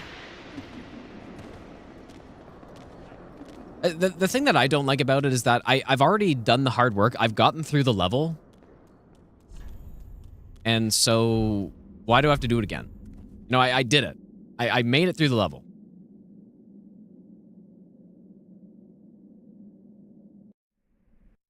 Runbacks with no obstacles? I guess. I think, yeah, a runback with a couple obstacles is fine if there's some sort of clever level design, I guess, right? Maybe that's the one spot where it could make sense. So, yeah, I guess maybe that's fair. Even then, though, it's not... I don't think it really adds much to the game. In terms of... At least not in terms of gameplay, but maybe just the idea of, yeah, if some level is super well laid out and, you know, you have a shortcut that connects it back to the start, and then that's where the boss is... That's probably... That's the way to do it, I guess, right? That makes sense. But that's it. I think that's pretty much it.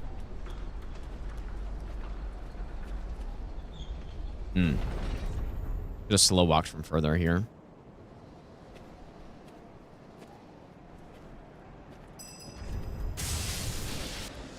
All right, there it is. The... hard to find, very late in the game, Lightning Clutch ring. Am I really going to be using Red Tearstone on Wyvern? I kind of want to. Just to see the numbers.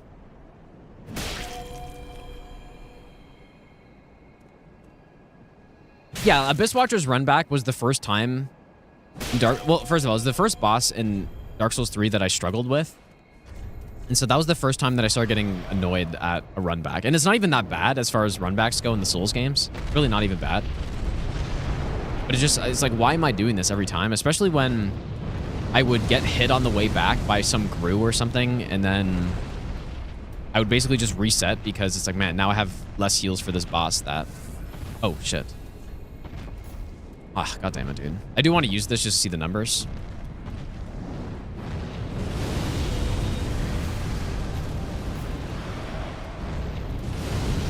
Okay, here we go.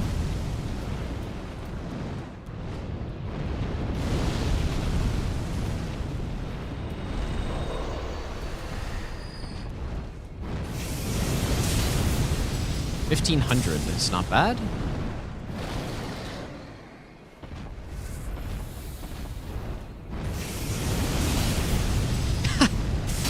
Oh my god, dude. Look at how... this is going to be the fastest wyvern I've seen. That's not a plunge kill, probably. Oh my goodness. Imagine Sunlight Spear, though, dude. Yeah, Sunlight Spear would just... And you'd be able to get 2 of them off, and it would be basically a 2-cycle kill on him or something. My god, dude. Yeah, I just don't think... I don't think Sunlight Spear is worth getting this early if I'm fighting... If I'm fighting Cinder straight up, then there's no doubt I should get Lightning Clutch for him.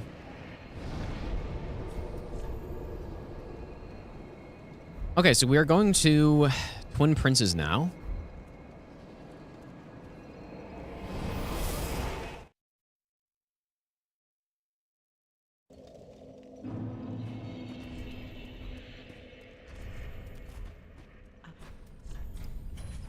Ashen.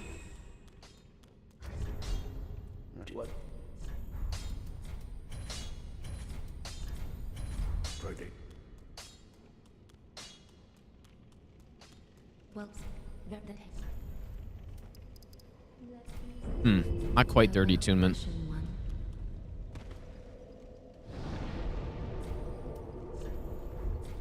So what I was planning for the Sage is... Actually, you know what? We're just going to be able to kill him now. I was going to bait him up the stairs and do that strat, where you just make him not teleport. But I'm just going to be able to two-shot him with this build, I think.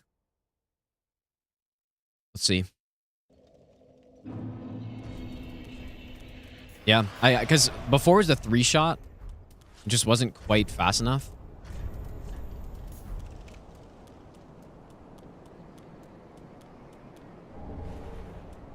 Yeah, we'll probably just walk in and two-shot him with a lightning stake, I'm guessing.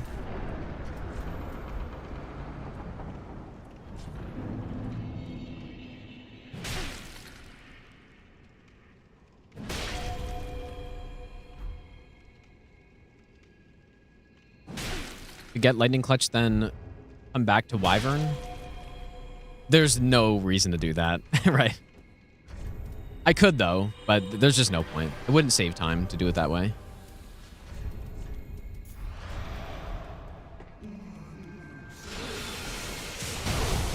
Yep, that's a 2-shot. Oh, boy. Okay.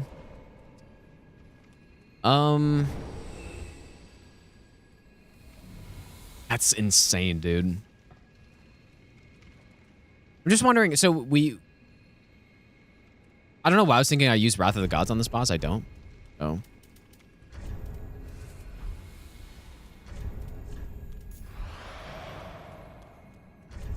This is quite a build.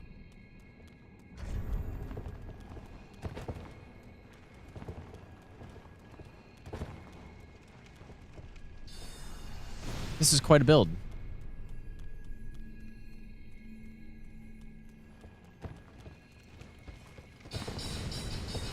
But yeah, there's a strat you can do on low damage runs where you basically just bait the Archive Sage up the staircase to the left, and then once you get him far enough, he just won't teleport up here. But that's what I was planning on doing. Yeah, maybe it would be cooler to see. Maybe you're right, dude.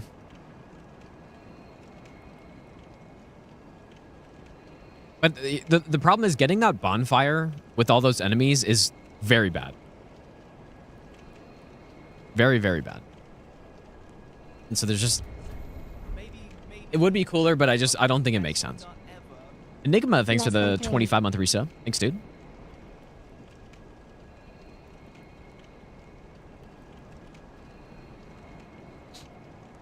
If I redid all achievements, how much I would change based on the caster runs? I don't know, because I don't really remember what I did that much, to be honest. Like, I remember using Pyro at the start, and then switching to Miracle later game, like, which is, I think it still makes sense, right? Still sounds good.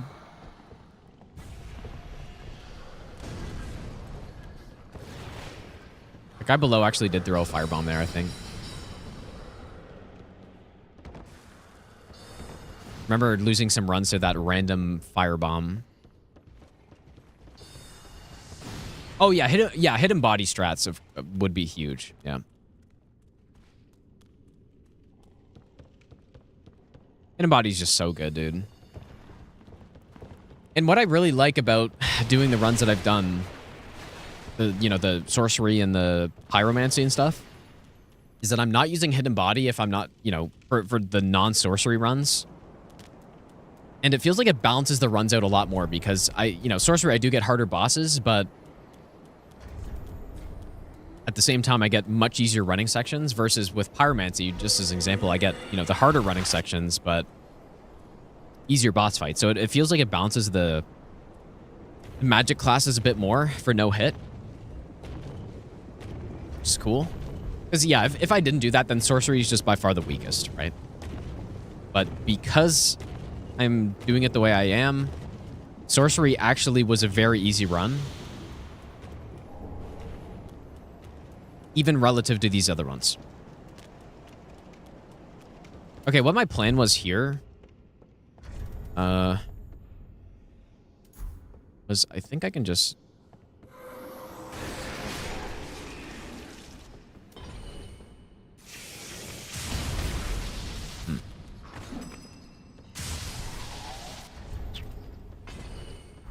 We've had a lightning clutch there.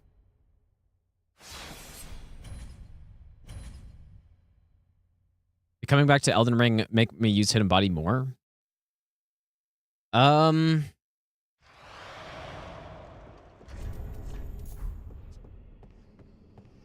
really, I guess.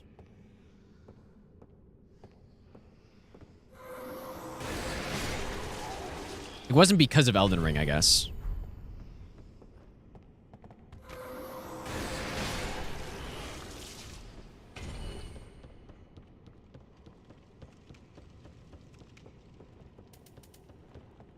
This guy's normally walking the other way here.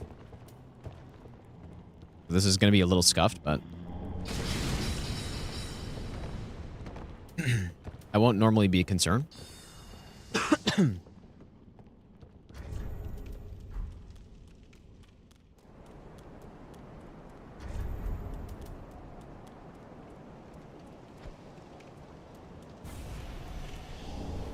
Yeah, I guess before doing runs in Elden Ring, I didn't really use hidden body. But it wasn't because of Elden Ring, I guess. Is what I was saying earlier.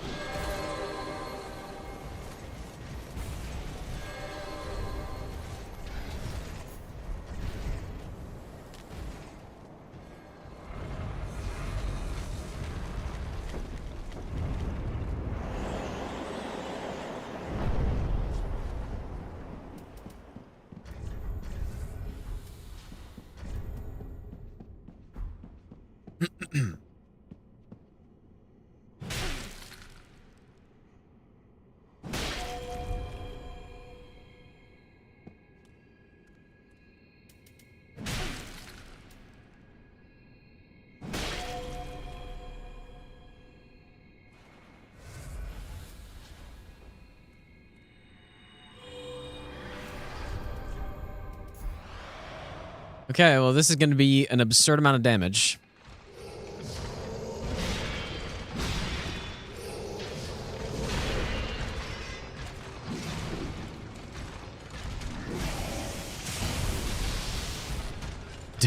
Oh my god.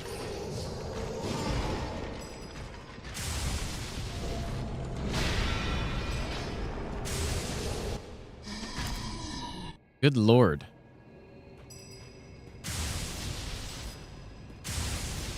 I would have two-shotted him.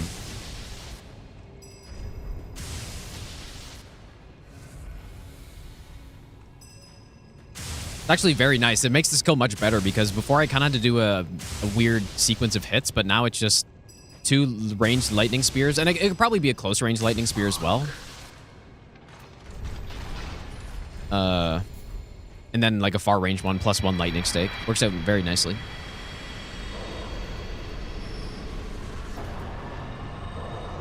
Dude, this cinder damage is going to be... it's going to be insane.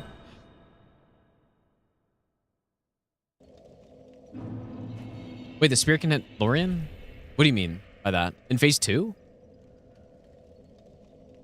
I guess it could if I'm close, right? If I'm close, it would for sure hit, but as long as I'm far enough back, it should be fine. I guess I can do it again.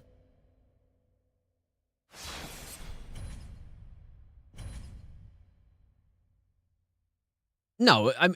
Well, what do you... Wait, so what part of the spear's hitting him, are you saying? Potentially. Is it the close range part, or is it the range part? Yeah, I guess it could be a little riskier to do the spear. I actually was trying out Wrath of the Gods before, just as a meme, and it works pretty well.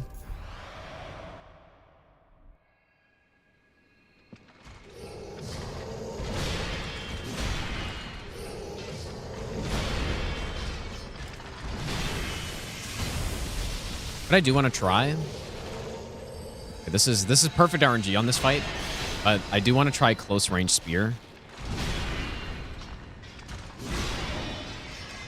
Just to make sure that it doesn't put him in phase 2. Nice. You know what, dude? I could just do 2 close range lightning spears. It's probably simpler.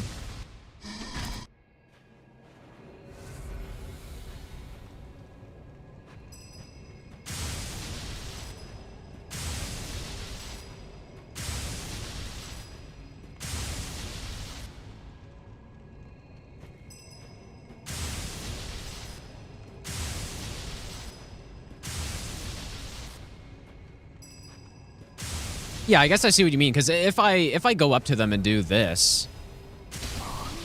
Well, I actually didn't hit Lorien, but... Yeah, I probably could.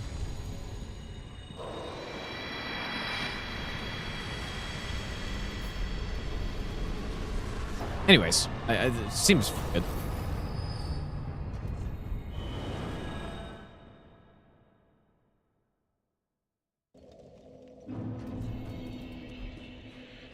Yeah, maybe if you're a little off to the right and you hit his back foot or something. But yeah, I guess I'll test it out. Just to make sure. All right, we are going to Cinder. Oh, what am I doing? When will the other runs be on the channel? Probably pretty soon. As soon as this weekend. There's going to be the guard counter video tomorrow. And then probably this weekend will be the sorcery, and then next weekend, or the next weekend after that, will be pyro, I guess. And assuming I get miracles by then, miracle would be after.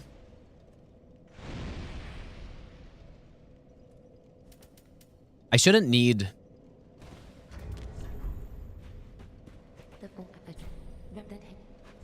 Tears of Denial for this drop, but it might not be a bad idea just to be safer. Oh, wait, what am I doing? I have my buff. Never mind.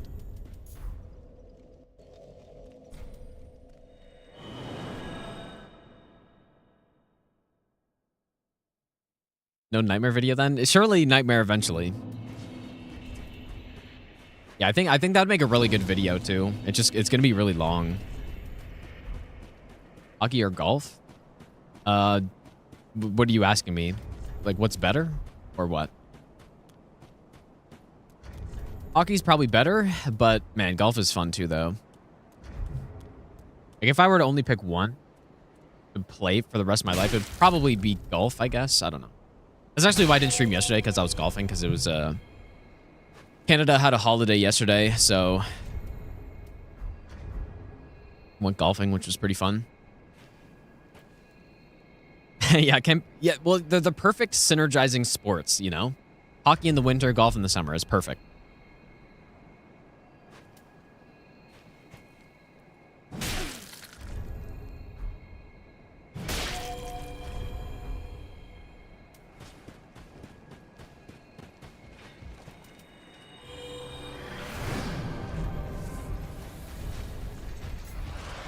Okay, what are these numbers about to look like?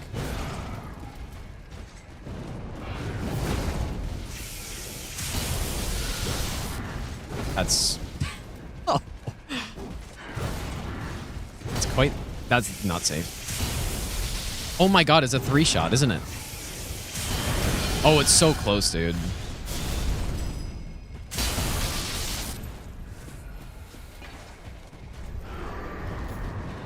I'm probably dead.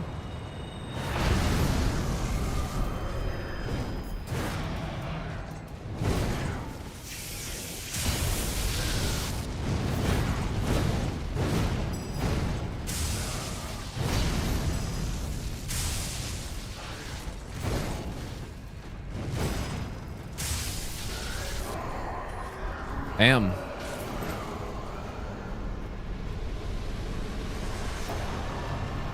Yeah, respectable, like 2,000 damage a hit. It's not bad.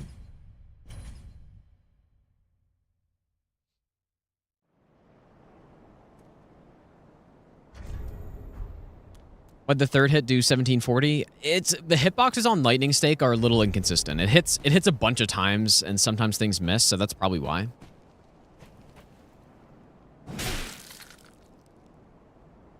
Always associate golf with old people because there's like 10 people you know that play golf, all of them over 50. Yeah, it is kind of an old person sport a little bit.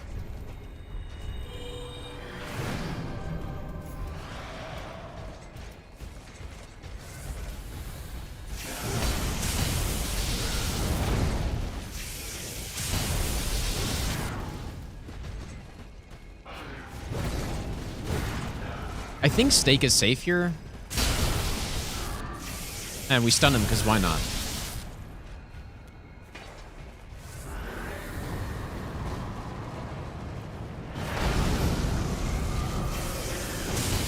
Ah, I missed that.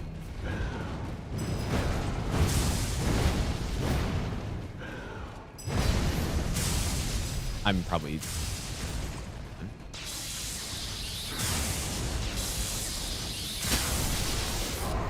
Dude, even the baby lightning sphere does 1,100 damage. That's insane.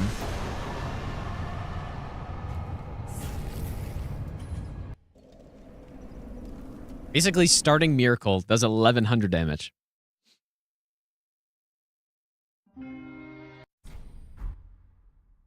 Elf is one of the most fun sports to actually play. If you don't know, you don't get it. You're right. You are right, dude. I think pretty much anybody, when they try golf, like you kind of get hooked on it because, you know, you hit one good shot somewhere, and next thing you know, it's like, holy shit, that was so satisfying, dude. So, that is kind of what happens. All right, dude.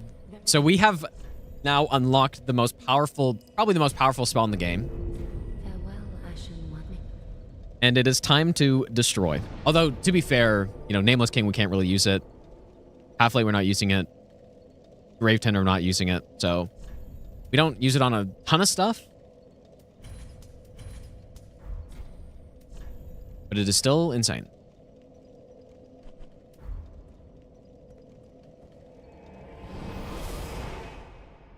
Any games I play off stream? No, not competitively, at least. Like, there are games I play off stream for sure, but nothing seriously. Yeah, Great Lightning Spear would be a nice upgrade, I guess, too, but we really don't need it.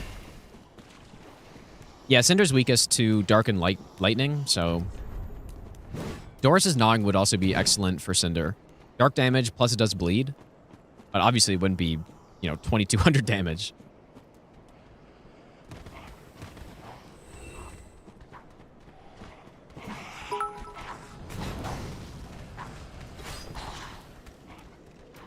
This is gonna be dumb here.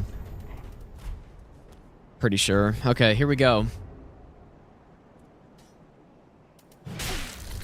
I'm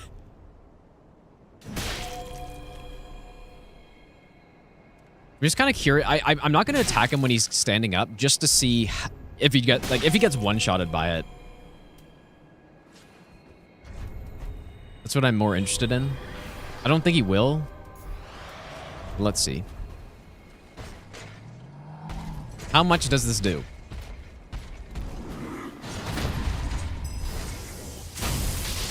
30, almost 4,000 damage, dude. Pretty good. Not bad. Agora, thanks for the 100 bits, dude. Guess the nationality. They say hockey and not ice hockey. Pronounce bag weird. Ketchup chips. Use maple syrup as conditioner. Well, I don't do that last thing, but the rest of those are pretty much accurate. No, it's more like eating maple syrup with almost every meal. Maybe not almost every meal, but most days I do, at least. Pretty much all that is accurate, though. But I feel like probably most of North America says hockey and not ice hockey, though. But maybe I'm wrong.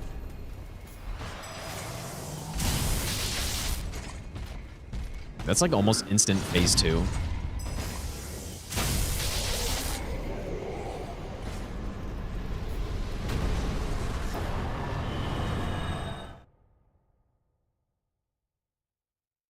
Yeah, yeah, most Americans just say hockey, I think.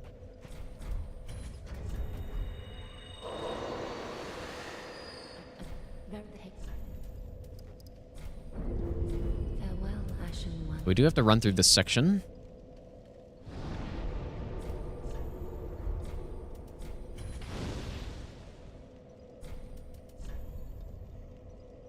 If you've eaten maple syrup twice in your life, that's too many times? What are you talking about, dude? That's clearly someone who's never tried it before saying that.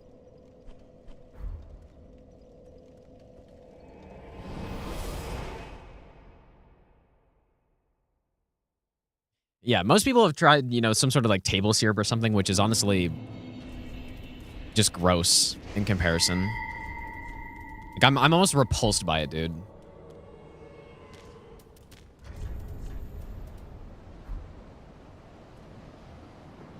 Low-calorie maple syrup? Not any real one. The only low-calorie equivalent is basically what I was just saying. You can get, you know, like sucralose sweetened table syrups or something, but that's just, oh my god, that's gross, dude. I don't know.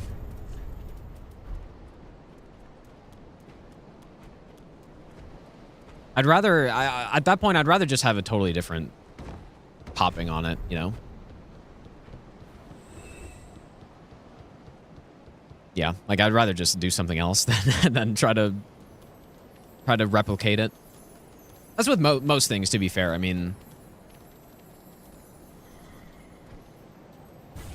maybe not the best skull throw.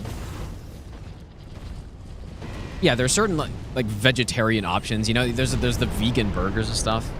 I'd rather just not try to replicate what the original is and just have some other version, you know? Pretty much every time I've tried something like that.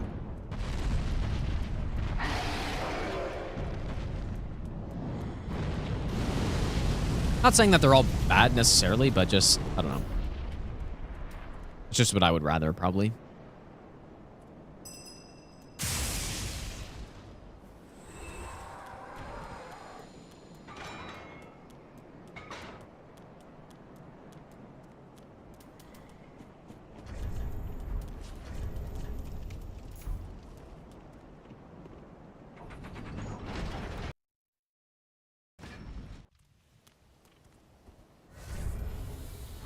Okay, so we go... Oh my god, dude. Well, it's actually not going to change the phase 1 whatsoever because of how this works normally. Maybe I'll give you the best. Doctor, thanks for the 11-month reset. Wish you no love. I healed, right? Why does that look like that's over half health? Nah, we're good. Probably even one-shot him with a ranged sunlight spear at this point with this damage. I'm guessing.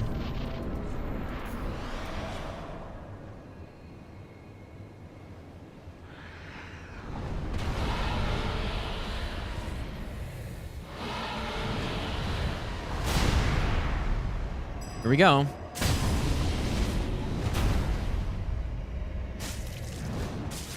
Shit. I can't believe. Oh my god, this is insane.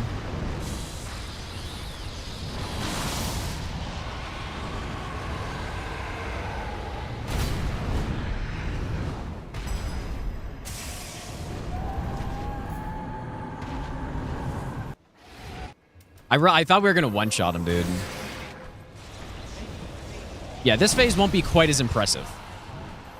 Dark is good on Nameless. When are you gonna do the I mean, that's still pretty solid Colossal damage, but Soul Demo? certainly is no great soul dregs. Still pretty respectable, though.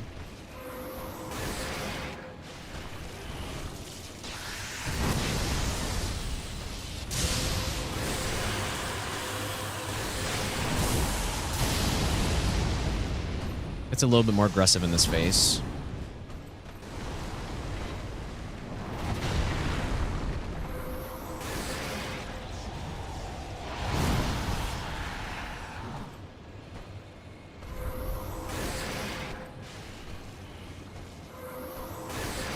I say that as he just slow walks the whole time.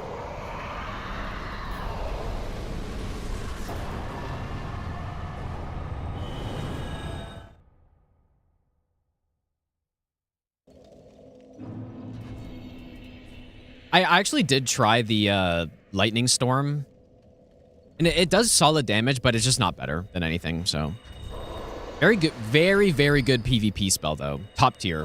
If you, especially on a crit build, like some sort of crit faith build or something, like a dark build or whatever. Very strong. Because it's if I remember correctly, it's a guaranteed wake up hit on someone after you crit them.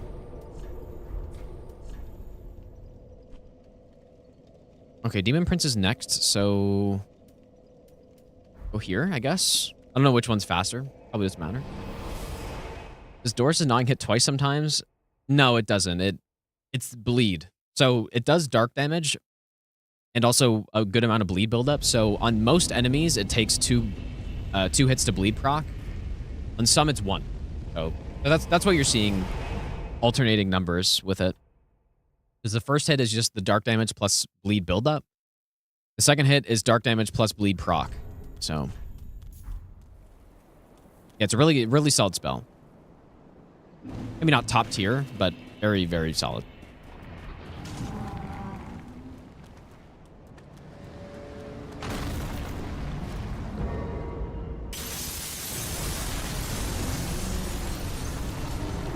Now, bleed's not that bad in this game. Obviously, it's worse than Elden Ring, though, but it's not terrible. Especially when you get something like a bandit knife going. Be pretty solid. Not to mention, one of the best weapons in the game, arguably the best weapon in the game, is actually Bleed Weapon, which is the Grave Warden Twin Blades.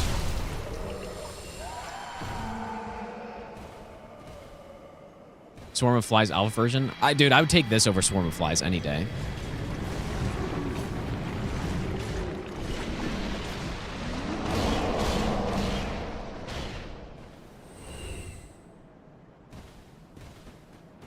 Doris's gnawing flew so that Swarm of Flies could walk, basically.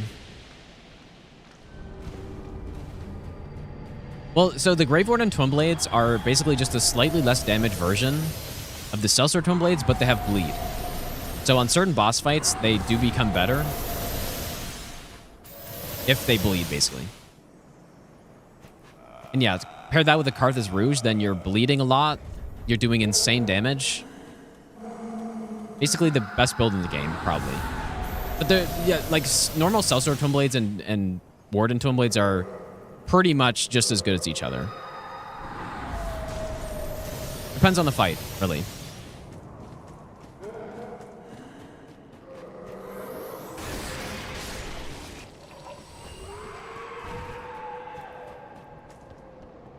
Dream Niner, thanks for the 9-month Prime sub. Yeah, Colossal Sword only. Maybe that's the next Elden Ring run I should do. A lot of people have been asking for that, actually.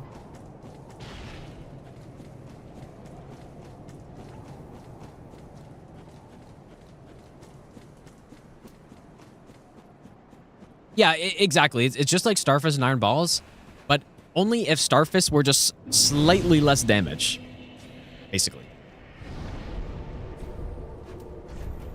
That's the way to think about it. Okay, so the phase 1 we get with Miracles isn't that amazing, at least when I did it last time, but I also wasn't using all these buffs last time, so oops, I didn't mean to do that.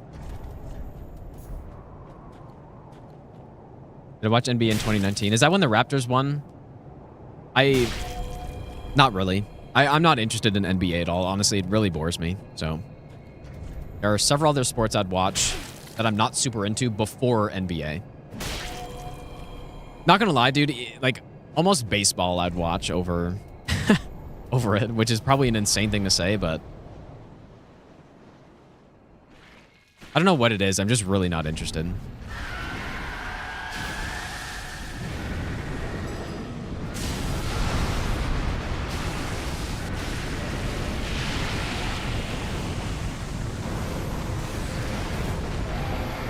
Okay, maybe not baseball.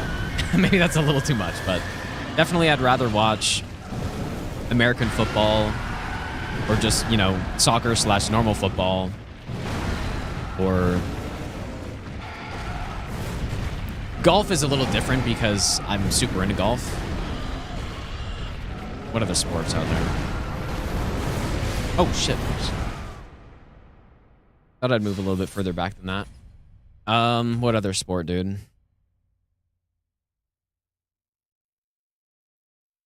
Those are the ones I can think of.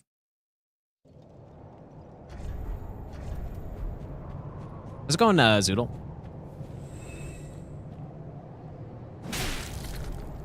Yeah, American football is ad delivery service. That's pretty true, dude. Pretty true.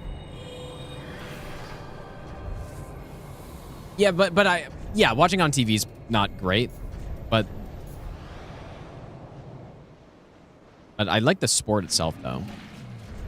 You know, maybe aside from the life-altering brain damage you get.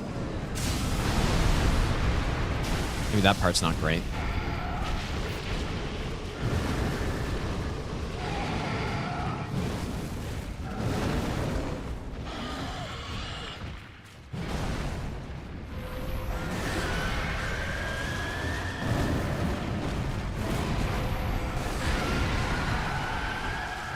Only tune into, follow the golf majors.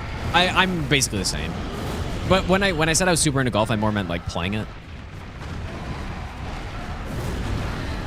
But yeah, I certainly don't watch every tournament or anything like that. I don't have time for that, dude.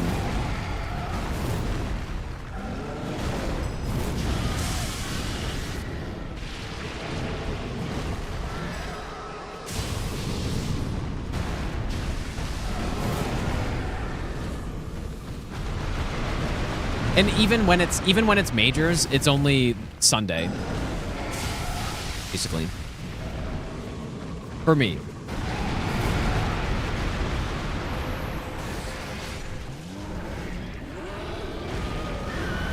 I guess maybe I should heal. Oh, that was one. May as well use another one though.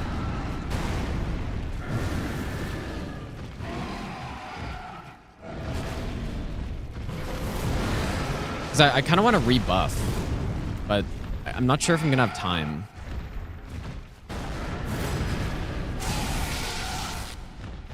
Not sure how to do this.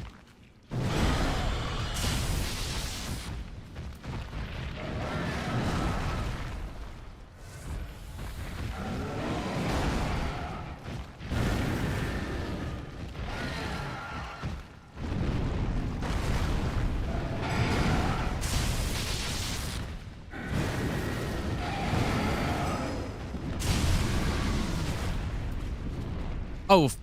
Ah, shit.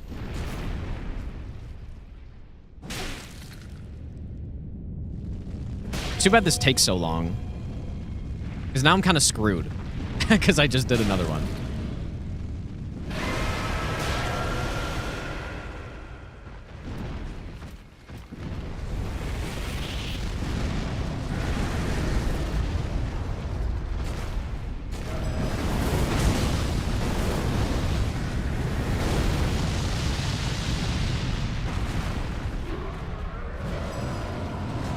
Nice. Yeah, I'm just gonna have to try to do a better phase 1. Oh my goodness, this damage, dude.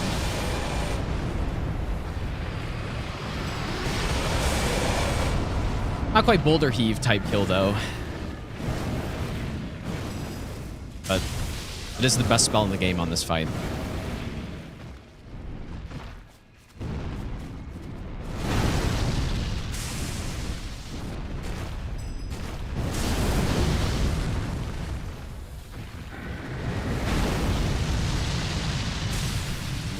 Yeah, I'm just gonna have to not rebuff there.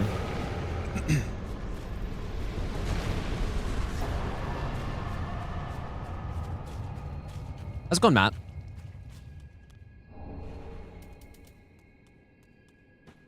It's okay. We can at least do the Sunlight Straight Sword buff. Yeah, there's no way I can do the other one. It's not even close to fast enough.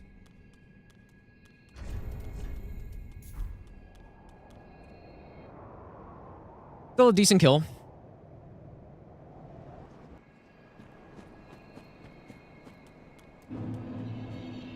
Doors is useful in phase 2, especially run out of the rows. Yeah, that's a good point. I was kind of thinking it would be either or for that phase.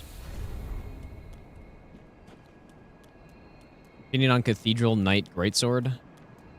Well, it has the horizontal swinging R2, which I've never been a huge fan of. But I think it's a cool weapon. I'm not the biggest fan of that moveset though. I would much rather just use Fume Ultra Greatsword or something. Where it's another buffable weapon that has the poke R2, which I think is just much better. Even and it's, you know, all strike damage. And yeah. And the same R1 moveset, which is pretty solid because that R1 moveset can hit big enemies twice in a single swing on the follow-up, which is pretty cool. Yeah, I just never have liked, you know, even the Greatsword in this game has that horizontal R2, which I just don't like.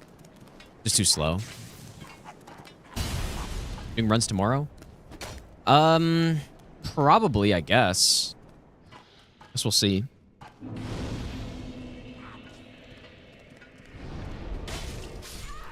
Holy shit, dude. I don't know if I've ever been chased and killed in here before. My stamina management wasn't bad either, I don't think. Holy shit, dude. Maybe we should just skip this grace. I don't really need it anyways, until later.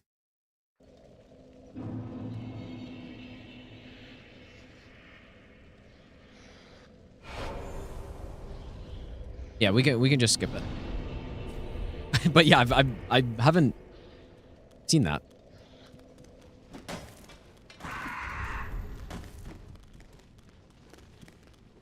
Yeah, the bonfire I meant. I'm wondering if I should get Tears of Denial for this part. Wait.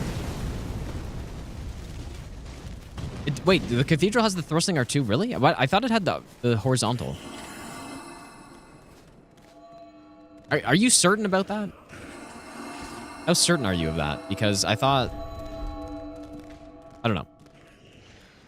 Yeah, the stomp is nice. That is a solid weapon art.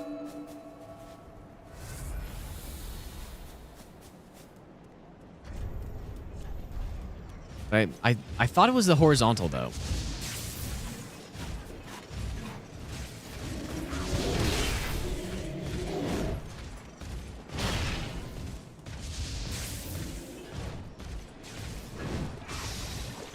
I could be wrong. I haven't used it in ages, so I definitely could be wrong.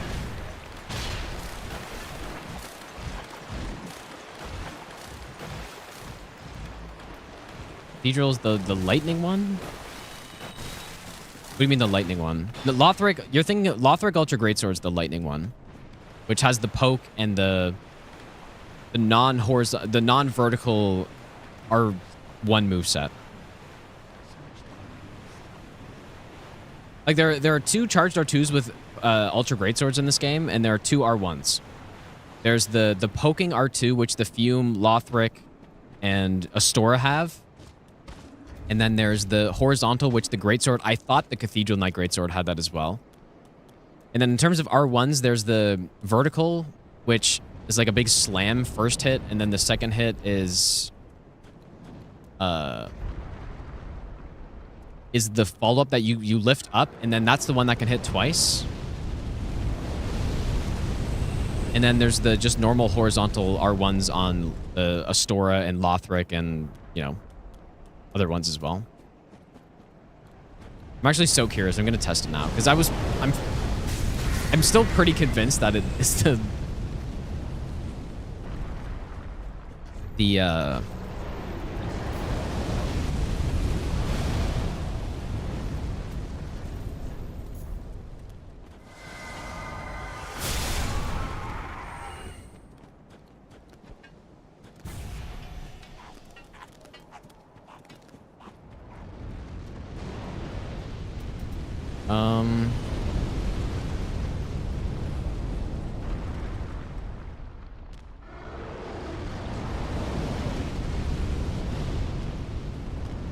let me test it just because it's bugging me.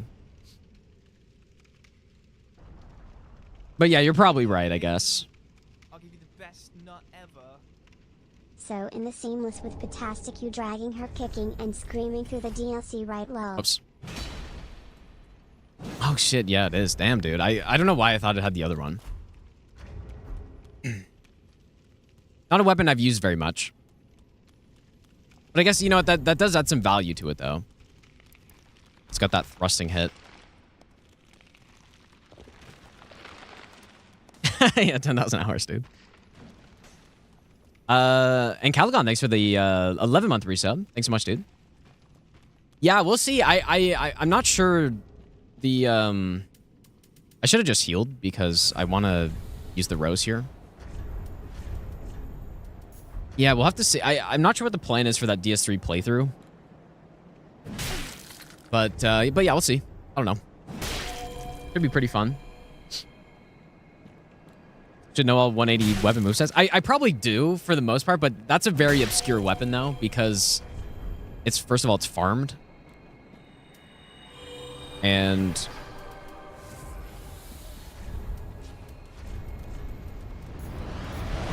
it's a farmed weapon, and there are just kind of like better greatswords. So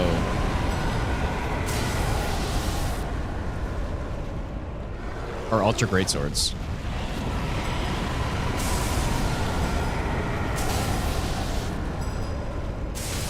That is quite a Midir, Bill.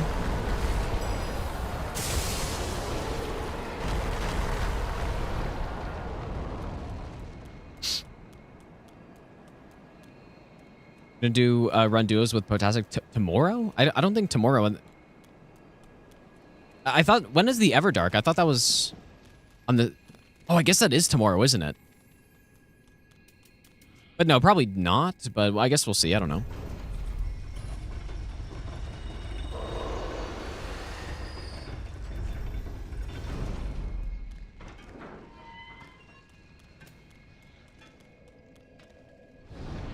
Oh, I forgot to get lightning arrow.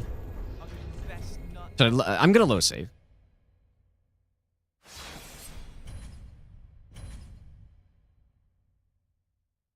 Cabbage Boy, thanks for the 8-month Prime sub, dude.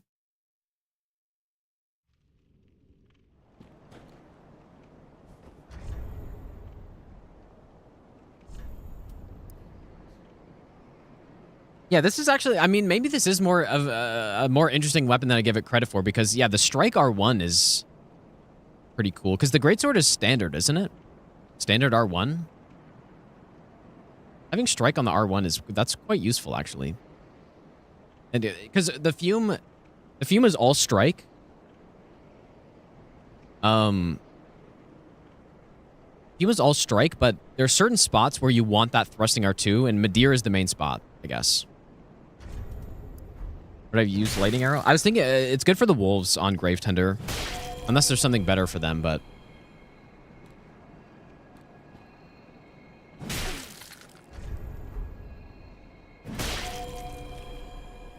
That is where I was going to use it. I think that's pretty much it.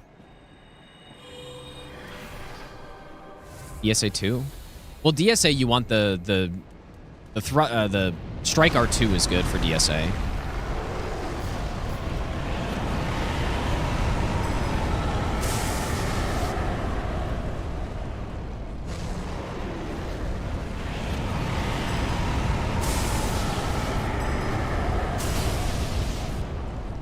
That was interesting. I missed the bolt there.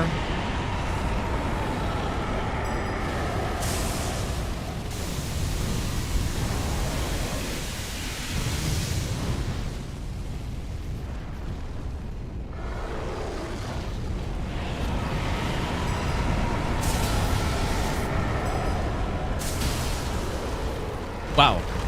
I don't know if I've seen that before. Dang. He didn't even stun, he just died. I genuinely don't know if I've seen that. Alright, so what I was thinking for this guy is we come back here. Shouldn't aggro if I'm this far back.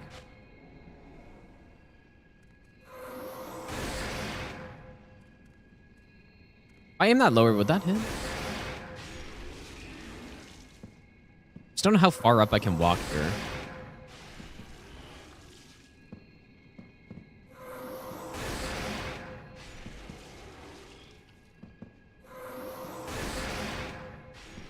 Oh, it didn't one-shot? Oh, you know what? I probably just use Sunlight Spear for him.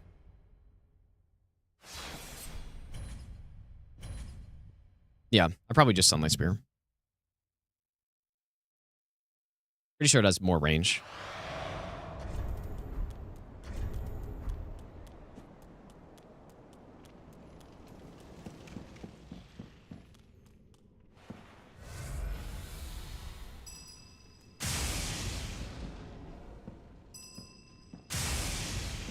Here we go.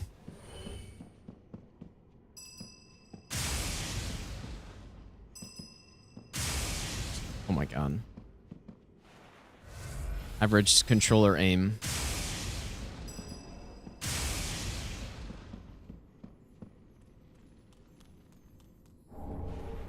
Oh, I actually didn't even hit the next one. Just, I don't want to get sent to the Shadow Realm here by some invisible wall.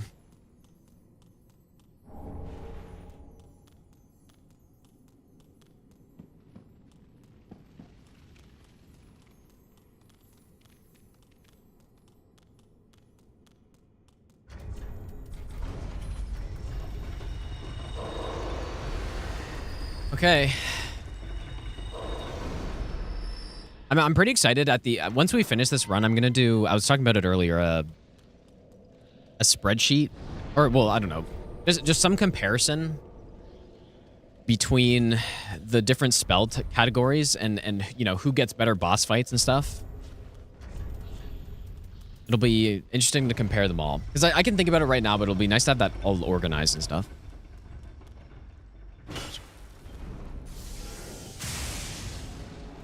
Not a tier list, but I'm gonna go through every... I could do a spell tier list, I guess, but...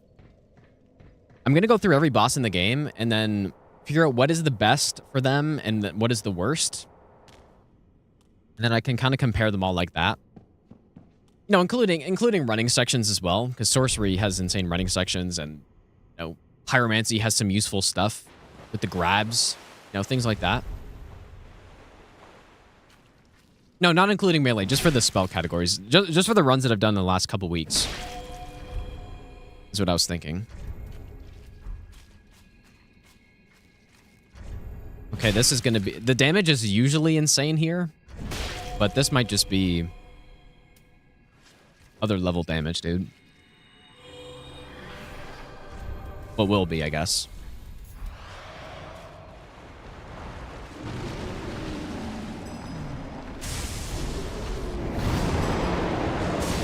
Almost 2,000 hit.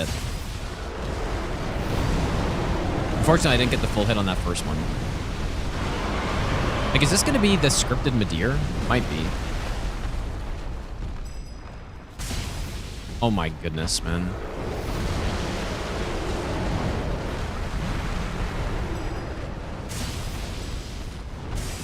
Ah, I missed, though.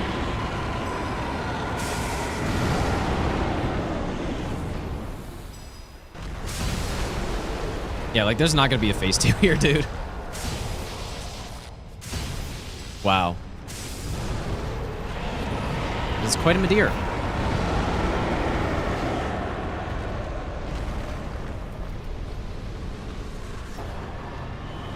Pretty good. Almost 2,000 damage a hit. My favorite workout. My favorite exercise?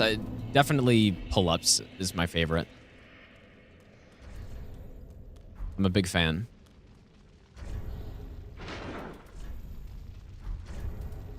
Okay, so this Halflight kill, I might have to rework this a little bit.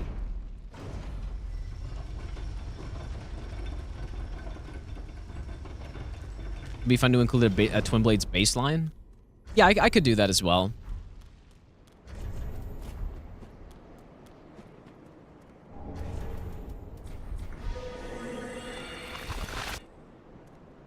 Yeah, that's a pretty good Midir kill, dude. And I didn't even play that optimally at all. I missed the first opening hit. On the phase transition, I missed a hit. Like, that's a pretty good Midir kill. Yeah, this is what I was saying about this build being, it maybe starts off a little rough, but then once you get the right spells and the, Ring of the Sun's Firstborn, Lightning Clutch Ring, it's so insane how much damage this does. Yeah, so I'm just gonna have to test the damage again, I guess, but let's do this. Yeah, we apparently have a good Halflight strategy. I'm actually not even certain if these buffs are necessary.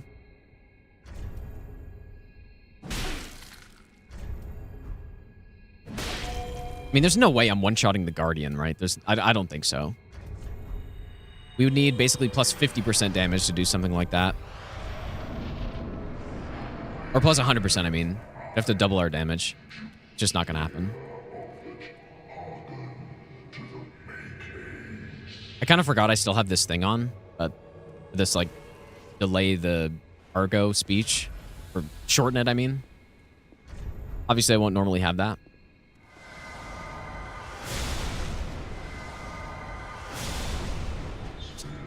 Yeah, this first kill is a problem, dude. These guys love to roll that. I wonder, though, with that... I'm going to turn off this. Really nice for practicing strats on him, but...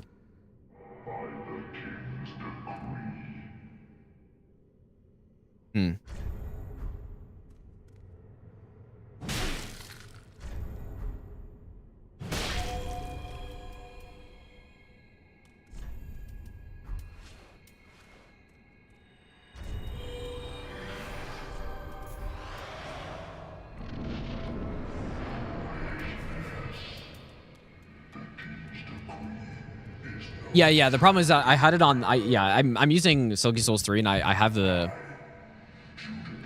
reduce his speech, but I don't want it just to make sure the buffs are good and stuff, I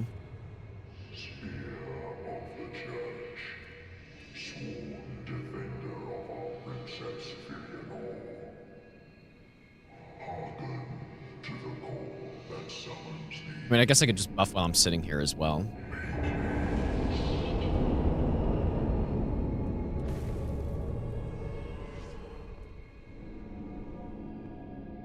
Yeah, the Sunlight Straight Sword one ran out.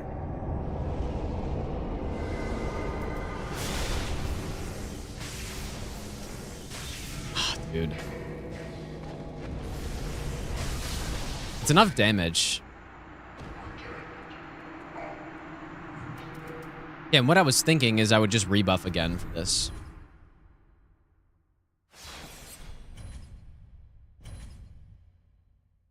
Yeah, the real problem is this first Guardian. The actual Halflight kill seems like it's perfectly good. But maybe I don't even have to rebuff for him.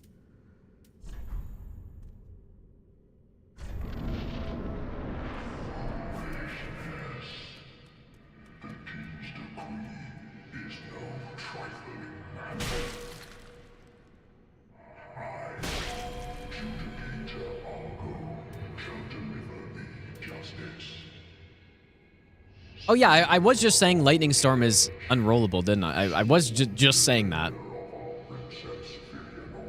Maybe, yeah, maybe that's the solution to this, dude. I didn't even think about that here somehow. That's funny. I was literally just talking about how I did not find a use case for that spell, but it's really good in PvP because you can guarantee hit on a wake up.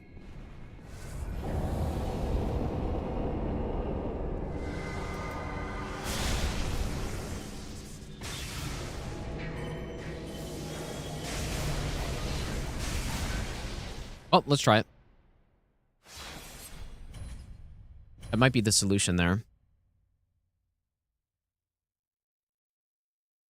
long as you can't trade or something like that.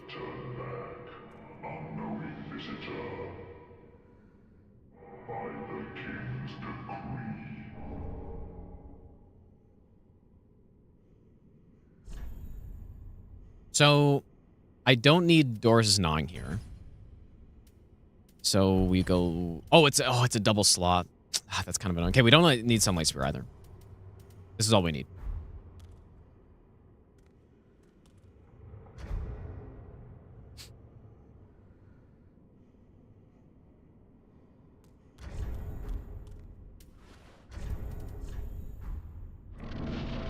Yeah, it is possible I need to bone out of this fight.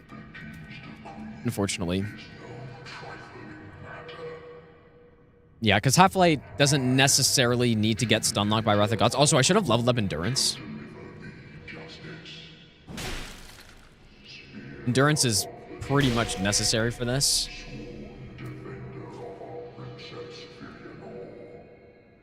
Why wouldn't he always heal out the first Wrath of Gods? That's, you know, I kind of totally forgot about that. I totally forgot that was a thing. Maybe I don't need Lightning Storm. Because, yeah, you're 100% right. I just back off. Let me just try this, though.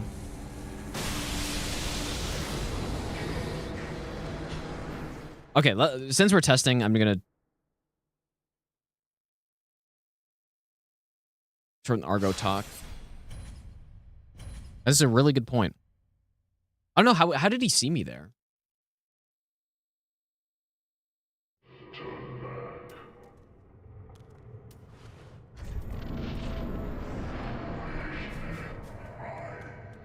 Oh, but I need a buff here.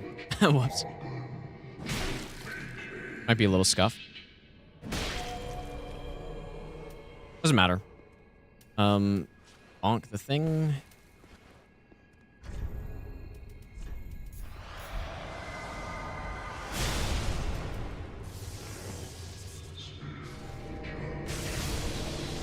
Yeah, that's probably the way to do it, right?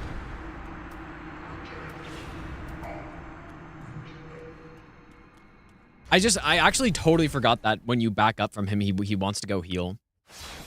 So yeah, that maybe we don't need Lightning Storm then. Might be good on Halflight though. We might guarantee a kill. Okay, I'm just gonna buff out here. Lensring is right.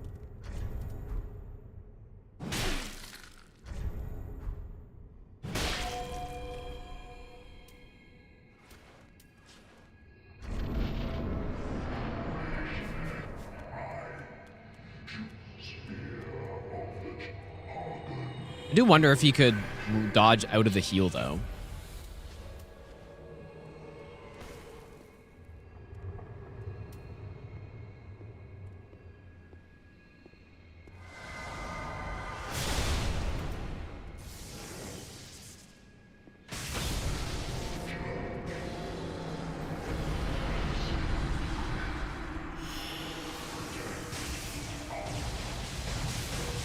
Oh yeah, Lightning Arrow is also very good on this fight. I kind of forgot about that.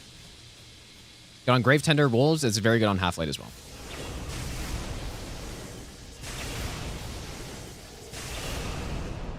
Not sure if this is too much damage here, if I do one more.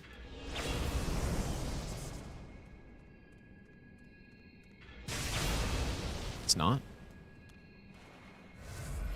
Oh, I didn't have Red Tear Stone on, though. Or Lightning Clutch. But it was the right amount of damage. So. Oh my, I didn't see that one. Yeah, maybe I just leave off Red Tear Stone and stuff. Because there's no way. If I have all the buffs on there, there's just no way that's... It's way too much damage.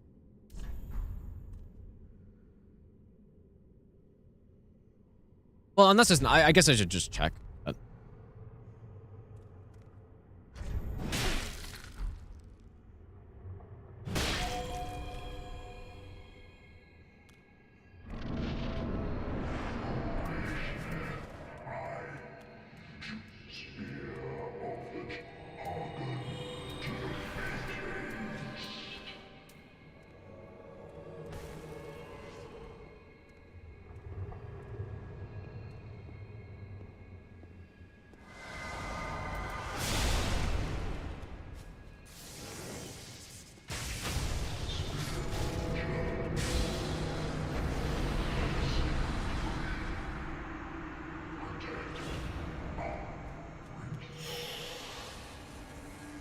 I didn't even have Red Tear Stone on there.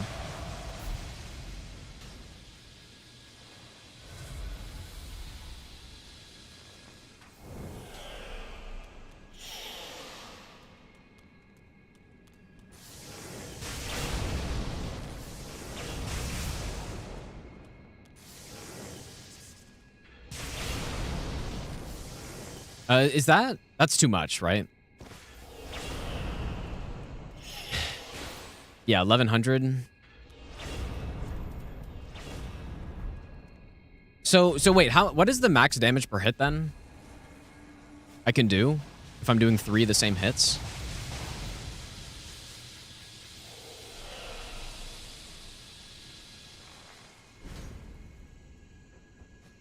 $394. I want to see without Lightning Clutch on.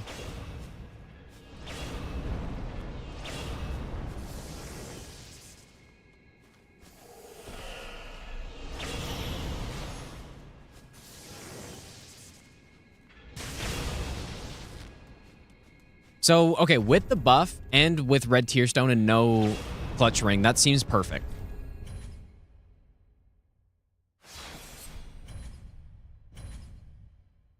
There really isn't a need for me to use Oath of Sunlight here. No point. But yeah, too much damage. Basically, if I do too much damage, then it'll cause this second Guardian to spawn, which I want to be in control of, right? I don't want that to happen when I'm not prepared for it. So that's what I mean by too much damage.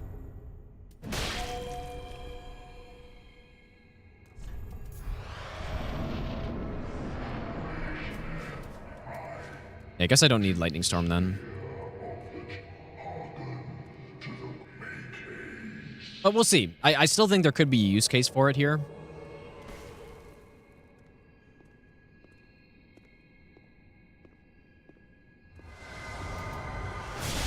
Oh. Oops. Maybe it'll guarantee it, it'll guarantee the Halflight kill or something. It'll make it more consistent. I don't know.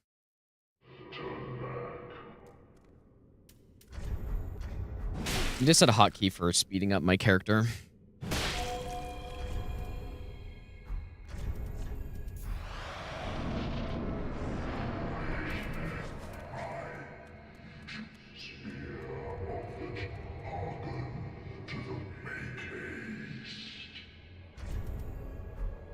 Collins, how's it going, by the way, dude?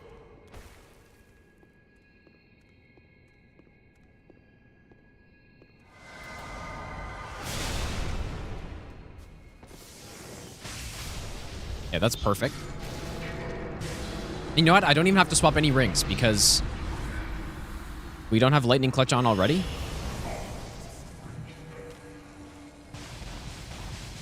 We should be pretty much good to go.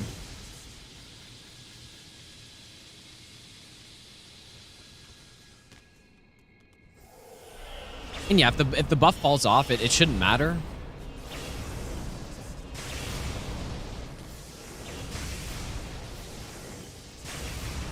Perfect damage. Now, simply just...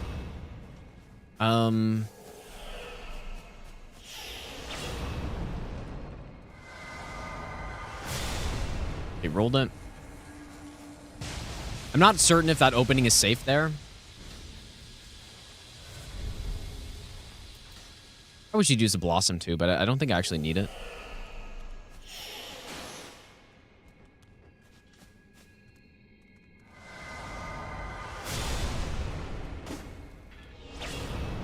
Likes to roll the first one, that's for sure.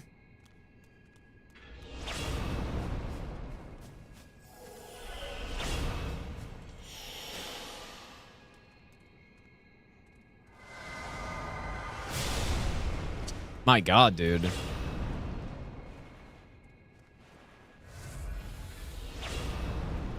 My Ariandel buff ran out. Shouldn't matter, though.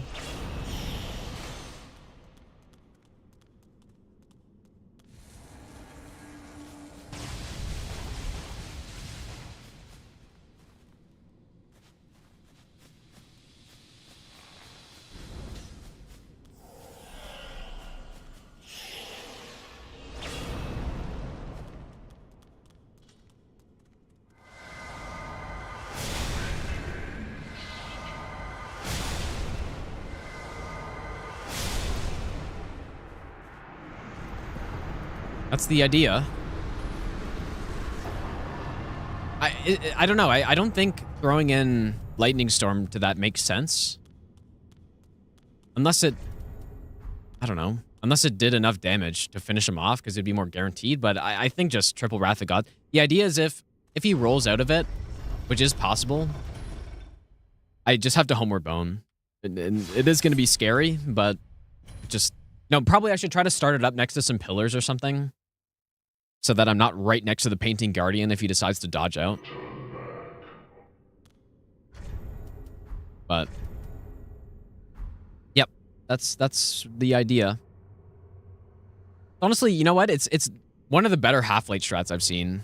So I've seen much worse strats than this.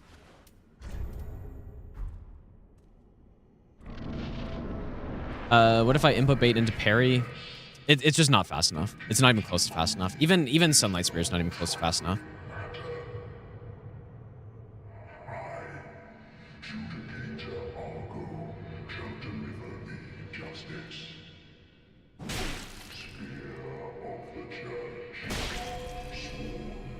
Yeah, Wrath of the Gods is the play, for sure.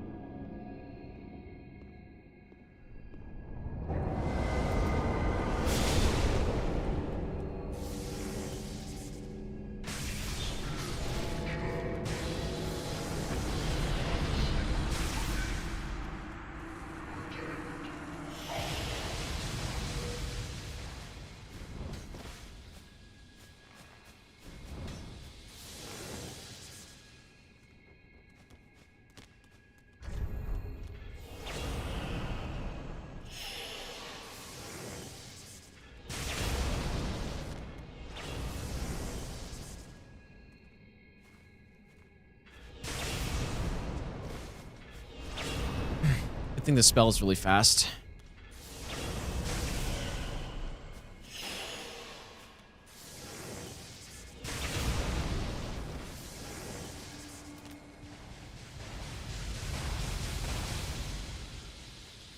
And this takes me back to when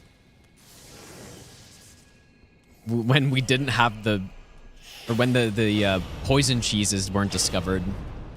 Like we had to do, this is actually a really good kill. Because back at that point in time, we had some really bad Halflight kills, dude. I think a Blossom's worth using. And I should level up Endurance for this.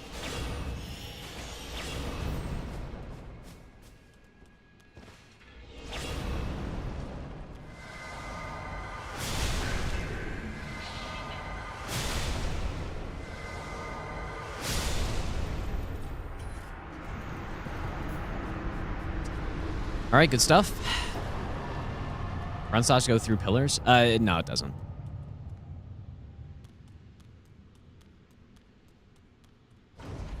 Yep, pretty good. There's a twin blade kill that works very similarly to that, and same with a colossal charged R2 kill. Like the colossals that have the poke R2 can also do basically the same kind of kill, the same idea.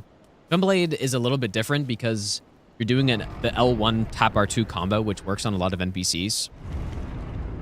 Of course, Twin Blade moveset also has, you know, some pseudo combo on NPCs that just works most of the time. But I could do that for my all bosses route. It is faster than the Dung Pie kill, but it's a little bit riskier, especially going after the first Guardian. So I just don't even bother. I guess like that. Be good to bait him close to Pillar and then Wrath of Gods. Yeah, I think we should try to be as far away from the center as possible. Ideally behind a pillar so that the Painting Guardian doesn't see me right away. That'd probably be the best. Ashen.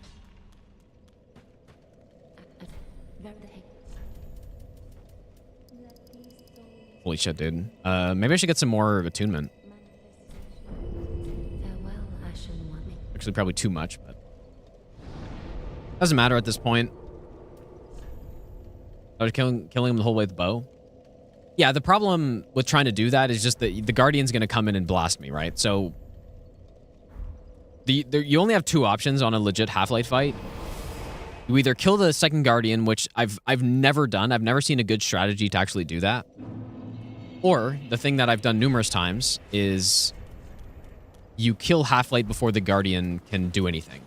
Right, so that's what the Colossal, the Fume Ultra Greatsword all bosses no hit route does that.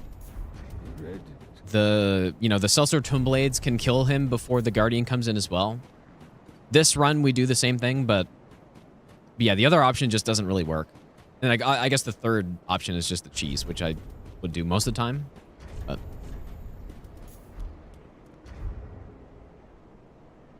what do you switch to when you run? Just level up 30 int at the end? Yeah, that makes a lot of sense for sure. That makes sense too.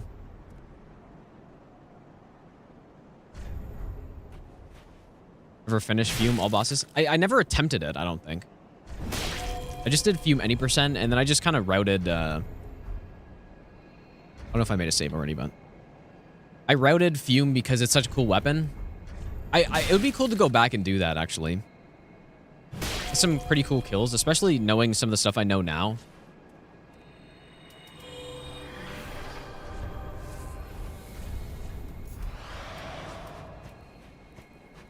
Let's see this. 847 on a ranged hit. I need to practice the Gale openings. I'm not sure where it's fast enough to go in. Oh my god. Almost 1500, dude. That's what I was saying. This is the highest damage spell in the game. Like, spell does damage, dude.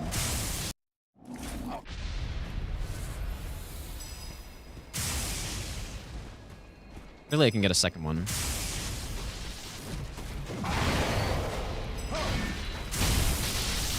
And he's in phase 2. Or phase 3. Just like that, phase 3.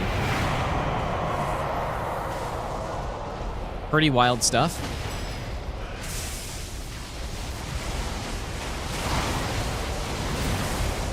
And that's exactly what you want for Gale, too. You want to spend as little time as possible in second phase, because that's where the danger is with the crossbow and stuff.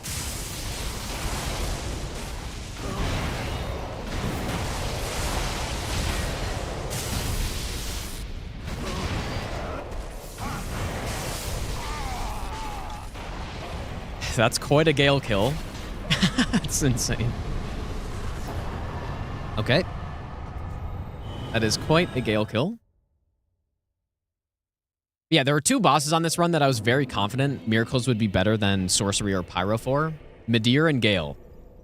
I was pretty certain that it would be better on those 2. And it's astronomically better for both those bosses, basically.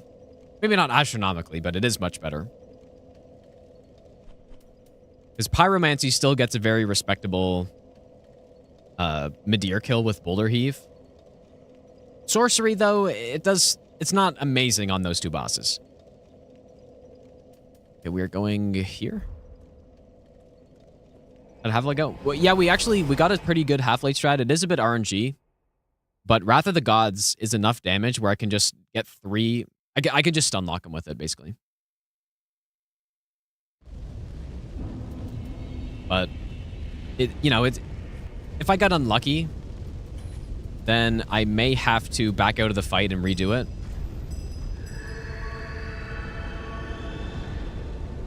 But surely it's fine.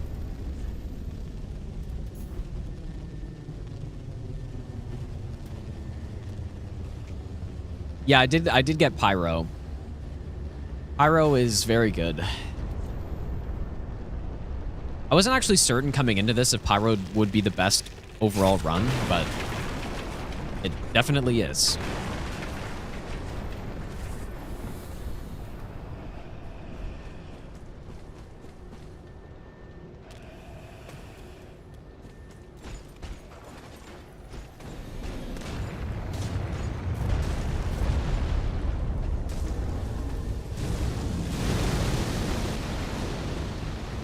I guess I have no death turned on. Whoops.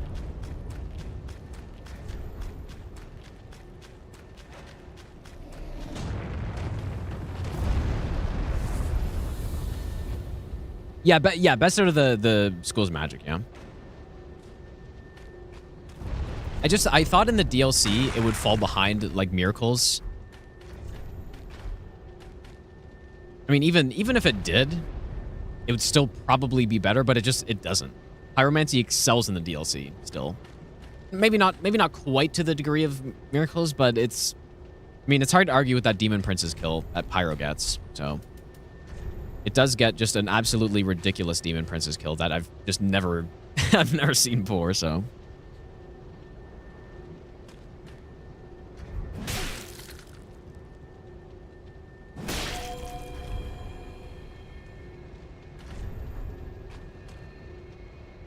Miracles like incants, basically. But instead of only 2 spell categories, this game has 3, and it has Pyromancy as well, which is its own thing. But in Elden Ring, that's combined with oh god. In Elden Ring, that's combined with incantations.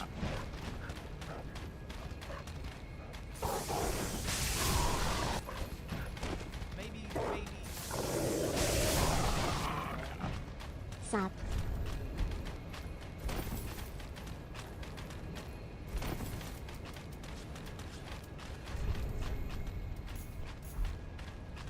Probably rebuff here. At least with Oath of Sunlight.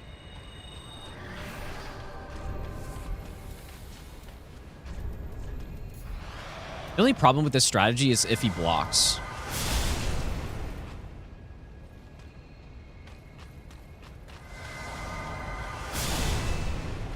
Like, right there. Just have to be prepared for it. I don't know if there's something I could do to make him not block.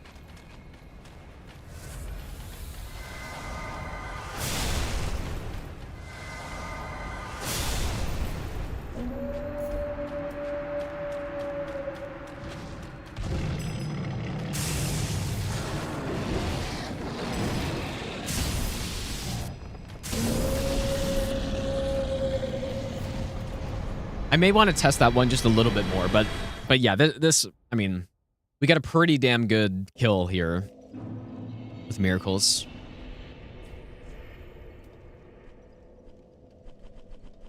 Yeah, it's just if he blocks on the hit that puts him into the loop, or that puts him into phase 2, then we may have a slate problem.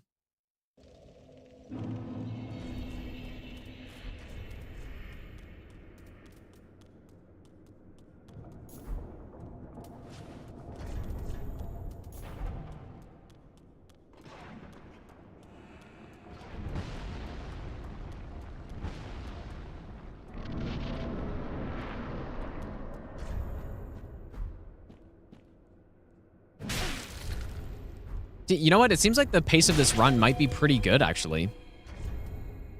It's 313 on a routing run? 315? The Pyro run, when I actually got it, ended up being about that. But generally on a routing run, it's going to be slower, but we'll see. I don't think I took that long on much stuff here. Surely all those buffs are necessary for this fight.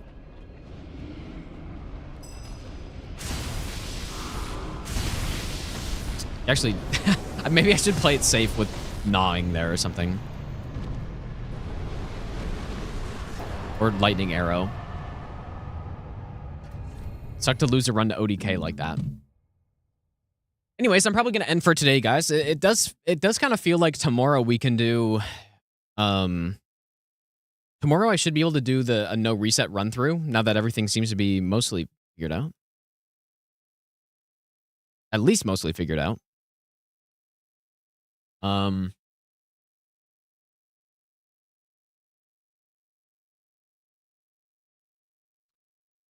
But yeah, this is gonna be a fun run, dude. Early Friede is pretty cool. I do quite like that. But anyways, yeah, thanks for hanging out today, guys. We should be able to get this run fairly quickly, you'd think. Yeah, the damage we get on this run is just it's so funny how much damage you do with miracles in this game, especially late game. It's more the early game that's a bit of a struggle, right? Because lightning spear it's good, but it's not good at range, which is, you know, makes it harder because the other spells classes have much better ranged options, right? Great Chaos Fire Orb is pretty solid at range. At least it does a lot of damage. You get your maximum damage from range still, and then obviously sorcery is the king of range damage, basically. So, let's raid Adef, dude. He's doing some Pokemon Emerald, where apparently the chat changes his Pokemons. Sounds interesting, but yeah, go say to Adef, you guys. It sounds like the new Everdark, is that really tomorrow at 9? Because if it is, I'll probably play it. I'm not gonna stay up super late though. Doing a bunch of runs of it. Yeah, if Everdark Caligo is tomorrow, then I'll definitely be doing that. So, yeah, I guess we'll see. But anyways, go say hi to Adef, you guys, and I'll see you guys next stream.